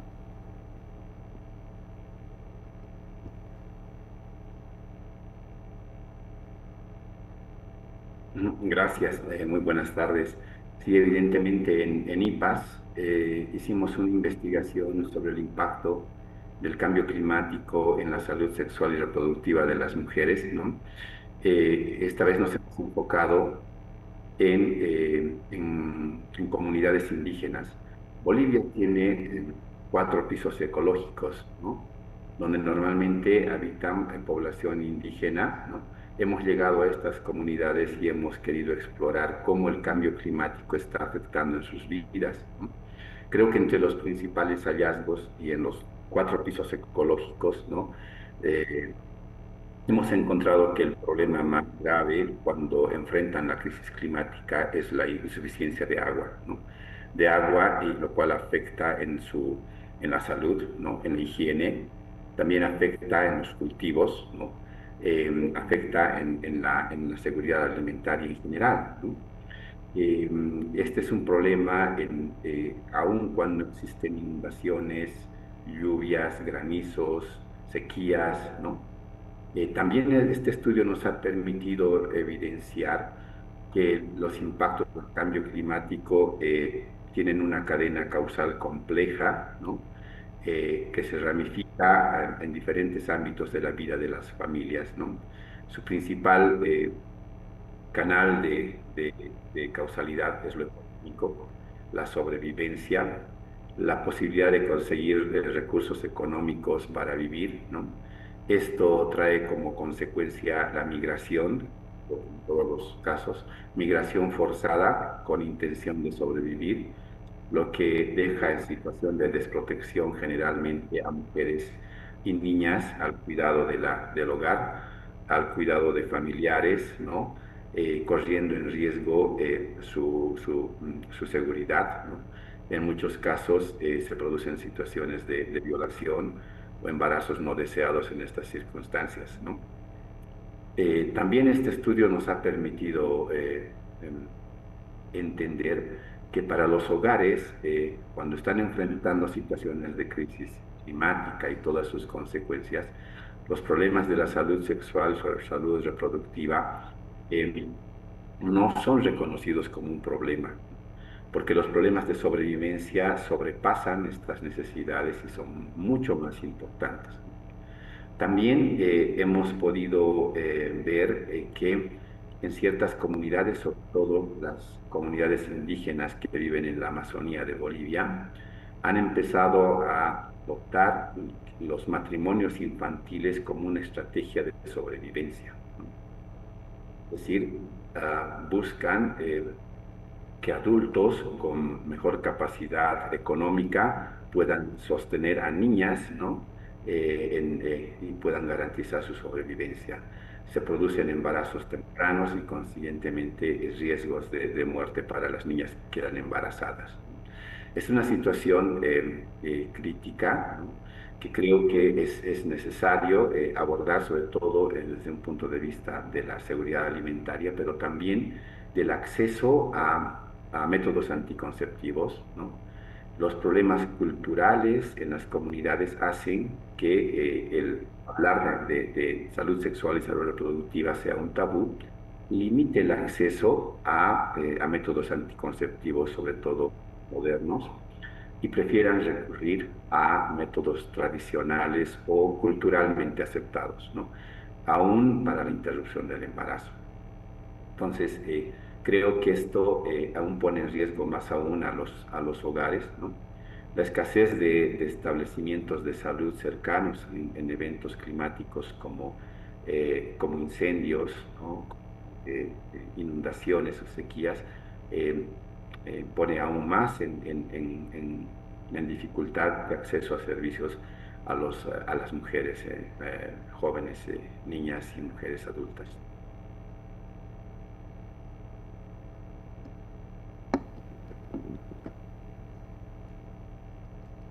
Thank you so much, Apolinario, and apologies, there's a little bit of delay while we hear the translation. I'd love to see what questions are there in the room. I have more questions for our panel and for our presenters, but I'd love to see if you're already starting to think about. We have questions online? I don't see any for session 11, right? Yeah, not yet. Okay. Do we have other questions online on Zoom? Not. Okay. All right.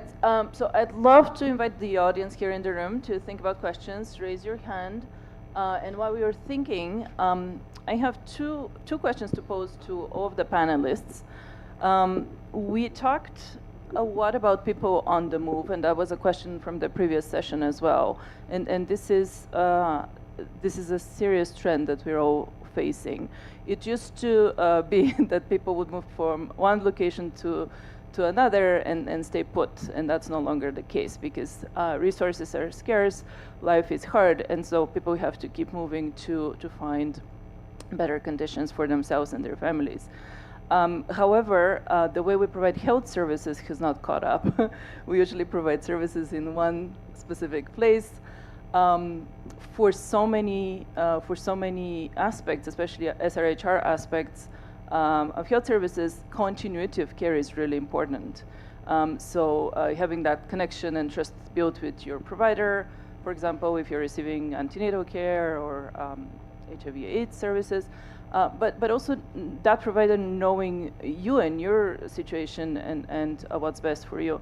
So what would be your recommendation? What do you see maybe as an opportunity? I want us to be creative here and really think about what are some practical solutions that we can implement to meet those needs, because this is obviously a trend that will only increase. So maybe let me start with Dr. Michael online, if you don't mind me calling on you first. Yeah, not a problem. So indeed, you're right that the way people move in search of solutions or away from danger has changed. We have people moving from one location, moving to secondary movements of people. So I think there's two things that we need to look into here. One is what is the service environment within the places within which people are moving. That's why we talked about the cross-border modality of delivery of services. So when people move from one administrative zone to another, one, is there recognition of the service that they have already received? And then two, how related is the service they have received to what is available in the next location? If somebody talks about antiretroviral services, for example, are we sure that the regimens across the next destination are the same? And if not, then what do we do to make sure that there is that uniformity of service, continuity of services? The other one would be looking at providers, because many times providers are equally on the move. Midwives are on the move. Doctors are on the move. We have seen that in the crisis, the Sudan crisis is a good example, where you have a massive amount of healthcare workers also on the move with the population. So how do we empower those that are already cognizant, that are already familiar with the needs of people that they are moving, to be able to ensure that there's continuity of that service? So those are discussions that we really need to have, such that even when people cross over to another administrative area, that that they're able to access what they need for them to provide the services. And then lastly, we also need to look at the characteristics of the people. For example, in the Eastern Horn of Africa, we have nomadic people that move in search of water and pasture for their animals. Very often, they are able to look for solutions for healthcare for their animals. But then, how do we ensure that we, for example, look at the one health approach that looks at health for all, health for people, health for their livestock, and then so that we're able to share the supply chain solutions, and we're able to share, the access negotiations. So those are some of the ways we could think around how we address the challenges around continuity of SRHR services. I'll stop there. Thank you. Excellent. No, thank you. You brought so many important points, but especially around the providers who, again, part of the community also are moving. And so our support also needs to change and adapt to that. Moving over to you, Dr. Cornelius, the same question.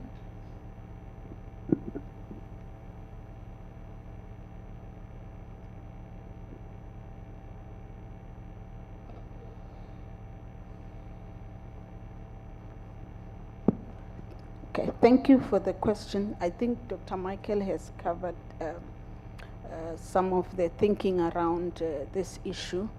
But what I can add is that it's not just people being on the move, but also what tends to compound the situation is that these folks tend to lack even documentation. And so most times they are not documented, they are irregular or undocumented migrants, and therefore it makes it extremely difficult for them to access services, especially as we move to digitization, where you are expected to produce, your identity document before you can be assisted. But also, when what we've seen is that when people move, they tend to do what we call silent transfers. They don't usually tell their service provider that they'll be moving, because oftentimes it's sudden and it's really a matter of survival. And so they won't get the proper transfer letters or maybe referral forms that will assist them when they get to the destination or the host clinic.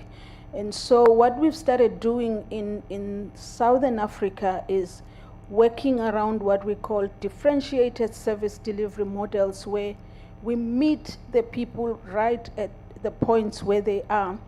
And when it comes to ARVs, we also do what we call multi-month scripting, where the patient will tell the service provider that I'll be embarking on a trip, maybe from Zimbabwe going to South Africa, and they're on ARVs, and they can easily get a 6-month supply to cover them during, their journey. And so by doing that, we ensure that they do not interrupt treatment as they move across borders. But also, Dr. Michael spoke to the issue of standardized regimens across the region. I think fortunately for Southern Africa, there's a bit of, harmonization of the ART regimens, but we do see in some cases where the trade names are slightly different and patients will insist, this is not what I'm taking, but I think it's a serious challenge, and I don't think there's a cookie cutter approach in terms of addressing this, but we are already trialing a few things and we are seeing results. Thanks. No, thank you. All of those examples sound really interesting, and I'd love if you can share more, perhaps after the session. I'm wondering, from your perspective, your work in Lebanon, if there are any also localized solutions that you're seeing, and you mentioned, that your country also has a lot of experience, is a huge host. So I'm just wondering if you have anything else to share on those people on the move and how we provide health services. How do we ensure continuity of care? Sure, thank you for this question. So I'm going to address this more at the macro level. So I think where we stand now in the MENA region is that we are beginning to understand the interlinkages between climate change, migration, and social justice. But the current responses, they remain to address specific so the complementarity between or among the different stakeholders that are being involved, and there's definitely insufficient integration of not only sexual and reproductive maternal health services and rights, but also health in general within the climate and displacement framework. So policies, they rarely reflect the lived experiences of those people that are on the move and that we're talking about, particularly in the MENA region, and especially women, girls, adolescents, and people with disability. And the global frameworks that actually exist and that colleagues in previous sessions spoke about, including the Sendai framework, the UNFCCC and related agreements, the UN Declaration on Climate Change and Health, they all touch upon health and integrate health, and many of these frameworks and agreements and others actually include mobility and migration. But realistically speaking, how many of us are actually integrating this into our day-to-day programmatic operations or programs development? So this is the real question here for us in the MENA region, and perhaps to also colleagues and other regions as well. However, we should also, recognize that multiple agencies and MENA are actually intensifying their effort to address this nexus, sometimes in silos and sometimes in collaboration with each others, but there are actually, actors regionally and globally that are working on this, such as, for our partners, the International Office of Migration, WHO, UNFPA, academic entities, and other organizations as well. They are issuing different guides, documents, toolkits. They are actively involved in conducting research studies, and this actually is pretty important because in MENA we sometimes don't even have data about this subject. So for example, yesterday I was just in a meeting that presented findings from a basic learning needs assessment among health workers related to how much they knew about the effect of climate change on health. And these health workers primarily, they were practitioners in primary healthcare settings, providing services to refugees and migrants. And it actually highlighted that there's a huge need for capacity building, training for these health workers. So even funding agencies that are providing support and this nexus, this topic. So I think, in my opinion, the number one recommendation is that there should be more coordination at the regional and also at the global level in terms of the effort that is being done. So and there should be some sort of complementarity between who is working on generating evidence, who's working on assessing the health. So we need evidence-based planning that reflects actually mobility trends, the health needs of these populations, the gender-specific risks, and so on. So this is one approach, and then an adoption of a systematic and intersectional approach for programming. So for example, at the Global Health Institute, the institute I'm representing at AB is, we do have a CLI Health program that's actually a model that centers equity and social justice and, understanding this whole nexus of climate change, health and mobility. But this should be more research efforts and programmatic efforts, and there should be more coordination at the level of different actors. Yeah, thank you so much, Noor. So important. This is not an issue that will be solved by a single entity, but the cooperation, collaboration is so much needed. I just want to check to see if there are any questions in the room before we continue with the panel. I see one question over there. Thank you. Yeah, just a comment. I know sometimes when we talk about migration, we always talk about, Nicole Hendrickson. When we have the conversation about migration, we always talk about the fact that sometimes the countries that they go to seem burdened by having them. But also, what about the pluses that happen when persons come to one country? But also wanted to highlight an example in terms of what the doctor talked about. We had a case in detention where the person was given ARVs and then they left. So sometimes when we think we're doing something good in terms of seeking to reduce their viral load and giving them ARVs, there's a possibility of then becoming drug resistant if the person doesn't follow up. So just things like that for us to be aware of sometimes when we think we're seeking to help, to ensure that we really think about the person and not just wanting to help. Thank you, Nicole. I think there were two things, there are two comments, right? The positive aspects of migration, but that continuity of care, this is really what scares me, absolutely. All right, let's give the word to Ayuba, if you'd like to answer the question on people on the move, or any other reflection.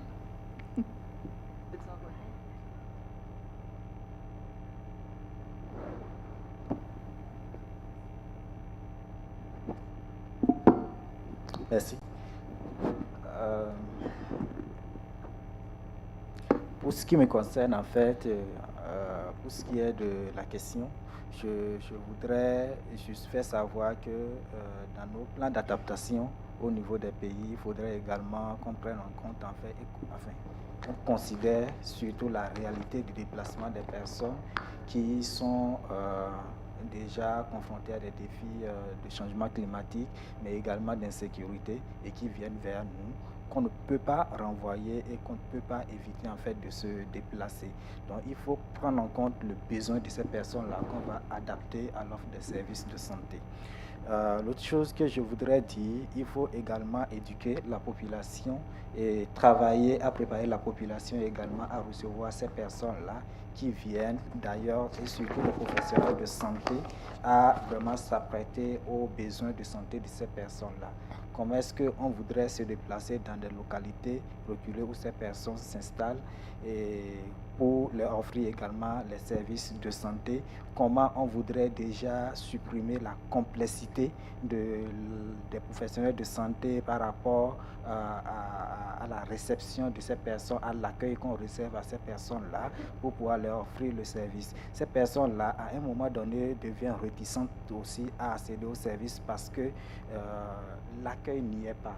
Comment est-ce qu'on les accueille en fait pour pouvoir leur offrir le service? Parce que moi, on m'a appris, quand l'accueil, on ne t'accueille pas bien dans un système de santé, quand tu vas demander un service de santé, on ne t'accueille pas bien, c'est que toi déjà là, tu ne te sens pas en sécurité. Donc il faudrait qu'on rassure ces personnes également et qu'on prépare les personnes qui leur offrent le service de santé à les recevoir. L'autre aspect également, c'est de former et de préparer les organisations à base communautaire comme nous à fournir davantage d'informations à ces personnes parce que quand elles viennent comme ça, elles ne savent pas réellement quand j'ai tel besoin, qu'est-ce qui est prévu pour moi dans tel pays ou dans telle localité. Donc ce sera notre rôle à nous de pouvoir les informer, de les orienter et de demander à ce que les services soient disponibles et accessibles pour qu'il n'y ait pas vraiment de difficultés pour bénéficier de ces services.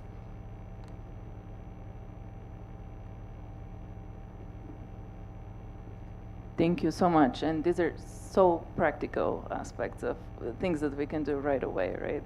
We don't have to wait. Apolinar, if you're still with us online, I'd love to pose the same question to you. We're talking about people on the move and how we ensure continuity of services, especially SRHR.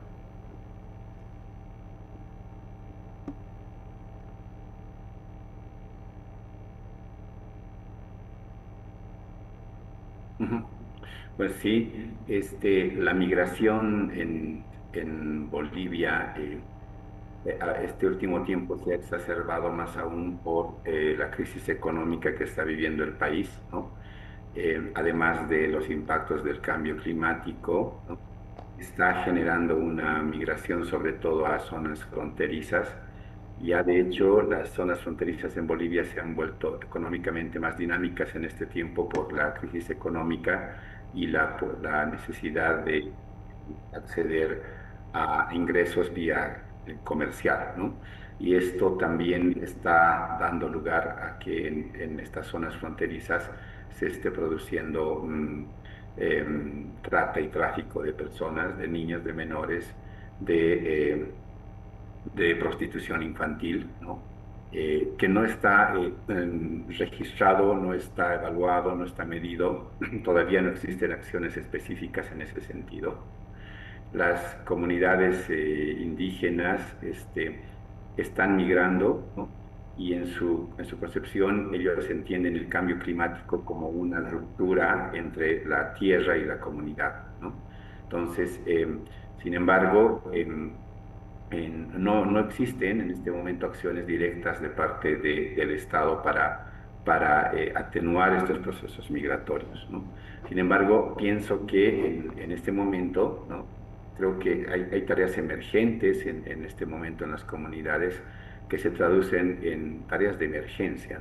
Y en tareas de emergencia están principalmente el acceso al agua, a medicamentos, ¿no? A alimentación. Y agregaría también un elemento importante que tal vez no está visibilizado, que es el cuidar la salud mental de las mujeres y niñas en esta situación de crisis climática, ¿no? Pienso que en el mediano plazo, ¿no? Deberíamos encarar tareas de desarrollo económico, social, regionales, ¿no? alineados a las costumbres y a la cultura de las comunidades.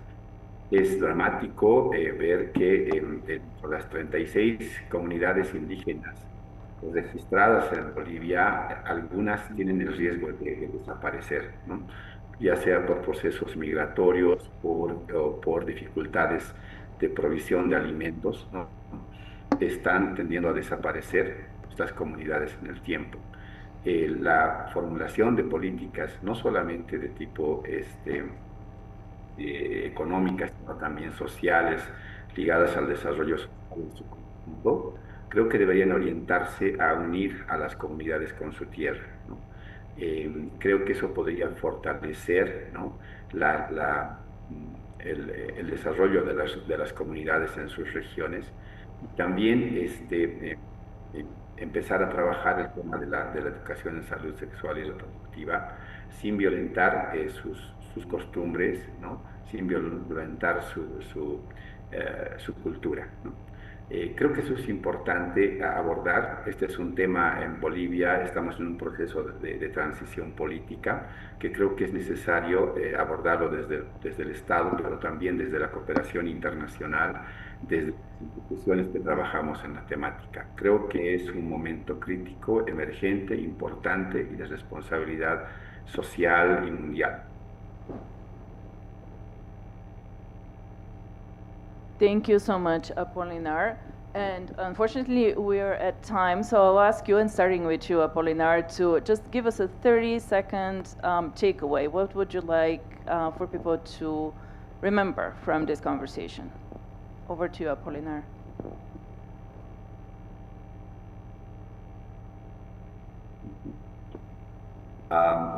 Yo quisiera que recuerden que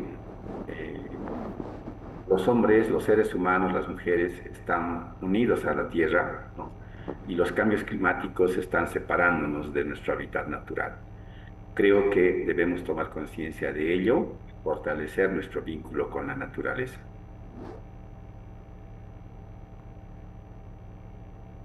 Thank you so much, and thank you for sticking to the time. All right, over to you, Ayuba. I'll go in the opposite direction this time around. Just 30 seconds reflection. What would you like people to remember? Merci. Je vais juste dire qu'aujourd'hui, le besoin d'adaptation a besoin également qu'on fasse une attention particulière, qu'on ait une attention particulière à la question du genre et à la question d'intégrité. Et donc, il faut vraiment la disponibilité des services intégrés en santé pour pouvoir vraiment répondre aux besoins des populations qui sont obligées d'être déplacées par des questions de tension, par des questions de climat, et également éduquer la population à la question de résilience. Merci.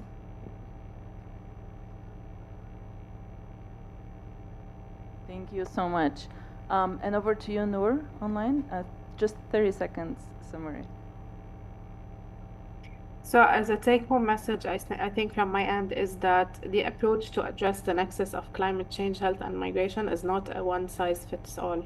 It has to be tailored and very specific to each context that we are working in to better understand this and address it. Thank you so much. Dr. Koli Fule? Thank you. I think for me, it's really understanding that climate-related events are no longer a question of if, but they're a question of when. And we've seen that when they strike, the frequency is going higher and the severity as well. So it's very important for us to start looking at how we can integrate SRHR into the disaster response plans across the migration continuum, starting from pre-migration, transit phase, up to integration phase. Thank you. Excellent, thank you. And over to you, Michael, online. What's your 30-second takeaway message? Yeah, thanks. I'd like to pick up from the positive aspects of migration and look at it as an opportunity to identify the faults within the health systems and fix those and make the system much more resilient to be able to take up extra needs when they arise. And then that also sometimes the solutions lie within the people that are on the move themselves, because as we said, nurses, doctors, midwives are part of the communities that move. Thank you. Thank you so much, Michael. And I want to end with your message of peace, the way you started. I really like that. And how we build peace at all the different levels where we operate. I think this is something that we all can contribute to. Contribute to a world that we want to see, not the one that exists currently. Thank you so much, everybody. Please join me in thanking our wonderful panel for the excellent discussion today. And if you would indulge me for just 1 minute, I'm not going to be here tomorrow, but I want to take a minute to thank our interpreters, because that job is hard, and I swear I think that they know what we're going to say before we say it. So please join me in thanking our interpreters for the hard work they did.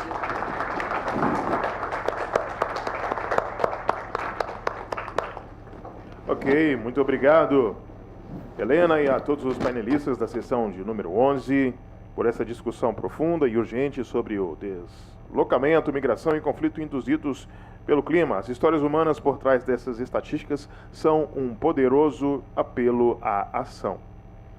Agora faremos uma pausa para o almoço e retornaremos às 14h30. Por favor, aproveite sua refeição. Estamos ansiosos para recebê-los de volta para o nosso último painel do dia.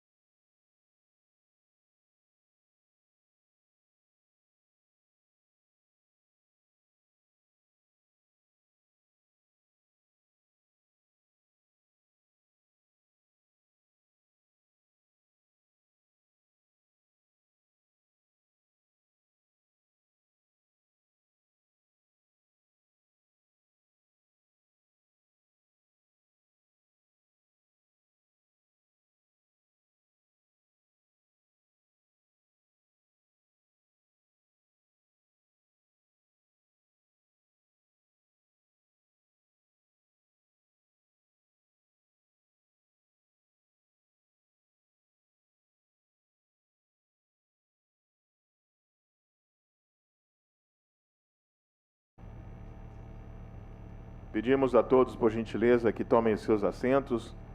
Aqueles que, porventura, ainda estejam do lado externo do auditório, pedimos também que entrem e se acomodem. Dentro de poucos instantes, vamos retomar as nossas atividades.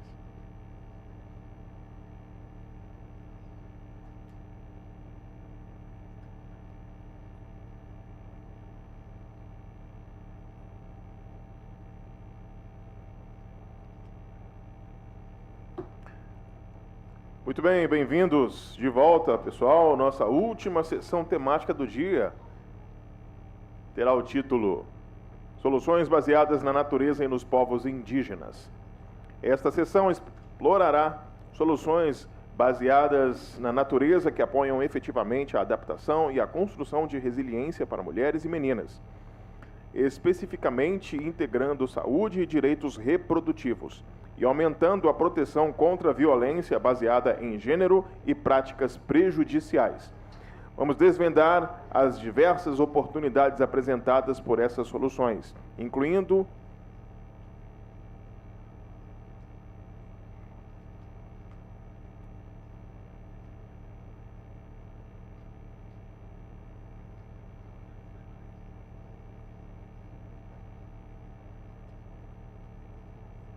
muito bem, incluindo a senhora Alice Cafaro, não é isso? Nossa relatora, Alice, nos guiará nessa fase final do desenvolvimento da chamada para ação, Call to Action. A senhora Alice está presente?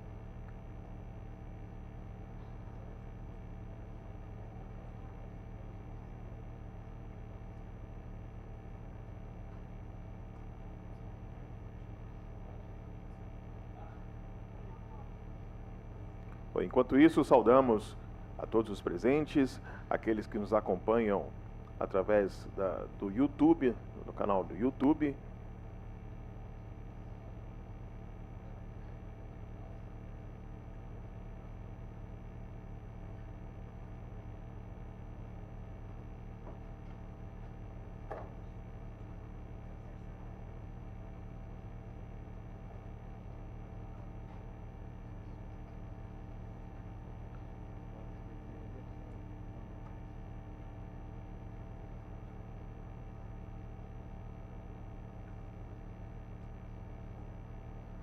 Muito bem, retificando aqui as informações, para este último painel, convidamos com grande prazer a moderadora dessa sessão, a senhora Mamahela Matamane, do Fórum Parlamentar da SADC, não é isso? Muito bem, uma salva de palmas, por favor. Seja bem-vinda. A palavra é sua.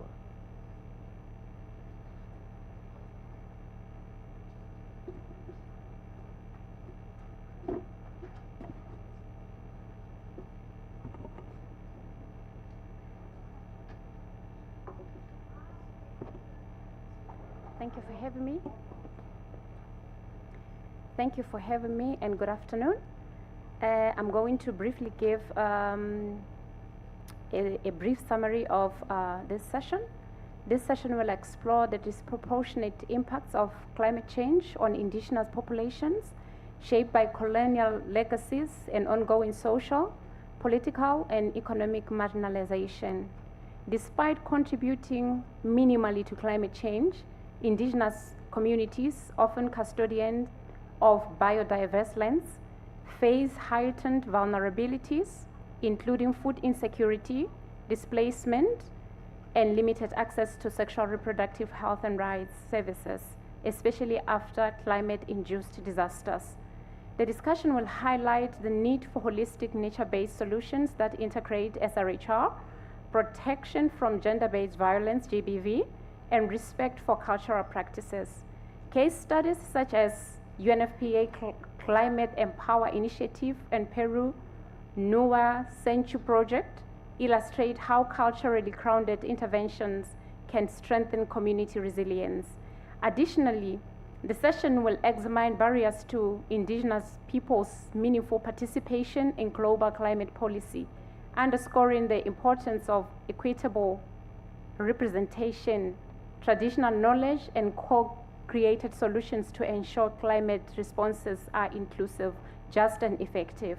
And the objective of our session today will explore nature-based solutions that effectively support adaptation resilience building for women and girls, specifically by integrating SRHR and enhancing protection against GBV and harmful practices.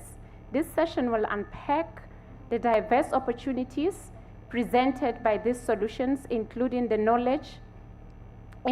vital role of indigenous groups in effective adaptation and resilience measures, knowledge management, and avoiding maladaptation. Furthermore, it will delve into the concept of ecosystem-based adaptation for food security assembly. Thank you very much. Without any further ado, I will go straight to our first presenter, who is Shobna Sori, a researcher from the University of Witwatersrand. Kindly join me in welcoming Shobna to the stage. Thank you.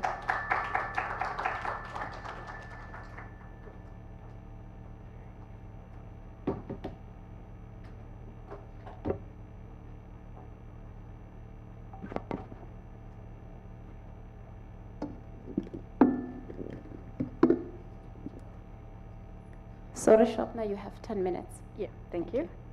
Let's see if this works better for me today. Good afternoon, everyone. Can we start the slide presentation, please?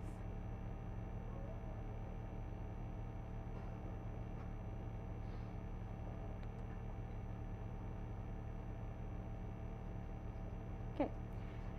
Thank you so much for being here. Today I'm going to talk to you about an experience that we had recently in one of our projects in developing heat adaptation interventions for pregnant women and their infants, and just giving you an African perspective on this. So as a bit of a background, we know now that temperatures in southern Africa are rising twice as fast as the global average, and this poses significant health risks for maternal and newborn health. In particular, Southern Africa faces additional challenges due to poverty, inadequate infrastructure, ecosystem degradation, and this again makes vulnerable groups such as pregnant women in subsistence farming communities as well as urban informal settlements much less able to adapt. Social norms and gender inequalities, as we've heard, further constrain women's agency and ability to adapt to these changes. And lastly, research on these heat-related harms in pregnancy, as I said on Monday, is limited, especially around interventions to actually reduce these harms. And so the study that we did is called HAPPY. It stands for Heat Adaptations for Pregnant Women and Infants. The aim of the study was to co-produce multi-level, multi-component interventions to reduce heat impacts on pregnant women and infants, and in diverse contexts as well. The setting I'm going to talk about today is the South African setting, which is low-income urban informal dwellings in a district in South Africa. The first part of the study was very formative, so we did a lot of qualitative work. We enrolled 26 pregnant women between March and May 2024. We did thermal monitoring. We had serial IDIs during their pregnancy and in the early postpartum period. We conducted key informant interviews with community leaders, and we also had some ethnographic observations. Don't stress, I'm not going to give you the results from all of that. I'll be here all day. So this is a picture that you are, I'll change it on my screen, that you are now familiar with. This is the informal settlement that we work in. The one on the left is much more densely packed, as you can see. And I think while looking at this picture, just think about nature-based solutions in this space and how you could potentially put nature-based solutions in this space. So again, this area is very characterized, as you can see, by overcrowding. The households are literally makeshift structures. They are not very stable. They don't have much in terms of shading. It's made of very cheap construction materials, mainly metal. And these homes have a very low thermal mass, which really means that it heats up quickly, it radiates heat quickly, It does cool down quickly at night, but we'll see whether that actually happens. This area has no piped water. There is no electricity in this area. Obviously no road infrastructure to get services to people. Very few trees except for those on the far end, and no green spaces at all. And this is really the epitome of unsustainable urban development that we heard about this morning. So what we did is we wanted to capture heat exposure that pregnant women are exposed to. And we didn't just want weather station data, because weather stations are quite far from where women actually live. We wanted to capture their microclimate exposure to heat. So we had household temperature exposure measurements using thermal monitoring in the participants' bedrooms. We had outdoor heat exposure in the form of a mini weather station at a nearby health facility. And because pregnant women spend a fair amount of time in health facilities, we also monitored temperatures in antenatal care waiting rooms, postnatal wards, as well as the labor ward. And this is a graph that I gave you a sneak peek into on Monday. Again, just to highlight that when we look at daily maximum heat exposure, and this is apparent temperature, it takes into account both the heat and the humidity. We see that the highest exposure is seen inside women's households compared to outdoors. And this was a heat wave that we experienced, and maybe just to give you a little bit extra background, the time that we did this study was not actually in the middle of summer. This was actually towards the end of summer, almost moving into autumn.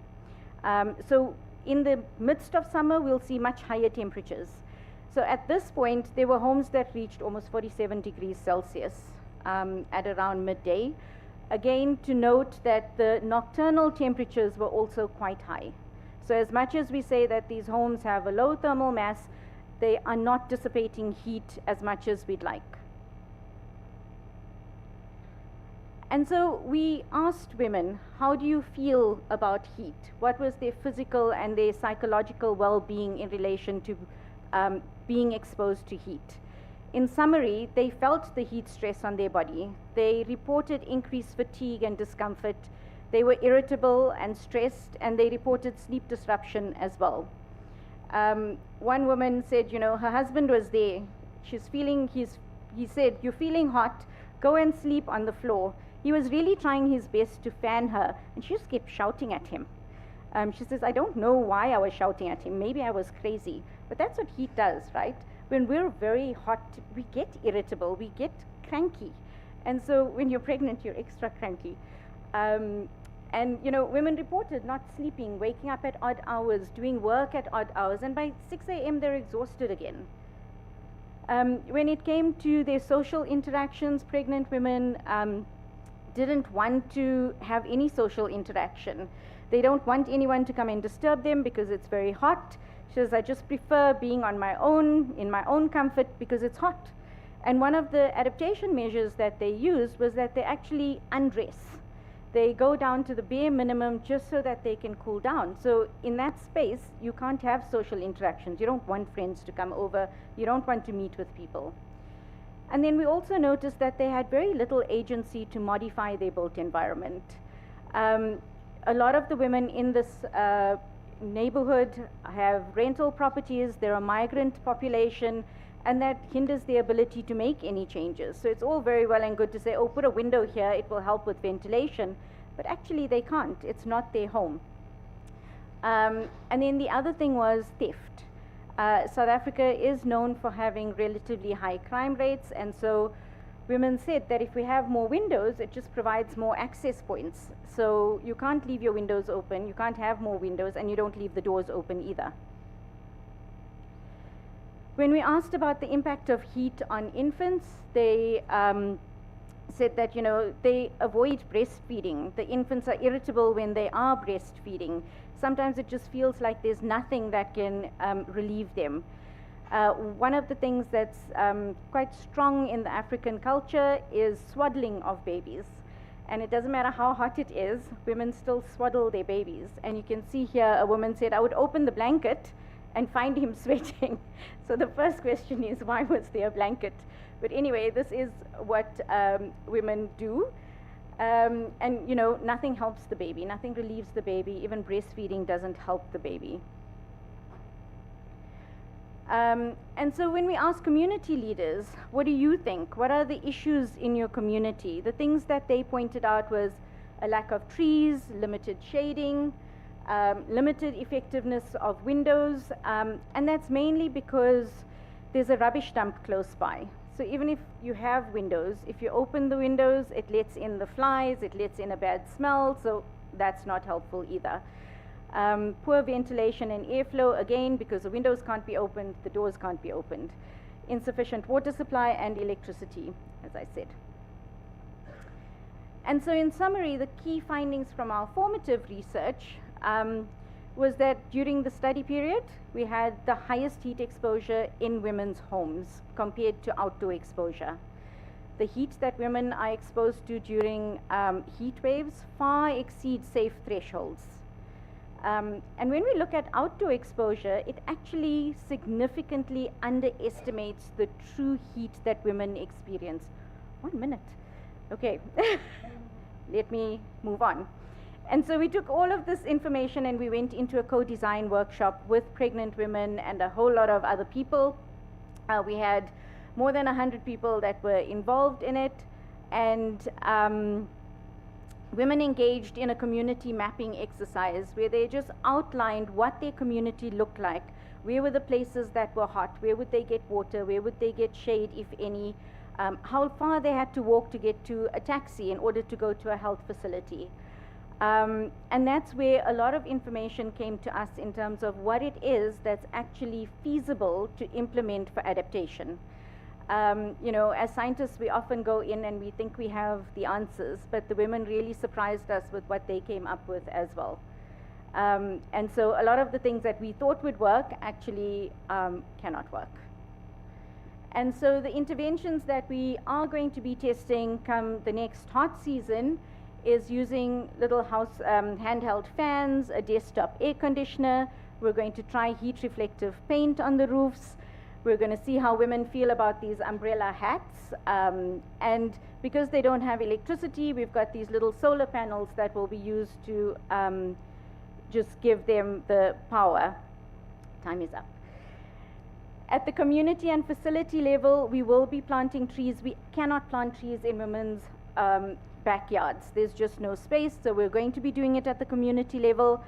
We were told that we need to be careful about where we do this, because come winter, the wood is more valuable for heating, and so trees will be cut down. Yeah, I think we can end there. We're going into stage 2 at the end of the year. Thank you. Thank you so much. Yes, we can clap hands for Sabrina. Thank you so much for such insightful information of what women are going through in South Africa in the face of climate change. Without any waste of time, we are going to go straight to our second presenter. In fact, we have 2 presenters online who are joining us online. We have Caroline, who is the project coordinator, Natural Resource Management and Climate Change. Caroline, you have 10 minutes to do your presentation, and we will also have Gabriel Smiles. Oh my God, sorry if I'm butchering your names where I'm seated right here. But our second presenter also will be Gabriel, Program Director for Sounds Right Museum for the UN, and he will be having 6 minutes. So, Caroline, you have the stage. Please continue with us if you are there.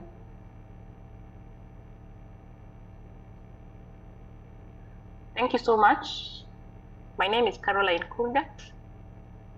I'm the project coordinator working with COSME project, that is Conservation and Sustainable Management of Coastal and Marine Ecosystem, under Plan International.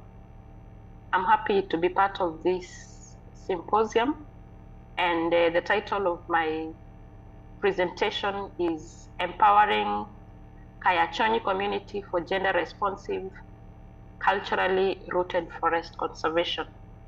So I just want to give you a brief of the COSME project, which is implementing this project.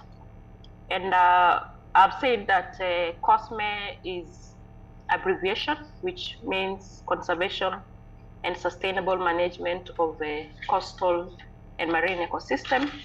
And we are working in Kenya, the coastal part of Kenya, in Kwale and Kilifi, and 65 communities, that is the terrestrial communities and also marine communities.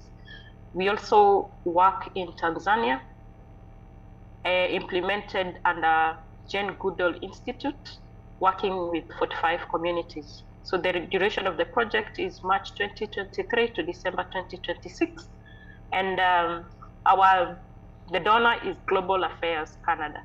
So we have partners who are working with us, that is the Cascadia, and we are also working with Jane Goodall Institute and working with the government institutions, that is national and county governments, and working with bodies that conserve forest, both terrestrial and marine. So I want to go deep into our pillars, which we have 3 pillars which are interconnected. So the first one is on nature-based solutions, where we have 3 of them, and my topic comes from one of the nature-based solutions under this, with the culture that is deep-rooted in one of the communities around the forest. And this is directly linked to the women agency and also on issues to do with governance. So under the nature-based solutions, we have trainings and input for women on seaweed, mangrove, and forestry conservation. And on the agency of women, we have the trainings on gender justice journey. This is a methodology that is being used for the women who are working around the forest. And we're also working very closely with the women rights organization and youth-led organization and the 4K clubs, that is in schools in Kenya. So let me now go deep into my topic, and I'm asking myself, why Kaya Chonyi? So when you look at my picture, you can see some huts, and it is inside the forest. So these are the sacred Mijikenda Kaya forest, which is recognized with UNESCO as World Heritage Site, located in Kilifi, and we also have some in Kwale. We have a variety of them, which looks like that. And in this forest, which are called Kayas, they have biodiversity, an exceptional one, very rich in biodiversity when it comes to rare species of birds and reptiles. And these forests once sheltered fortified Mijikenda villages in 16th century until about 1940s. But as we speak right now, in this sacred Mijikenda Kaya forest, we have very few villages where people go and conduct some rituals there. So why do we have a decline in this? One is because of the culture, which was once deeply rooted, but it has reduced. It has, with also the issues of population, it has caused a very significant fragmentation and leading to significant loss of the tree cover. And I want to speak more on the culture, which it is depressed when it comes to the communities around it. So what are the causes of this culture in the Kaya forest? So one of the reasons why we do not have that culture that once was used to preserve the forest is that we have stigmatization of traditional practices, where many traditional cultural practices were labeled as witchcraft. So many people distance, especially the young people, distance themselves from this. There is also fear and misunderstanding, where some genuine harmful practices are grouped, and as a result, there is fear. So people fear being part of that. And there is also influence of modern religion with the rise of Christianity and Islam. So there is little that people now cling on the indigenous and the culture that they have before. Then also there is loss of traditional knowledge, where the old people, when they die, there is no one to inherit the deep culture that they have from these communities. So what are some of the challenges that women face under this culture that we once had and which we still have it right now? So one is harmful cultural and traditional norms, where the women are not given that decision. They are not given the leadership, because most of this system, especially which were governed by customary systems, they are given to the male elders. Then another point is that unlimited representation in leadership structures, and we have what we call community forest association, where we'll see that the roles are not given to the women, and if they are not, and if they are given, then they are not influential when it comes to decision making. Women also lack a secure land tenure or rights for forest resources, and we have also the issue of customary land ownership practices, which tend to favor men, reducing women take in forest conservation and discussions. So there is also low access to information and training, which is very important when it comes to women. And women often lack access to capacity building opportunities in forest conservation. There is also literacy gap and household responsibilities further limit their participation. We have the fourth point, which is the triple gender role, where women are confined to reproduction, communal role, and also they are the productive part of the family, where they are breadwinners. So you realize that they do not really participate because they have other things to do when it comes to environmental conservation. And we have gender stereotypes and bias, and these are societal attitudes often undervalue women's opinion and leadership potential. So what is the project doing? That is the COSME project. What is it doing to make sure that these women, because we are working with around 15 communities who are living around this culturally rooted forest. So under Kenya Wildlife Service, which is the key body that conserves the gazetted forest in Kenya, COSME project was given around 16.1 hectares to be able to rehabilitate with the women who are living around this deep ecosystem. And we are working very closely with the community to make sure that we build their capacity and even provide the inputs according to the 3 pillars that we have. So one of the activities that we are working very closely with the community is that we are rehabilitating the degraded areas, and so far we've planted more than 20,000 indigenous tree species just to bring back what it was before.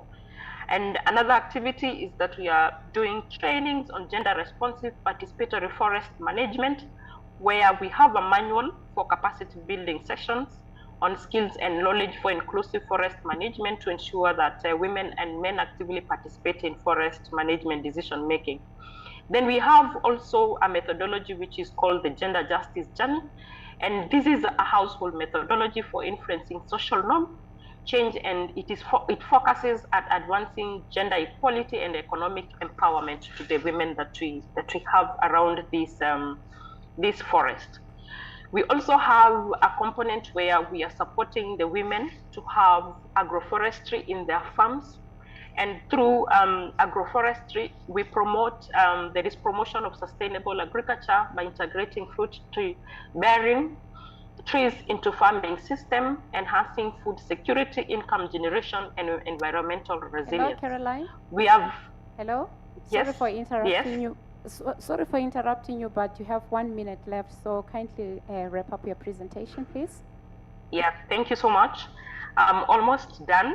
So under that, we are supporting the women to at least have something and to economically empower them. And this is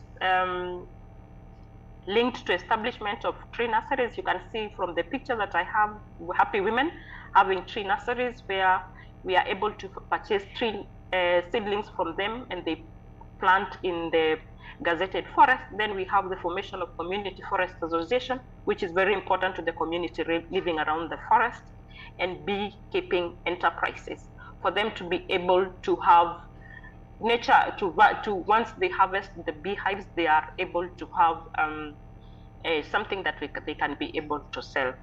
Thank you so much. Thank you so much, Caroline.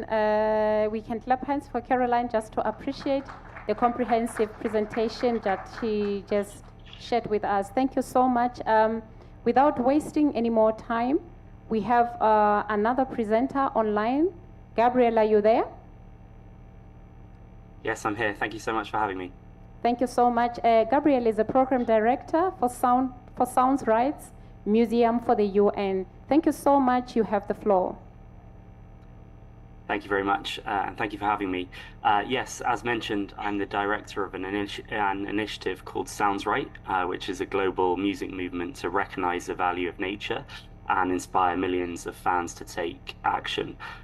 Given it's a music initiative and very visual, I thought the best way to kick this off is to share a 2-minute video explaining the initiative and our first year of launching Nature as an official artist. Sorry, Gabriel, as you are sharing the video, you have 8 minutes. You have Thanks. 8 minutes to deliver your presentation. Thank you. Got it.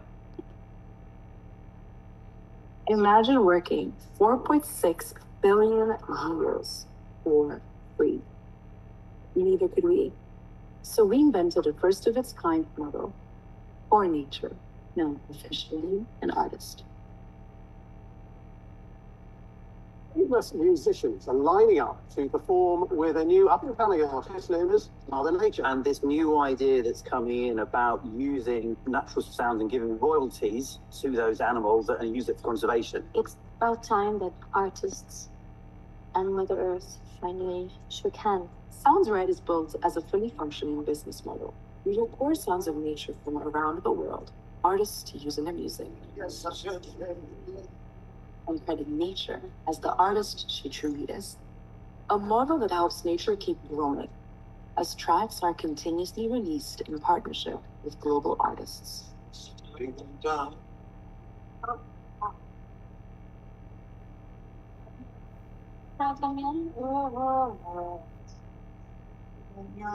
Allowing fans of music to become fans of nature by simply doing what they already love doing, listening to music. We have put together a really high-level executive advisory panel to help then direct the funds that are collected through those royalties back into nature conservation. We launched in partnership with Spotify, the global network of billboards, with the notion that nature is now an official artist and finally credited for her work.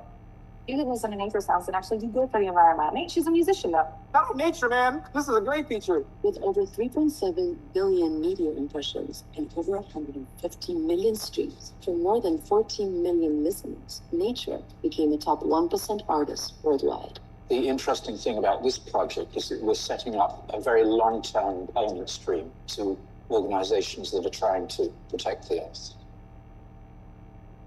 How does that sound? Cheerios. A breakfast.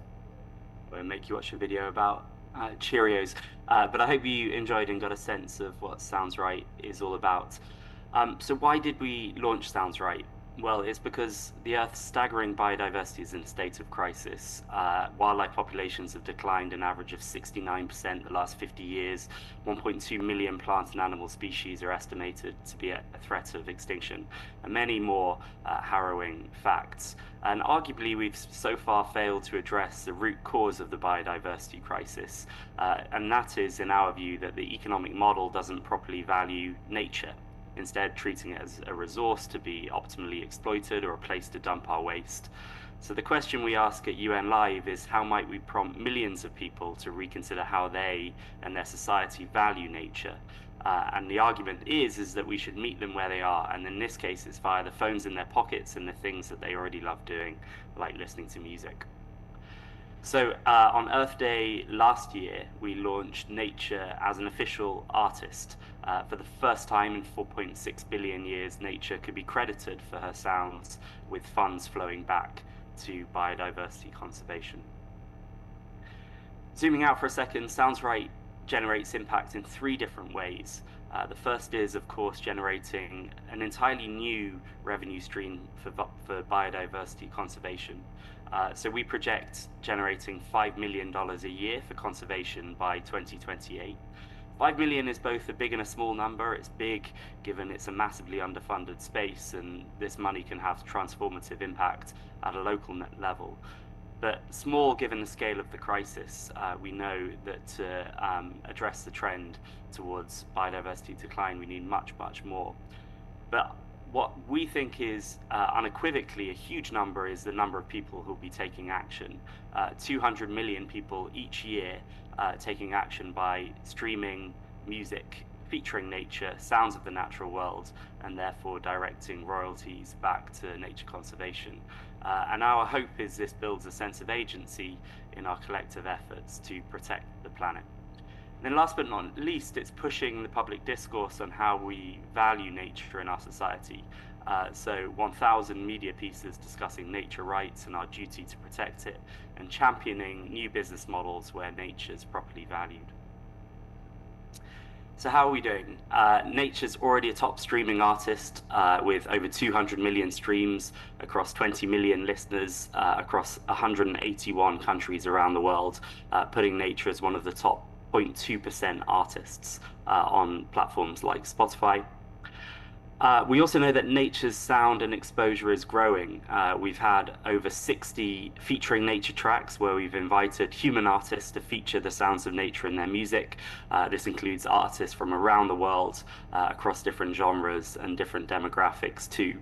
And what you're looking at here is a billboard in Times Square last month where nature was championed as an artist. I mentioned pushing the public discourse. So far, the story's been picked up by over 560 media outlets around the world, including the BBC, Times of India, Forbes magazine, and many, many more, with a potential audience of 4.2 billion people. So this story is really capturing the imagination about how we might value and credit nature. We've also been pushing nature connectedness amongst young people in Denmark, Colombia, and soon in Kenya too.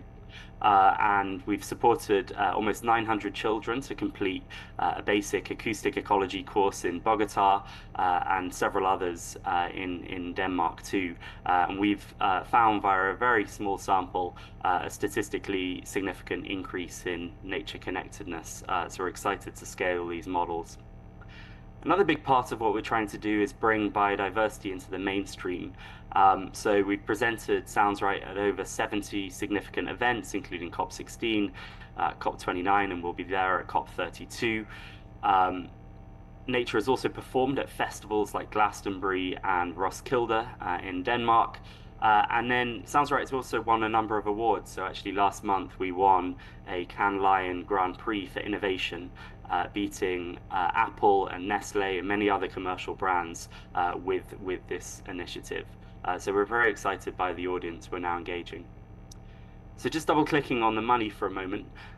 So far via the Sounds Right Fund, which is hosted by a UK registered charity, Earth%, we've donated just under $250,000 to community and indigenous-led conservation projects in the tropical Andes.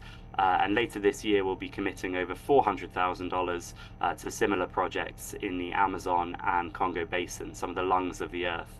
And in turn, that's supported 4,500 hectares of natural habitat, and 6,000 people directly or indirectly have benefited. So essentially, we generate royalties from streaming. Yes, one more minute. Sorry for interrupting you. You have 1 minute to wrap up. Thank you. Okay. So yeah, 50% plus of the recording royalties go to high impact conservation projects in key biodiversity areas around the world. We have an independent executive advisory panel that takes decisions on where those funds go. That panel is majority Global South. It includes representatives of indigenous peoples, given the outsized impact that those communities have on protecting the world's remaining nature. Here are 4 of the projects we supported in the Colombian tropical Andes. As I mentioned, each of them are indigenous or community-led. And last but not least, we're gearing up for COP30, where we'll be announcing funds going to the Amazon and Congo Basin, but we'll also be releasing music featuring sounds of those places too, and also democratizing the opportunity for any artist to collaborate with nature. So all you have to do is listen wherever you stream your music, on Spotify or Apple Music or Amazon Music, wherever you might be. Search for nature in capital letters and enjoy our music, and in turn donate to biodiversity conservation. Thank you very much. Thank you so much, Gabriel. Quite interesting delivery right there. Please stay online. I'm sure most of us have questions on what you have just delivered. Thank you so much. Thank you so much. Without wasting any more time, we are now going to get into the next session of our session right now. We have our panelists. The first panelist that we have is Samantha, who will be joining us online. Samantha, ecosystem restoration specialist at UN Decade Ecosystem Restoration. Are you there, Samantha? Yes, hello, I'm here. Oh, thank you so much and welcome. And we are now having, we also have Jane. Jane is a policy and advocacy officer, Center for Study of Adolescents in Kenya. Thank you so much for joining us.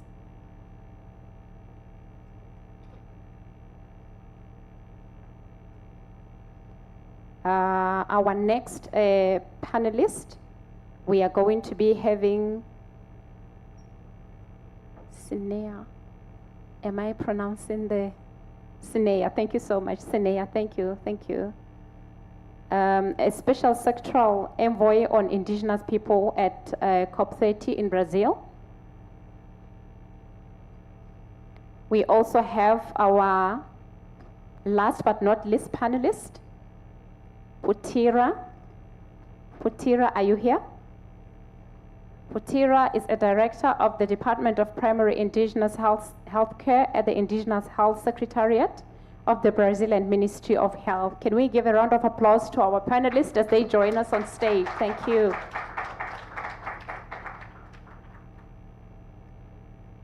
Thank you so much. I am going to start with Samantha.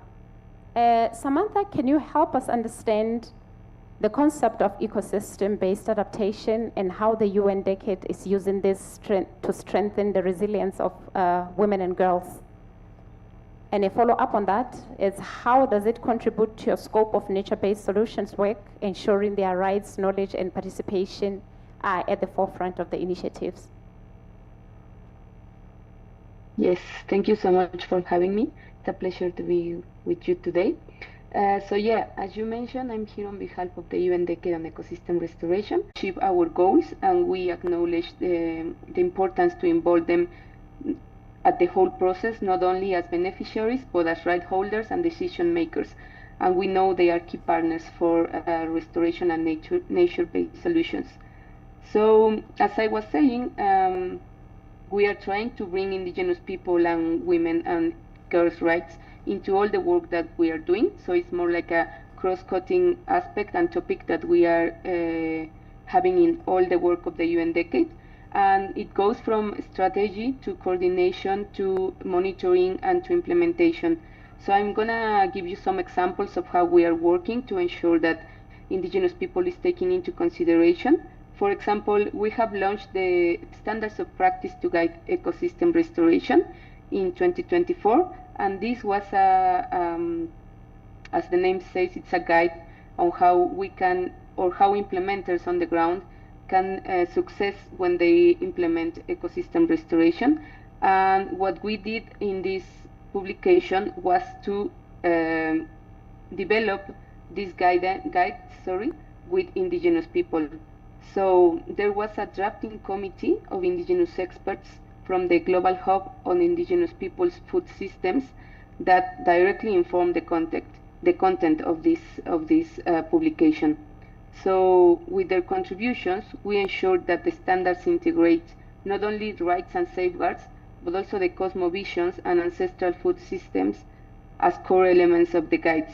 Of course, taking into consideration also the aspect of women and gender roles in this guide. We also have, at the UN Decade, we have a capacity, knowledge, and learning action plan, which has different initiatives that were identified as knowledge gaps that we need to work on to advance ecosystem restoration. And one of these initiatives is focusing on indigenous people restoration approaches. So this initiative will be co-led by indigenous people from the design to the implementation. And the objective is that indigenous communities can document by themselves and share their restoration practices with their own voices. So the idea is to ensure that there could be knowledge exchange between indigenous communities and that they are the ones telling the story. We are also working in this initiative to try to bring the women aspect and the gender aspect to ensure that they are also represented in these approaches. We are also working with a challenge, we call it challenge of an action plan, which are kind of like the leading activities that are guiding the decade. And these ones are like as I was saying, the activities that guide us from commitments to action. So one of these challenges, it's focusing again on indigenous people, and this one is focusing on recognizing the land and resource rights of indigenous people and local communities as cornerstones of global restoration movement. So what we are trying to do here, working with partners, NGOs, indigenous communities, and even academy, is to try to promote the leadership of indigenous people, again bringing the gender aspect so that women leaders can be involved in this challenge, so that we can bring this to the environment agenda. We are trying to promote locally led restoration practices and include them into national, regional, and international restoration planning. So, for example, we have worked with indigenous communities so that they can showcase the work that they are doing and why it's so important to have them as key stakeholders. We have worked and we have organized some events at COP, CBD, and UNCCD, so that we can showcase indigenous restoration models, knowledge systems, and the importance of upscaling indigenous-led and community-driven restoration. So as you can see, it's also trying to bring indigenous people and the gender focus again into the policy development so that member states can integrate these aspects into their national plans. Thank you, Samantha. Thank you, Samantha. In the remaining minute, can you take us through how we can scale ecosystem-based adaptation solutions in the next 5 to 10 years, and what we must avoid in implementing this concept? How can it be most transformative, especially for women and girls, in the remaining 1 minute? Okay, so thank you for that. So I think what we need to do is to really involve women in the planning of the ecosystem-based adaptation solutions. So we really need to involve them since the design of the project so that we can have their vision and so that we can adapt the projects in a sense that they can benefit and that they can really be empowered. And what we also need to do is like to support and promote and advocate indigenous people and women-led projects so that they can receive more support from governments and from private sector, for example, because this is one of the main gaps that they are seeing, a lack in funding. So we need to try to advocate and promote this type of projects globally and in the international agenda so that they can receive more support. And again, it's really important to involve women since the design and planning of the projects. Thank you so much, Samantha. Thank you so much. In the interest of time, I'm going to go straight to Jane.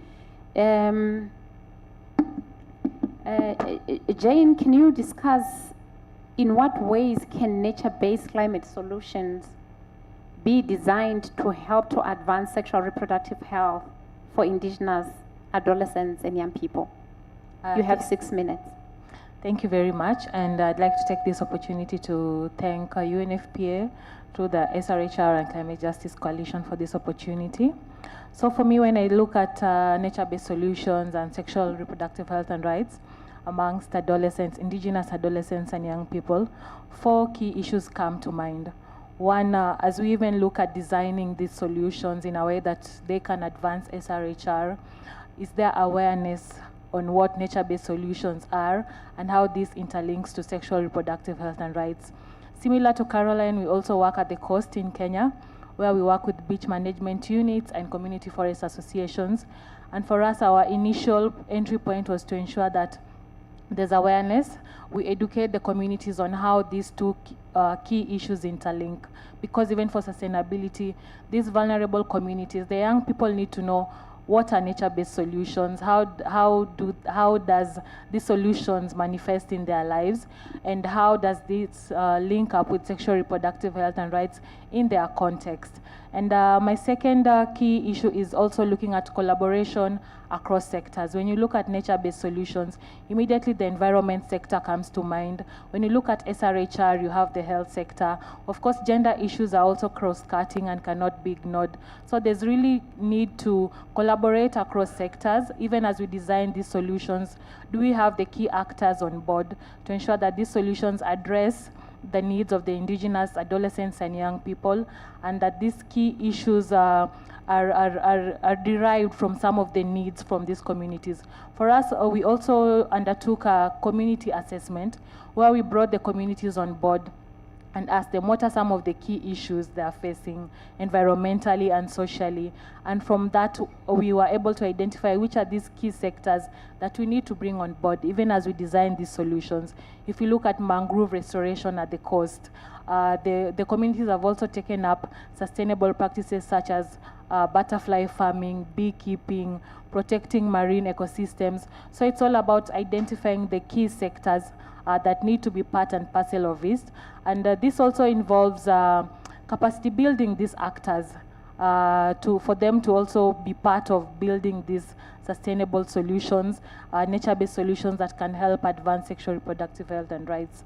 And thirdly, I'm looking at involvement, meaningful involvement of young people in the designing of these solutions. Most times we leave out the adolescents and young people out of such engagements, but for me, I'm looking at how can these young people be part of the solution, considering these indigenous communities, they have their ways of doing things, and how can we bring together the indigenous knowledge and scientific knowledge that we have to ensure that these communities, their needs are acknowledged, their views are also appreciated and brought on board when designing these solutions. And when you even look at sexual reproductive health and rights amongst these communities, they have their own way of doing things, even when it comes to accessing services. And for us, the first point was to get to understand when it comes to accessing maternal health services, contraception services, what were their key concerns, and how do we bridge this gap? And also this involved bringing the healthcare providers on board, for them to also understand the context of these communities, the sexual reproductive health rights and needs of adolescents and young people, as we come up with solutions that look at the interlinkage of nature-based solutions and sexual reproductive health and rights. And most importantly, we have policing. As much as we may design nature-based solutions that are also aimed at advancing sexual reproductive health and rights by promoting the interlinkage, the integration, while addressing these issues, it's very important for this to also be embedded in policies and plans at the county, which is subnational level for us in Kenya, and at the national level. Recently, Kenya has come up with a National Gender and Climate Change Action Plan, which looks at climate change in the context, relating it with gender issues and health issues as well. So when we have such plans, when you have policies in place that addresses these issues, then it's even easy to advocate for resource allocation for us to be able to implement some of these solutions that indigenous adolescents and young people have come up with within their communities. So very important to have this policy, to have this in policies and to have this in plans for implementation. And also just to add that acknowledging the young people when coming up with these solutions is very important, their contribution, their efforts, and them being part of co-creating these solutions that can also help advance their sexual reproductive health and rights, and leveraging on indigenous knowledge as we do all this, as we try to advance sexual reproductive health and rights from a perspective of nature-based solutions. So maybe if I can just give a context-specific example of Kenya. For the project we're implementing in Kilifi County, which is on sexual reproductive health and rights and climate change, initially when we started interacting with the groups, we realized that working with both beach management units and community forest associations, of course there are various needs or there are various challenges that they face, especially when it comes to now the natural resources that they used to depend on no longer providing for them the way they were used to. So for us was, of course, creating awareness that things are changing. You also need to change your mindset, but not forgetting that for us, we were also cognizant of the fact that they're used to doing things a certain way. When it comes to the mangrove restoration, planting the mangrove trees at a particular point in time. And one area that was really lagging behind, of course, was on accessing sexual reproductive health. And for us, bridging that gap by bringing in our healthcare providers, taking community outreaches to them to cultivate that health-seeking behavior, that as they continue to conserve their environment, coming up with very good nature-based solutions, but they also prioritize their health and continue seeking health services. And for the money that they make from some of these nature-based innovations and solutions, they also prioritize using some of that to ensure that they're able to access health services within their communities. Thank you. Thank you so much, Jane. We can clap hands for Jane. Thank you so much for highlighting how best we can use nature-based climate solutions to address SRHR, especially in the face of climate change. And at this point, I'm going to move to Sinea. Sinea, as the special sectoral envoy on indigenous peoples for COP30, how do you envision strengthening indigenous peoples' participation in the global climate decision-making processes and project implementation that addresses community and individual resilience and nature-based solutions? You have 6 minutes. Muito obrigada. Boa tarde a todos e a todas. É muito importante trazer essa pergunta. Os povos indígenas eles têm um caminho conquistado dentro desse espaço, principalmente, né, no que diz a Convenção do Clima, a UNFCCC. Então, desde 2008, nós temos dentro desta convenção o Caucus Indígena, que é o grande fórum de mudança climática para povos indígenas, onde nós nos reunimos ali globalmente para levar todas as nossas demandas nos temas que são discutidos dentro da UNFCCC. É muito importante dizer que isso é uma conquista dos povos indígenas, para que eles possam estar nesses espaços levando as suas vozes, principalmente nos espaços de decisão. E é muito importante dizer que nesse ano que vamos ter a COP no Brasil, onde vamos reunir, né, um número expressivo de povos indígenas que talvez nunca teve em outra COP, é nesse momento também que queremos trazer todo esse trabalho que os povos indígenas têm feito e estratégia para estar nesses espaços de decisão, levando as suas vozes, porque é muito importante que a gente possa trazer para junto, por exemplo, né, das pesquisas acadêmicas e também do que é discutido nos documentos dentro desses espaços, que os povos indígenas também têm suas referências e têm a sua sabedoria e também têm os seus documentos que são articulado e bem construído como estratégia para fazer incidência dentro desses espaços. Então, é muito importante dizer que esse caminho que os povos indígenas trilharam desde a Eco 92, para dizer para o mundo que nós somos parte da solução e que nós temos feito esse trabalho em nossas comunidades, com todo esse conhecimento científico indígena, para que a gente possa realmente levar nesses espaços onde nós temos um único objetivo de olhar para a solução. Quando nós falamos soluções baseadas na natureza, a gente também já está sofrendo com impacto diretamente, principalmente nas plantas medicinais. Essa era uma solução que nós tínhamos também como a nossa farmácia viva, e hoje nós enfrentamos esse problema. Então, como nós podemos ter também uma resposta rápida através do financiamento para que a gente possa continuar mantendo todo esse trabalho que os povos indígenas têm feito dentro das suas terras indígenas? É muito importante que a gente possa trazer isso para reflexão. Os povos indígenas, eles têm guardado esse conhecimento, eu não digo milenar, desde que os povos indígenas estão nas suas terras, eles têm feito essa manutenção dos ecossistemas, eles têm junto ali conservado, preservado toda essa parte da biodiversidade, com a sua sabedoria indígena, com o seu conhecimento científico indígena. Então, é muito importante a gente trazer nesse momento esse olhar que nós estamos aqui, né, discutindo como será que nós podemos a cada dia ajudar para que essa questão das soluções baseadas na natureza, elas possam refletir de fato em tudo que nós estamos discutindo e principalmente com essa questão das mudanças climáticas. É muito importante dizer para vocês que o que os povos indígenas têm produzido também como documentos, né, que a gente chama documentos que vão fazer toda essa parte de interação nesses espaços e usar como mecanismo dos povos indígenas. Eu tenho trabalhado principalmente, não sei se colocaram na tela, não colocaram, mas a gente tem trabalhado os planos de adaptação indígena. Esses planos de adaptação indígena, ele traz ali dentro dos planos como as mulheres, por exemplo, tem sido a rotina delas nas comunidades, né? Todo dia a mulher acorda, ela vai na roça, ela vai no rio. Então, a rotina das mulheres tem mostrado, principalmente, como as mudanças climáticas têm impactado diretamente a vida social, a vida cultural e, principalmente, na saúde da mulher, que muitas vezes a gente não encontra nas pesquisas, se a gente for olhar, nem na saúde, nem em outros lugares, se a gente não estiver ali na vivência do que as mulheres têm sido impactadas na saúde de meninas, principalmente.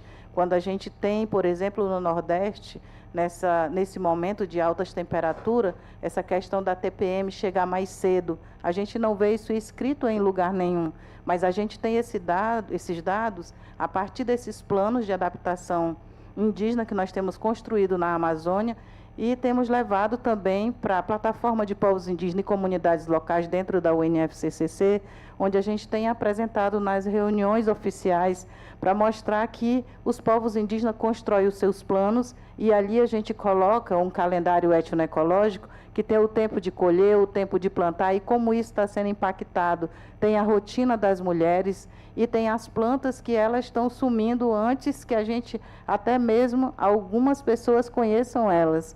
E ali também colocamos as sementes mais fortes e as sementes mais fracas durante o verão e o inverno. Então, os povos indígenas têm se organizado e construído os seus mecanismos para estar nesses espaços, né, discutindo, principalmente levando as suas vozes. Então, é muito importante, eventos como esse, dizer que tem que ser reconhecido todo esse conhecimento dos povos indígenas científicos, e junto com a academia, junto com os pesquisadores científicos, até mesmo do IPCC, a gente trazer isso como parte da solução e poder realmente, né, dar um norte naquilo que nós queremos como um enfrentamento às mudanças climáticas. Muito obrigada. Thank you so much, Sinea. But in just 1 minute, how can COP30 be transformative for indigenous communities, especially women and girls, in regard to climate adaptation and resilience building? Em relação à adaptação climática, nós precisamos estar nos espaços de decisões, porque nos espaços de decisões nós precisamos levar as nossas vozes e ter documento onde vai voltar como política pública clara e chegará aos nossos territórios. Muito obrigada. Thank you so much. We are now going to move to Putira. Putira, what concrete steps does the department take to overcome institutional racism or structural barriers within the national health system that disproportionately affect indigenous peoples, especially under climate stress? You have 6 minutes. Boa tarde. É algo muito complexo, né? Eu vou pedir para nem passar os slides, porque eu trouxe o que nós, enquanto Secretaria de Saúde Indígena, estamos trabalhando juntamente com os territórios, né? A gente só consegue uma política adequada se a gente trabalha com os povos. E com isso, agora, a gente está atualizando, né, a nossa política nacional, que tinha mais de 20 anos, que não era atualizada, aperfeiçoada. E nós encerramos agora, no mês de junho, o último seminário regional, onde nós trouxemos os povos indígenas, todas as regiões, para o diálogo, a partir dos 6 eixos da nossa política. Entre essa, eu vou colocar as medicinas indígenas, que trazem enquanto reconhecimento de todas as tecnologias de cuidado de saúde que nós temos dentro do território. Dessa forma, a gente traz as indígenas mulheres para esse espaço, enquanto as maiores fomentadoras de ciência dentro do território. Então, quando a gente fala do contexto de mudança climática, nós estamos falando do contexto também a partir da invasão, do desmatamento, e toda essa problemática ela é refletida em cima de indígenas, meninas e mulheres. Ou seja, nós estamos falando de tecnologias de cuidado de saúde a partir dos territórios, a partir das parteiras, a partir das raizeiras e assim em diante. Estamos falando de especialista dentro do território. E com isso a gente quer lançar o primeiro programa de medicinas indígenas enquanto povos originários no Brasil. Ou seja, a gente tem uma política inédita que brevemente vai ser lançada até o final do ano, para que esse programa seja reconhecido, todas as tecnologias, e quem disse que nós não somos cientistas a partir dos nossos territórios. E com o processo das mudanças climáticas, a gente começa a perceber a mudança também dentro do território a partir das plantas medicinais, mas principalmente a partir da transmissão de ciência com as meninas, né, das nossas mais velhas.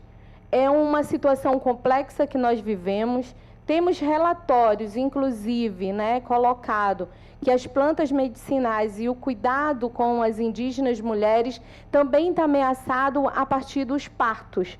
Ou seja, nós temos peixes que não podemos se alimentar, mas temos peixes que nós nos alimentamos para o cuidado dessa mulher no resguardo, o cuidado do corpo, e esse peixe nós não estamos mais encontrando.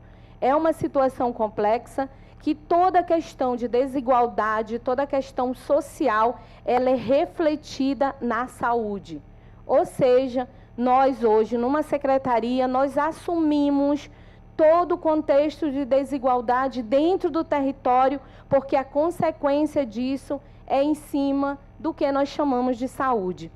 E saúde, para nós, está além do contexto também de demarcação de território.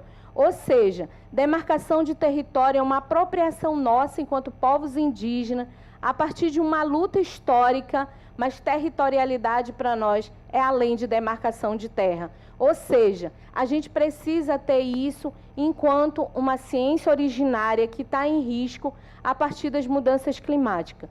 Nós vamos estar na COP30 lançando também o primeiro Programa Nacional de Saneamento. Que bom que agora é com nós, povos indígenas, na gestão, ocupando os lugares, porque todos e todas nós viemos do território, sabemos a complexidade, mas também nós sabemos que precisamos construir com os nossos e nossas parentes de dentro do território. Isso é algo fundamental, né, para que a gente avance nas políticas de saúde indígena, que de fato aconteçam, né, com os povos indígenas. As mudanças climáticas também, como bem sabemos, não impactam a todos da mesma forma. As populações indígenas, especialmente nós, indígenas, mulheres e meninas, estamos na linha de frente dos efeitos ambientais, sociais e econômicos. Dessas transformações todas que vêm acontecendo. Em muitos territórios, são essas pessoas que asseguram a segurança alimentar de suas comunidades, principalmente pelo contexto intercultural, com suas ciências e principalmente com sua coragem. Os desafios que as mudanças climáticas estão impondo em cima de nós é de uma forma muito cruel. Enquanto Estado brasileiro, temos o dever institucional de ouvir, reconhecer e integrar os povos indígenas nos processos todos, entre esse, ouvir na COP30, participar e ter voz de decisão de todo o aspecto.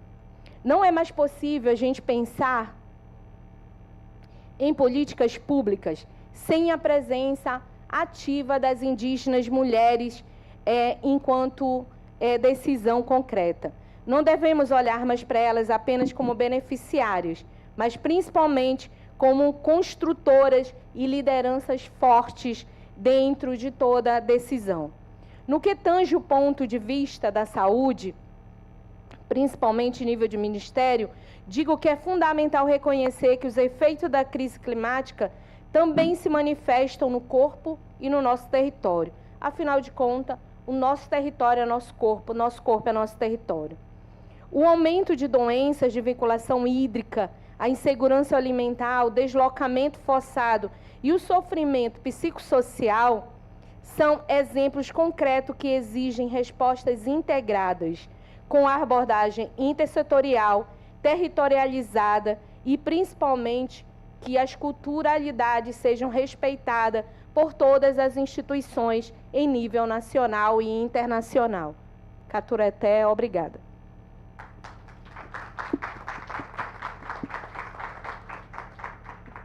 Thank you so much, Butira. In the interest of time, I'm going to take some questions.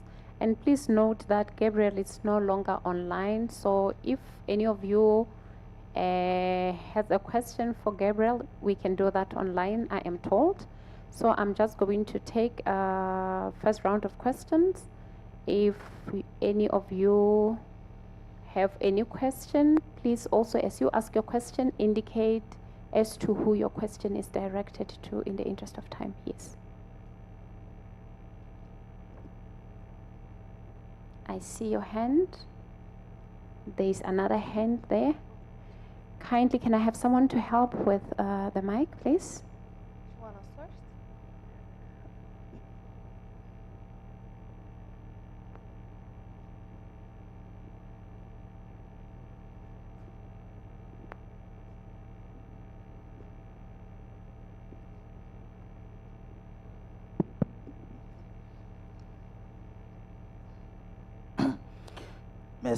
Merci pour cette présentation. J'ai suivi avec attention toutes les présentations et je voudrais me prononcer par rapport aux réalisations des collègues dans la zone de l'Afrique du Sud, où on a vu des réalités qui ne plaisent à personne. Mais je voudrais juste dire qu'on ne devrait pas avoir peur de proposer des solutions avec les populations. Il suffit seulement qu'on les voit comme étant partenaires et non bénéficiaires et qu'on les voit également comme des personnes qui voudraient prendre soin en fait de leur localité, discuter des solutions qu'on veut leur proposer et avoir leur adhésion avant d'appliquer ces solutions. Je l'exprime de cette façon juste pour me pencher sur la crainte des collègues qui disaient on ne pouvait pas prendre le risque de planter les arbres parce qu'en hiver, ils pouvaient couper ces arbres-là pour se réchauffer. Je voudrais tout simplement dire qu'il y a des solutions qui sont adaptées à la nature. Quand je prends l'exemple de la fabrication de charbon écologique à base des déchets, on pouvait en lieu et place de couper les arbres pour se réchauffer, les apprendre à fabriquer du charbon écologique et dire ces arbres-là vont vous permettre à la longue d'avoir plus de fraîcheur, d'ombre et également d'éviter en fait l'avancée de la sécheresse. Donc ça leur permet vraiment de voir la pertinence de ce qu'on leur propose et de contribuer à la protection des arbres qu'on leur a aidé à planter, mais également d'avoir cette solution de formation, de fabrication de charbon écologique qui est non seulement un outil qui leur permet de se réchauffer, mais également de commercialiser. Merci. Thank you so much for your question. I think this one is directed to Shobna. So kindly, you have 30 seconds to ask your question. Let us just be short and precise and straight to the point. Thank you for that. There is another hand over there. I think there was also another hand. You can continue. Then she will come after you. Olá, meu nome é Eduardo. Eu sou jornalista visual, documentarista, e eu estou desenvolvendo uma tese para um próximo documentário que é sobre a adaptação que a população quilombola teve que fazer para conseguir sobreviver em tempos de extrema vulnerabilidade. Então a ideia é observar esse primeiro momento que as pessoas escravizadas saíram das fazendas e conseguiram se manter em territórios extremamente hostis, isolados, e como que eles conseguiram se manter vivos durante esse período.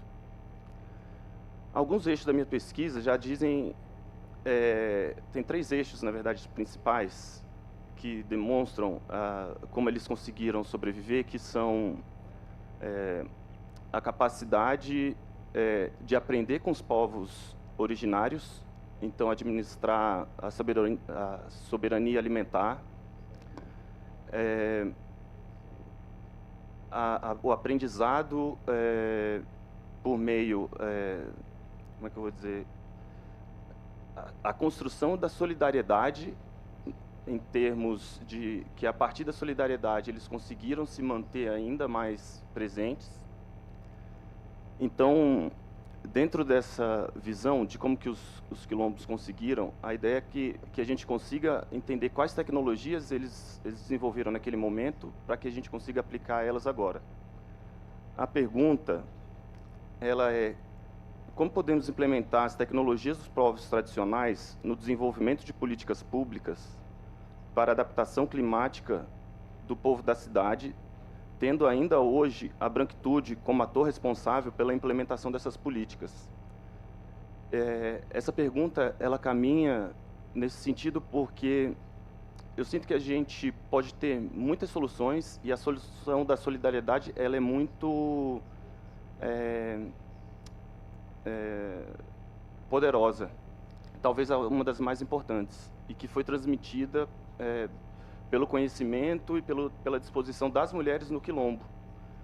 Mas essa é uma particularidade desse povo, que não é do povo da cidade.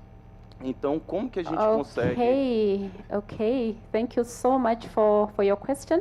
I want to believe that my panelists here have caught your point.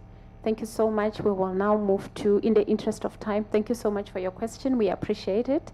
In the interest of time, we will move to, you can ask your question, please. Okay. You have 30 seconds. Ok. Meu nome é Dandara, sou brasileira, sou daqui de Brasília. Fico muito feliz com essa mesa, né, com mulheres indígenas. A gente sentiu muita falta da representatividade indígena, negra, cigana, quilombola. Aqui a gente sentiu falta de várias pessoas que deviam estar aqui nesse evento e não estiveram. Então essas vozes foram silenciadas, então é muito feliz ouvir vocês aqui, nem que seja no final do evento. E uma coisa que eu pergunto é, quando a gente olha para o continente africano, a gente olha com esperança. A esperança de que a gente fala assim, nossa terra-mãe, nós como pessoas negras, né, olhamos para a África falando assim, olha, a gente olha o nosso olhar para lá e de lá a gente tira esperança. E quando olhamos os povos indígenas, a gente também vê esse olhar de esperança. É daqui, dessa visão de mundo, que vai sair algo que vai nos trazer a esperança, a chave da mudança. E aí eu pergunto para vocês, por exemplo, o que vocês veem dessa forma de organização desses eventos? Assim, se vocês se veem nesses eventos, se vocês veem que a voz de vocês vai ser ouvida ou vai ser somente mais um espaço de luta e reivindicação e tal, se existe alguma esperança? Thank you so much. We are really pressured for time. I am sorry, I'm gonna have to cut you off. We are really pressured for time. I don't know if we have any other question. I'll take the last hand. The last hand in the interest of time. Yes, ma'am.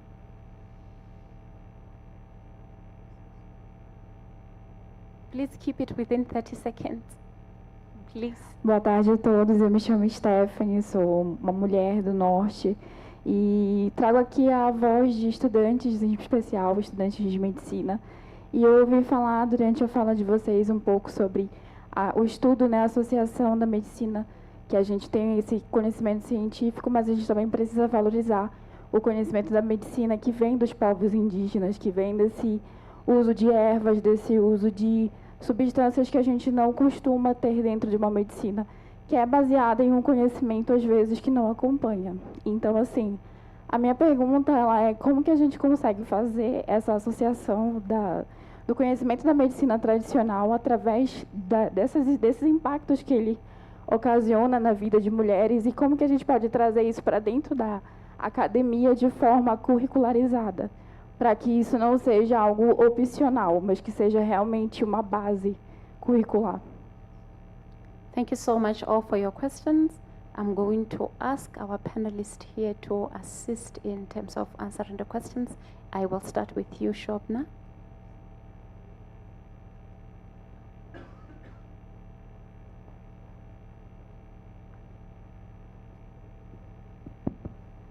Thank you so much. Yeah, sorry, I did run out of time while speaking about our co-design process and what we're actually going to be doing. So thank you very much for bringing that up.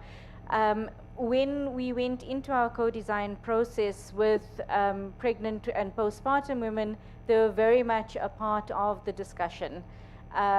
We gave them information from the study, they gave us their perspectives from the community, and even though they said, you know, just be careful about planting trees, one of the solutions that we are putting in place is planting trees.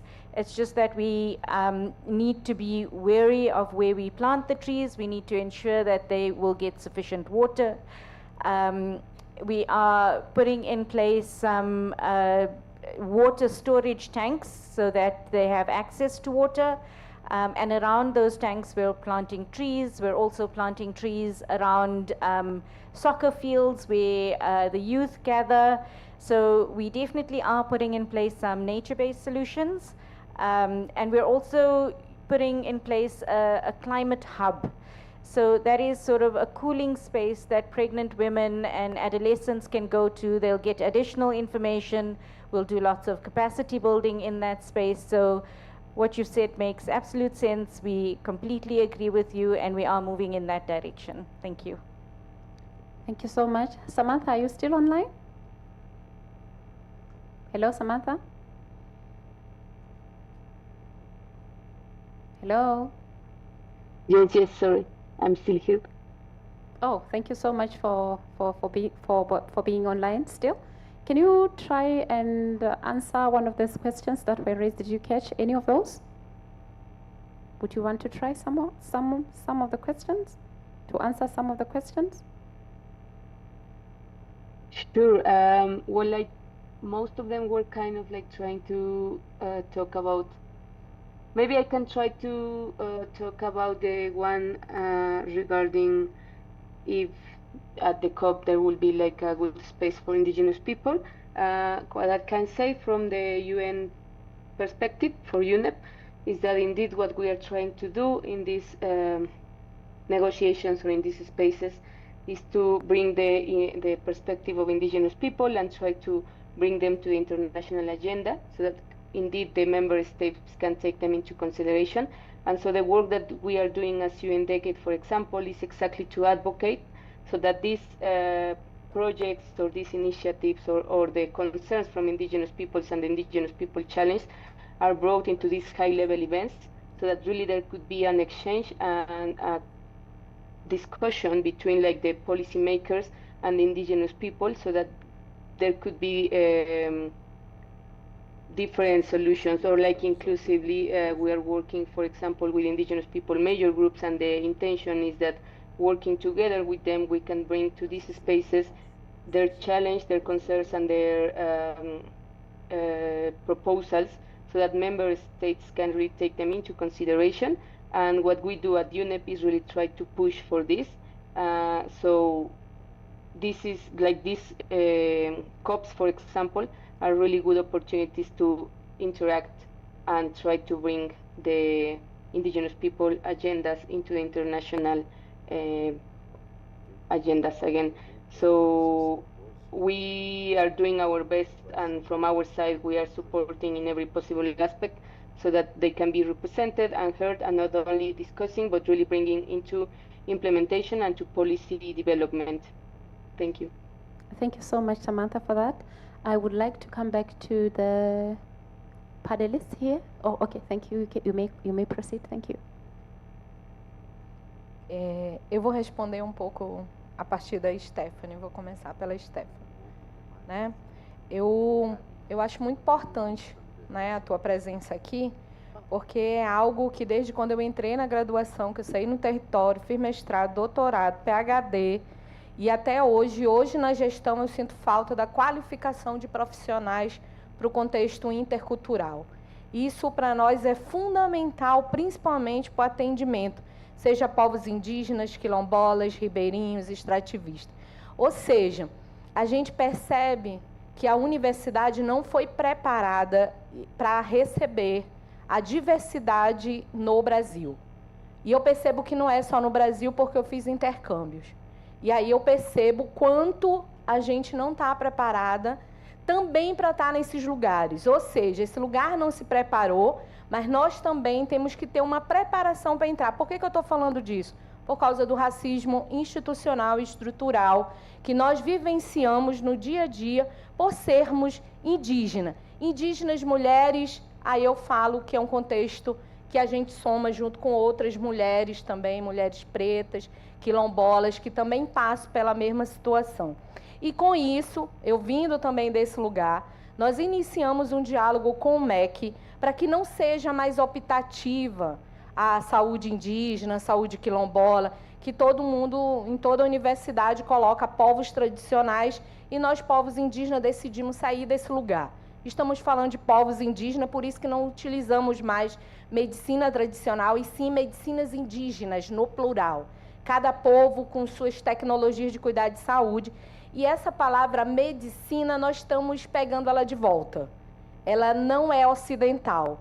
Ela é nossa, porque nós temos mais de 12 mil anos comprovado cientificamente pela arqueologia que nós produzimos tecnologias de cuidado desde há mais de 12 mil anos. Ou seja, a medicina ocidental, quantos anos ela tem? Ou seja, nós estamos nos apropriando, nos colocando de volta no que significa essas tecnologias de cuidado de saúde. E com isso, estamos provocando o MEC, principalmente a outra secretaria, SEGET, com as residências médicas com povos indígenas, que nós queremos também cotas, queremos reservas, porque é um direito. Não é porque nós, povos indígenas, estamos entrando pelas cotas e ações afirmativas que nós não temos capacidade. Não é isso.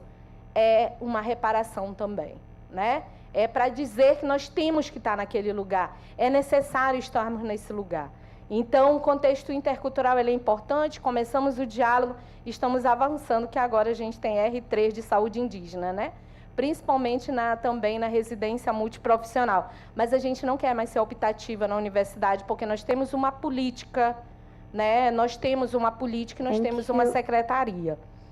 Thank you so much, Putira. In the interest of time, thank you, and I guess that answers the question around issues of solidarity and traditional medicine. Thank you so much. And I understand that we have a question online. Can we...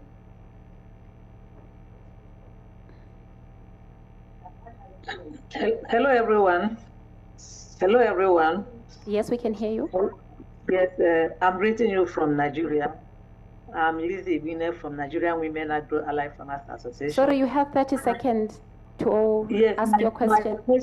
My question is this, because I spoke yesterday and said that the women farmers should be engaged in research. Like I heard somebody now say that planting of trees and and making water available. I don't think it goes like that because if you want to plant a tree, you will do it first or second month of rainfall, and it rainfalls for 5-6 months in some areas. So within 4 months, the trees have gotten roots and have been stable, that they would defy the hot weather. I think it's cheaper that we do it in a way that we spend less money in the maintenance of water when we are planting trees. So the earlier you plant it is better. So my question is engagement of the farmers, the practical farmers in research, so that we can bring in our practical experiences over the years. I've been practicing for the last 20 years and I'm a professional.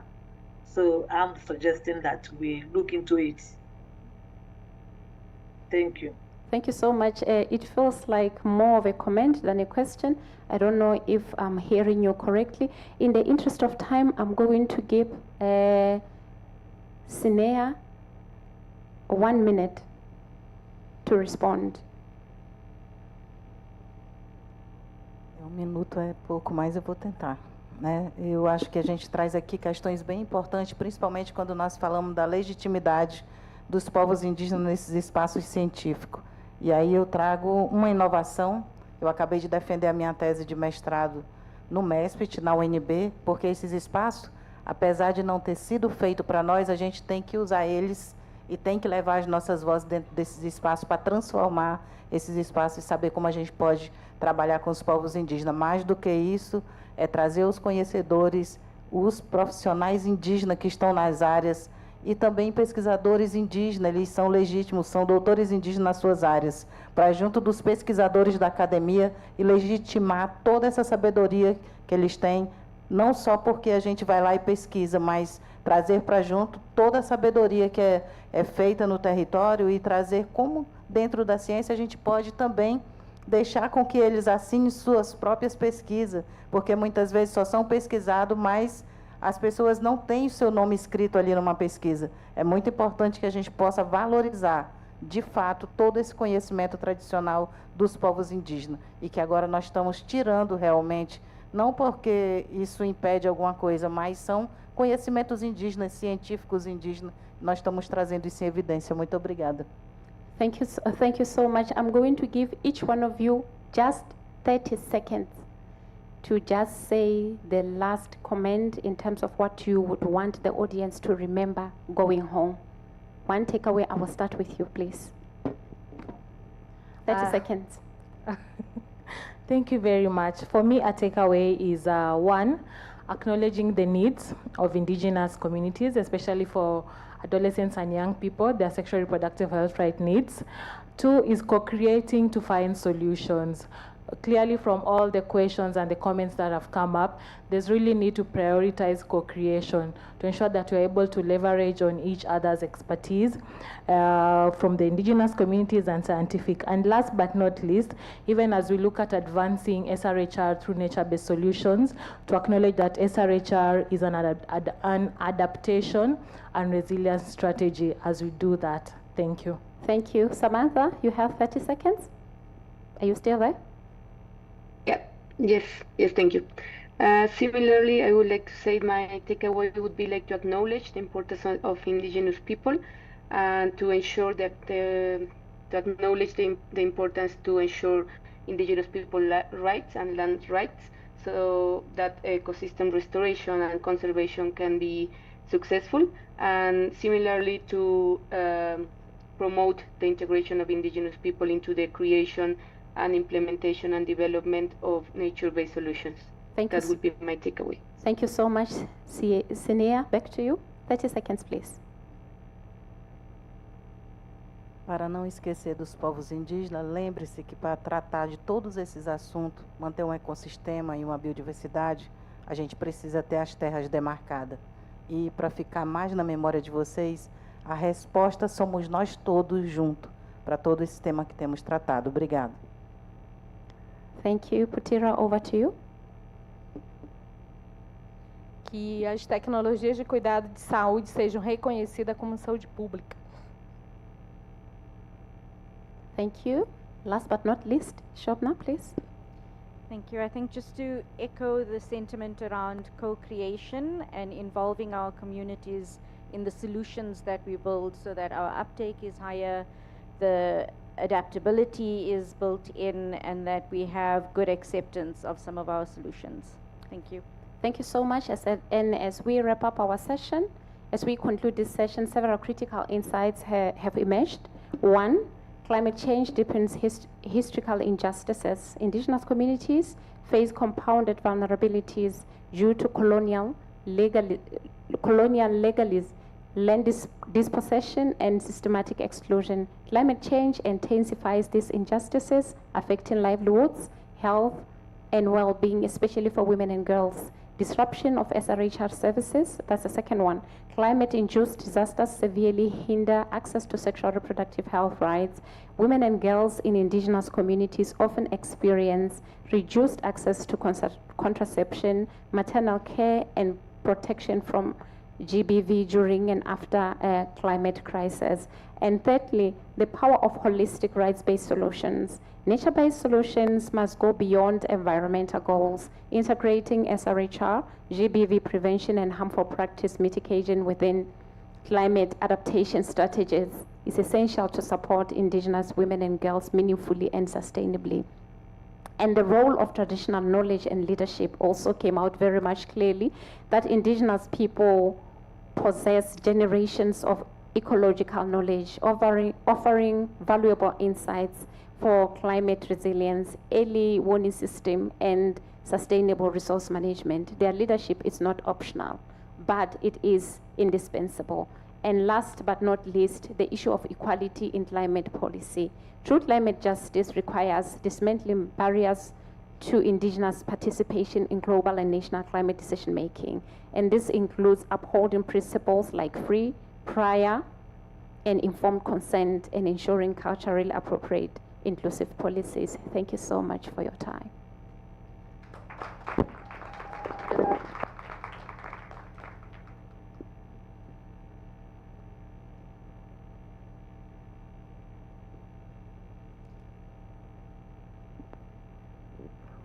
Muito bem, obrigado. Agradecemos a todos os membros do painel. Pedimos, por gentileza, que se posicionem para uma foto deste painel, por favor.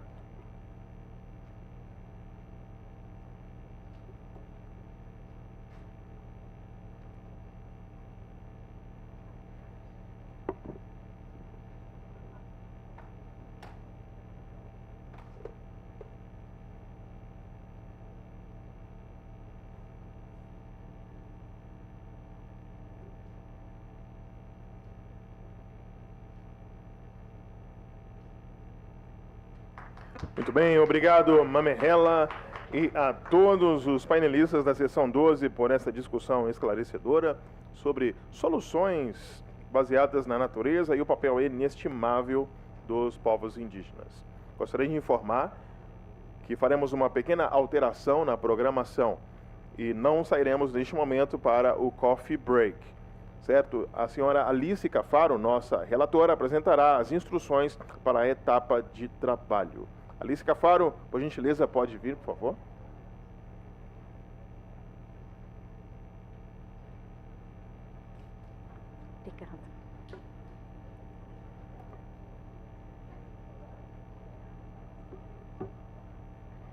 Bom, gente, boa tarde.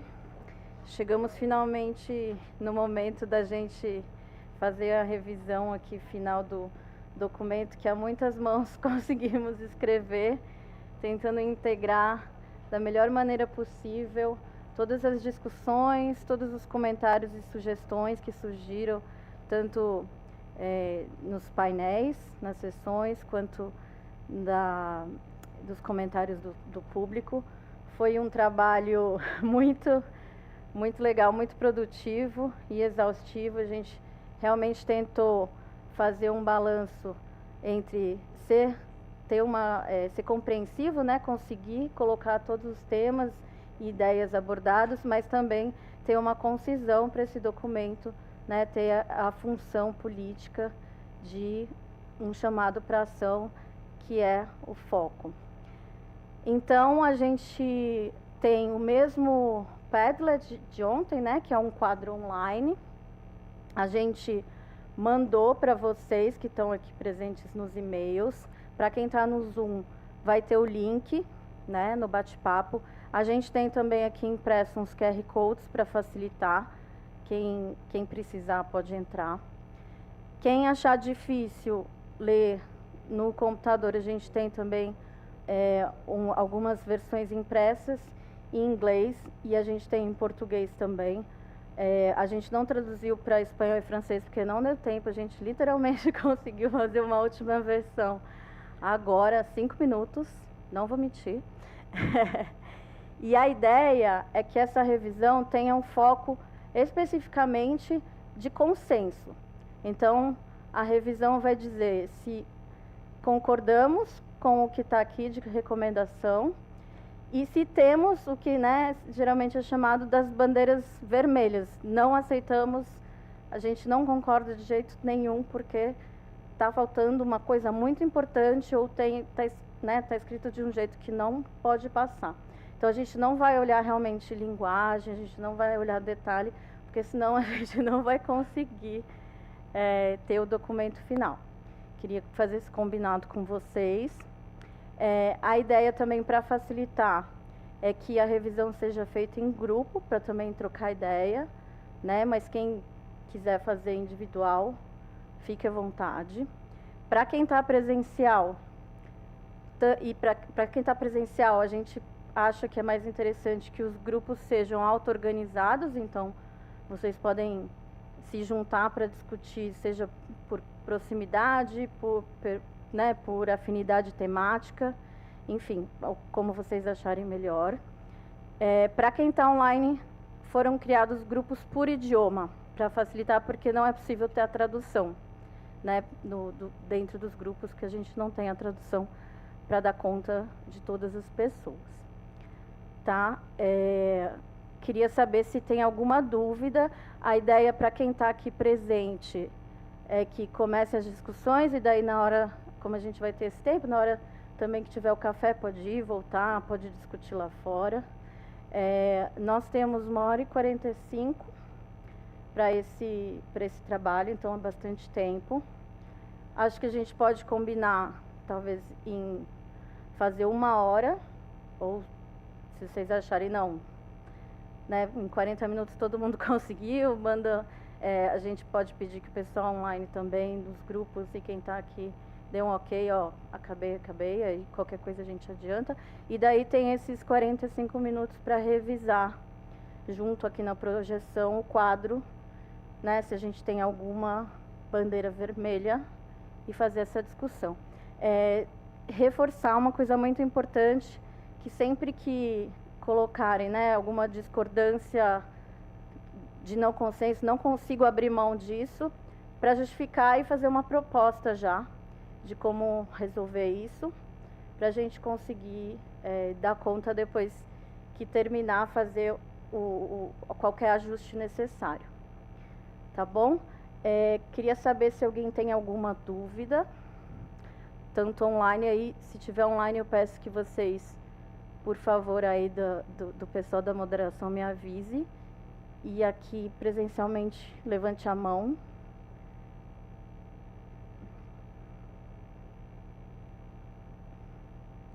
Gente, a explicação então funcionou. Tudo certo? Pessoal, tem alguma dúvida no online? Não? Então, podemos iniciar o trabalho. Quem quiser QR Code impresso, vem aqui, por favor, pegar comigo. E quem quiser também um apoio impresso, para não ter que ler no computador, tem aqui também. No Padlet, vocês vão ver que tem as ações estão divididas em blocos temáticos, tá?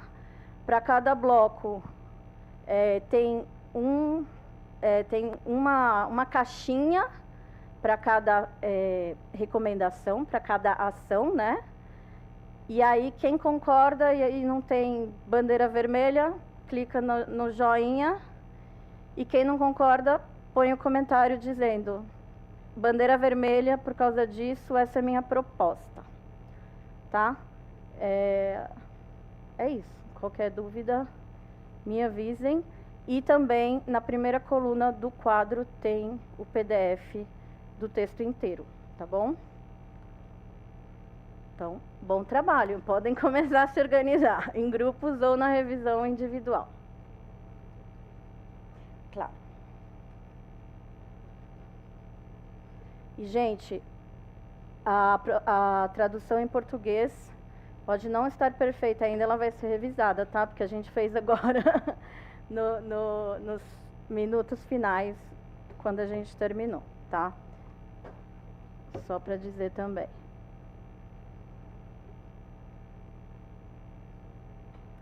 Ah, e um aviso que eu esqueci, me desculpem, é mais para o pessoal online. A gente agora, como vai fazer o trabalho, né, de quem está participando em tempo real, a gente vai terminar a transmissão do YouTube, porque a gente não consegue fazer a transmissão, né, de todos os grupos de trabalho, tá bom? Então, a transmissão do YouTube volta amanhã, para o último dia do simpósio. Obrigada.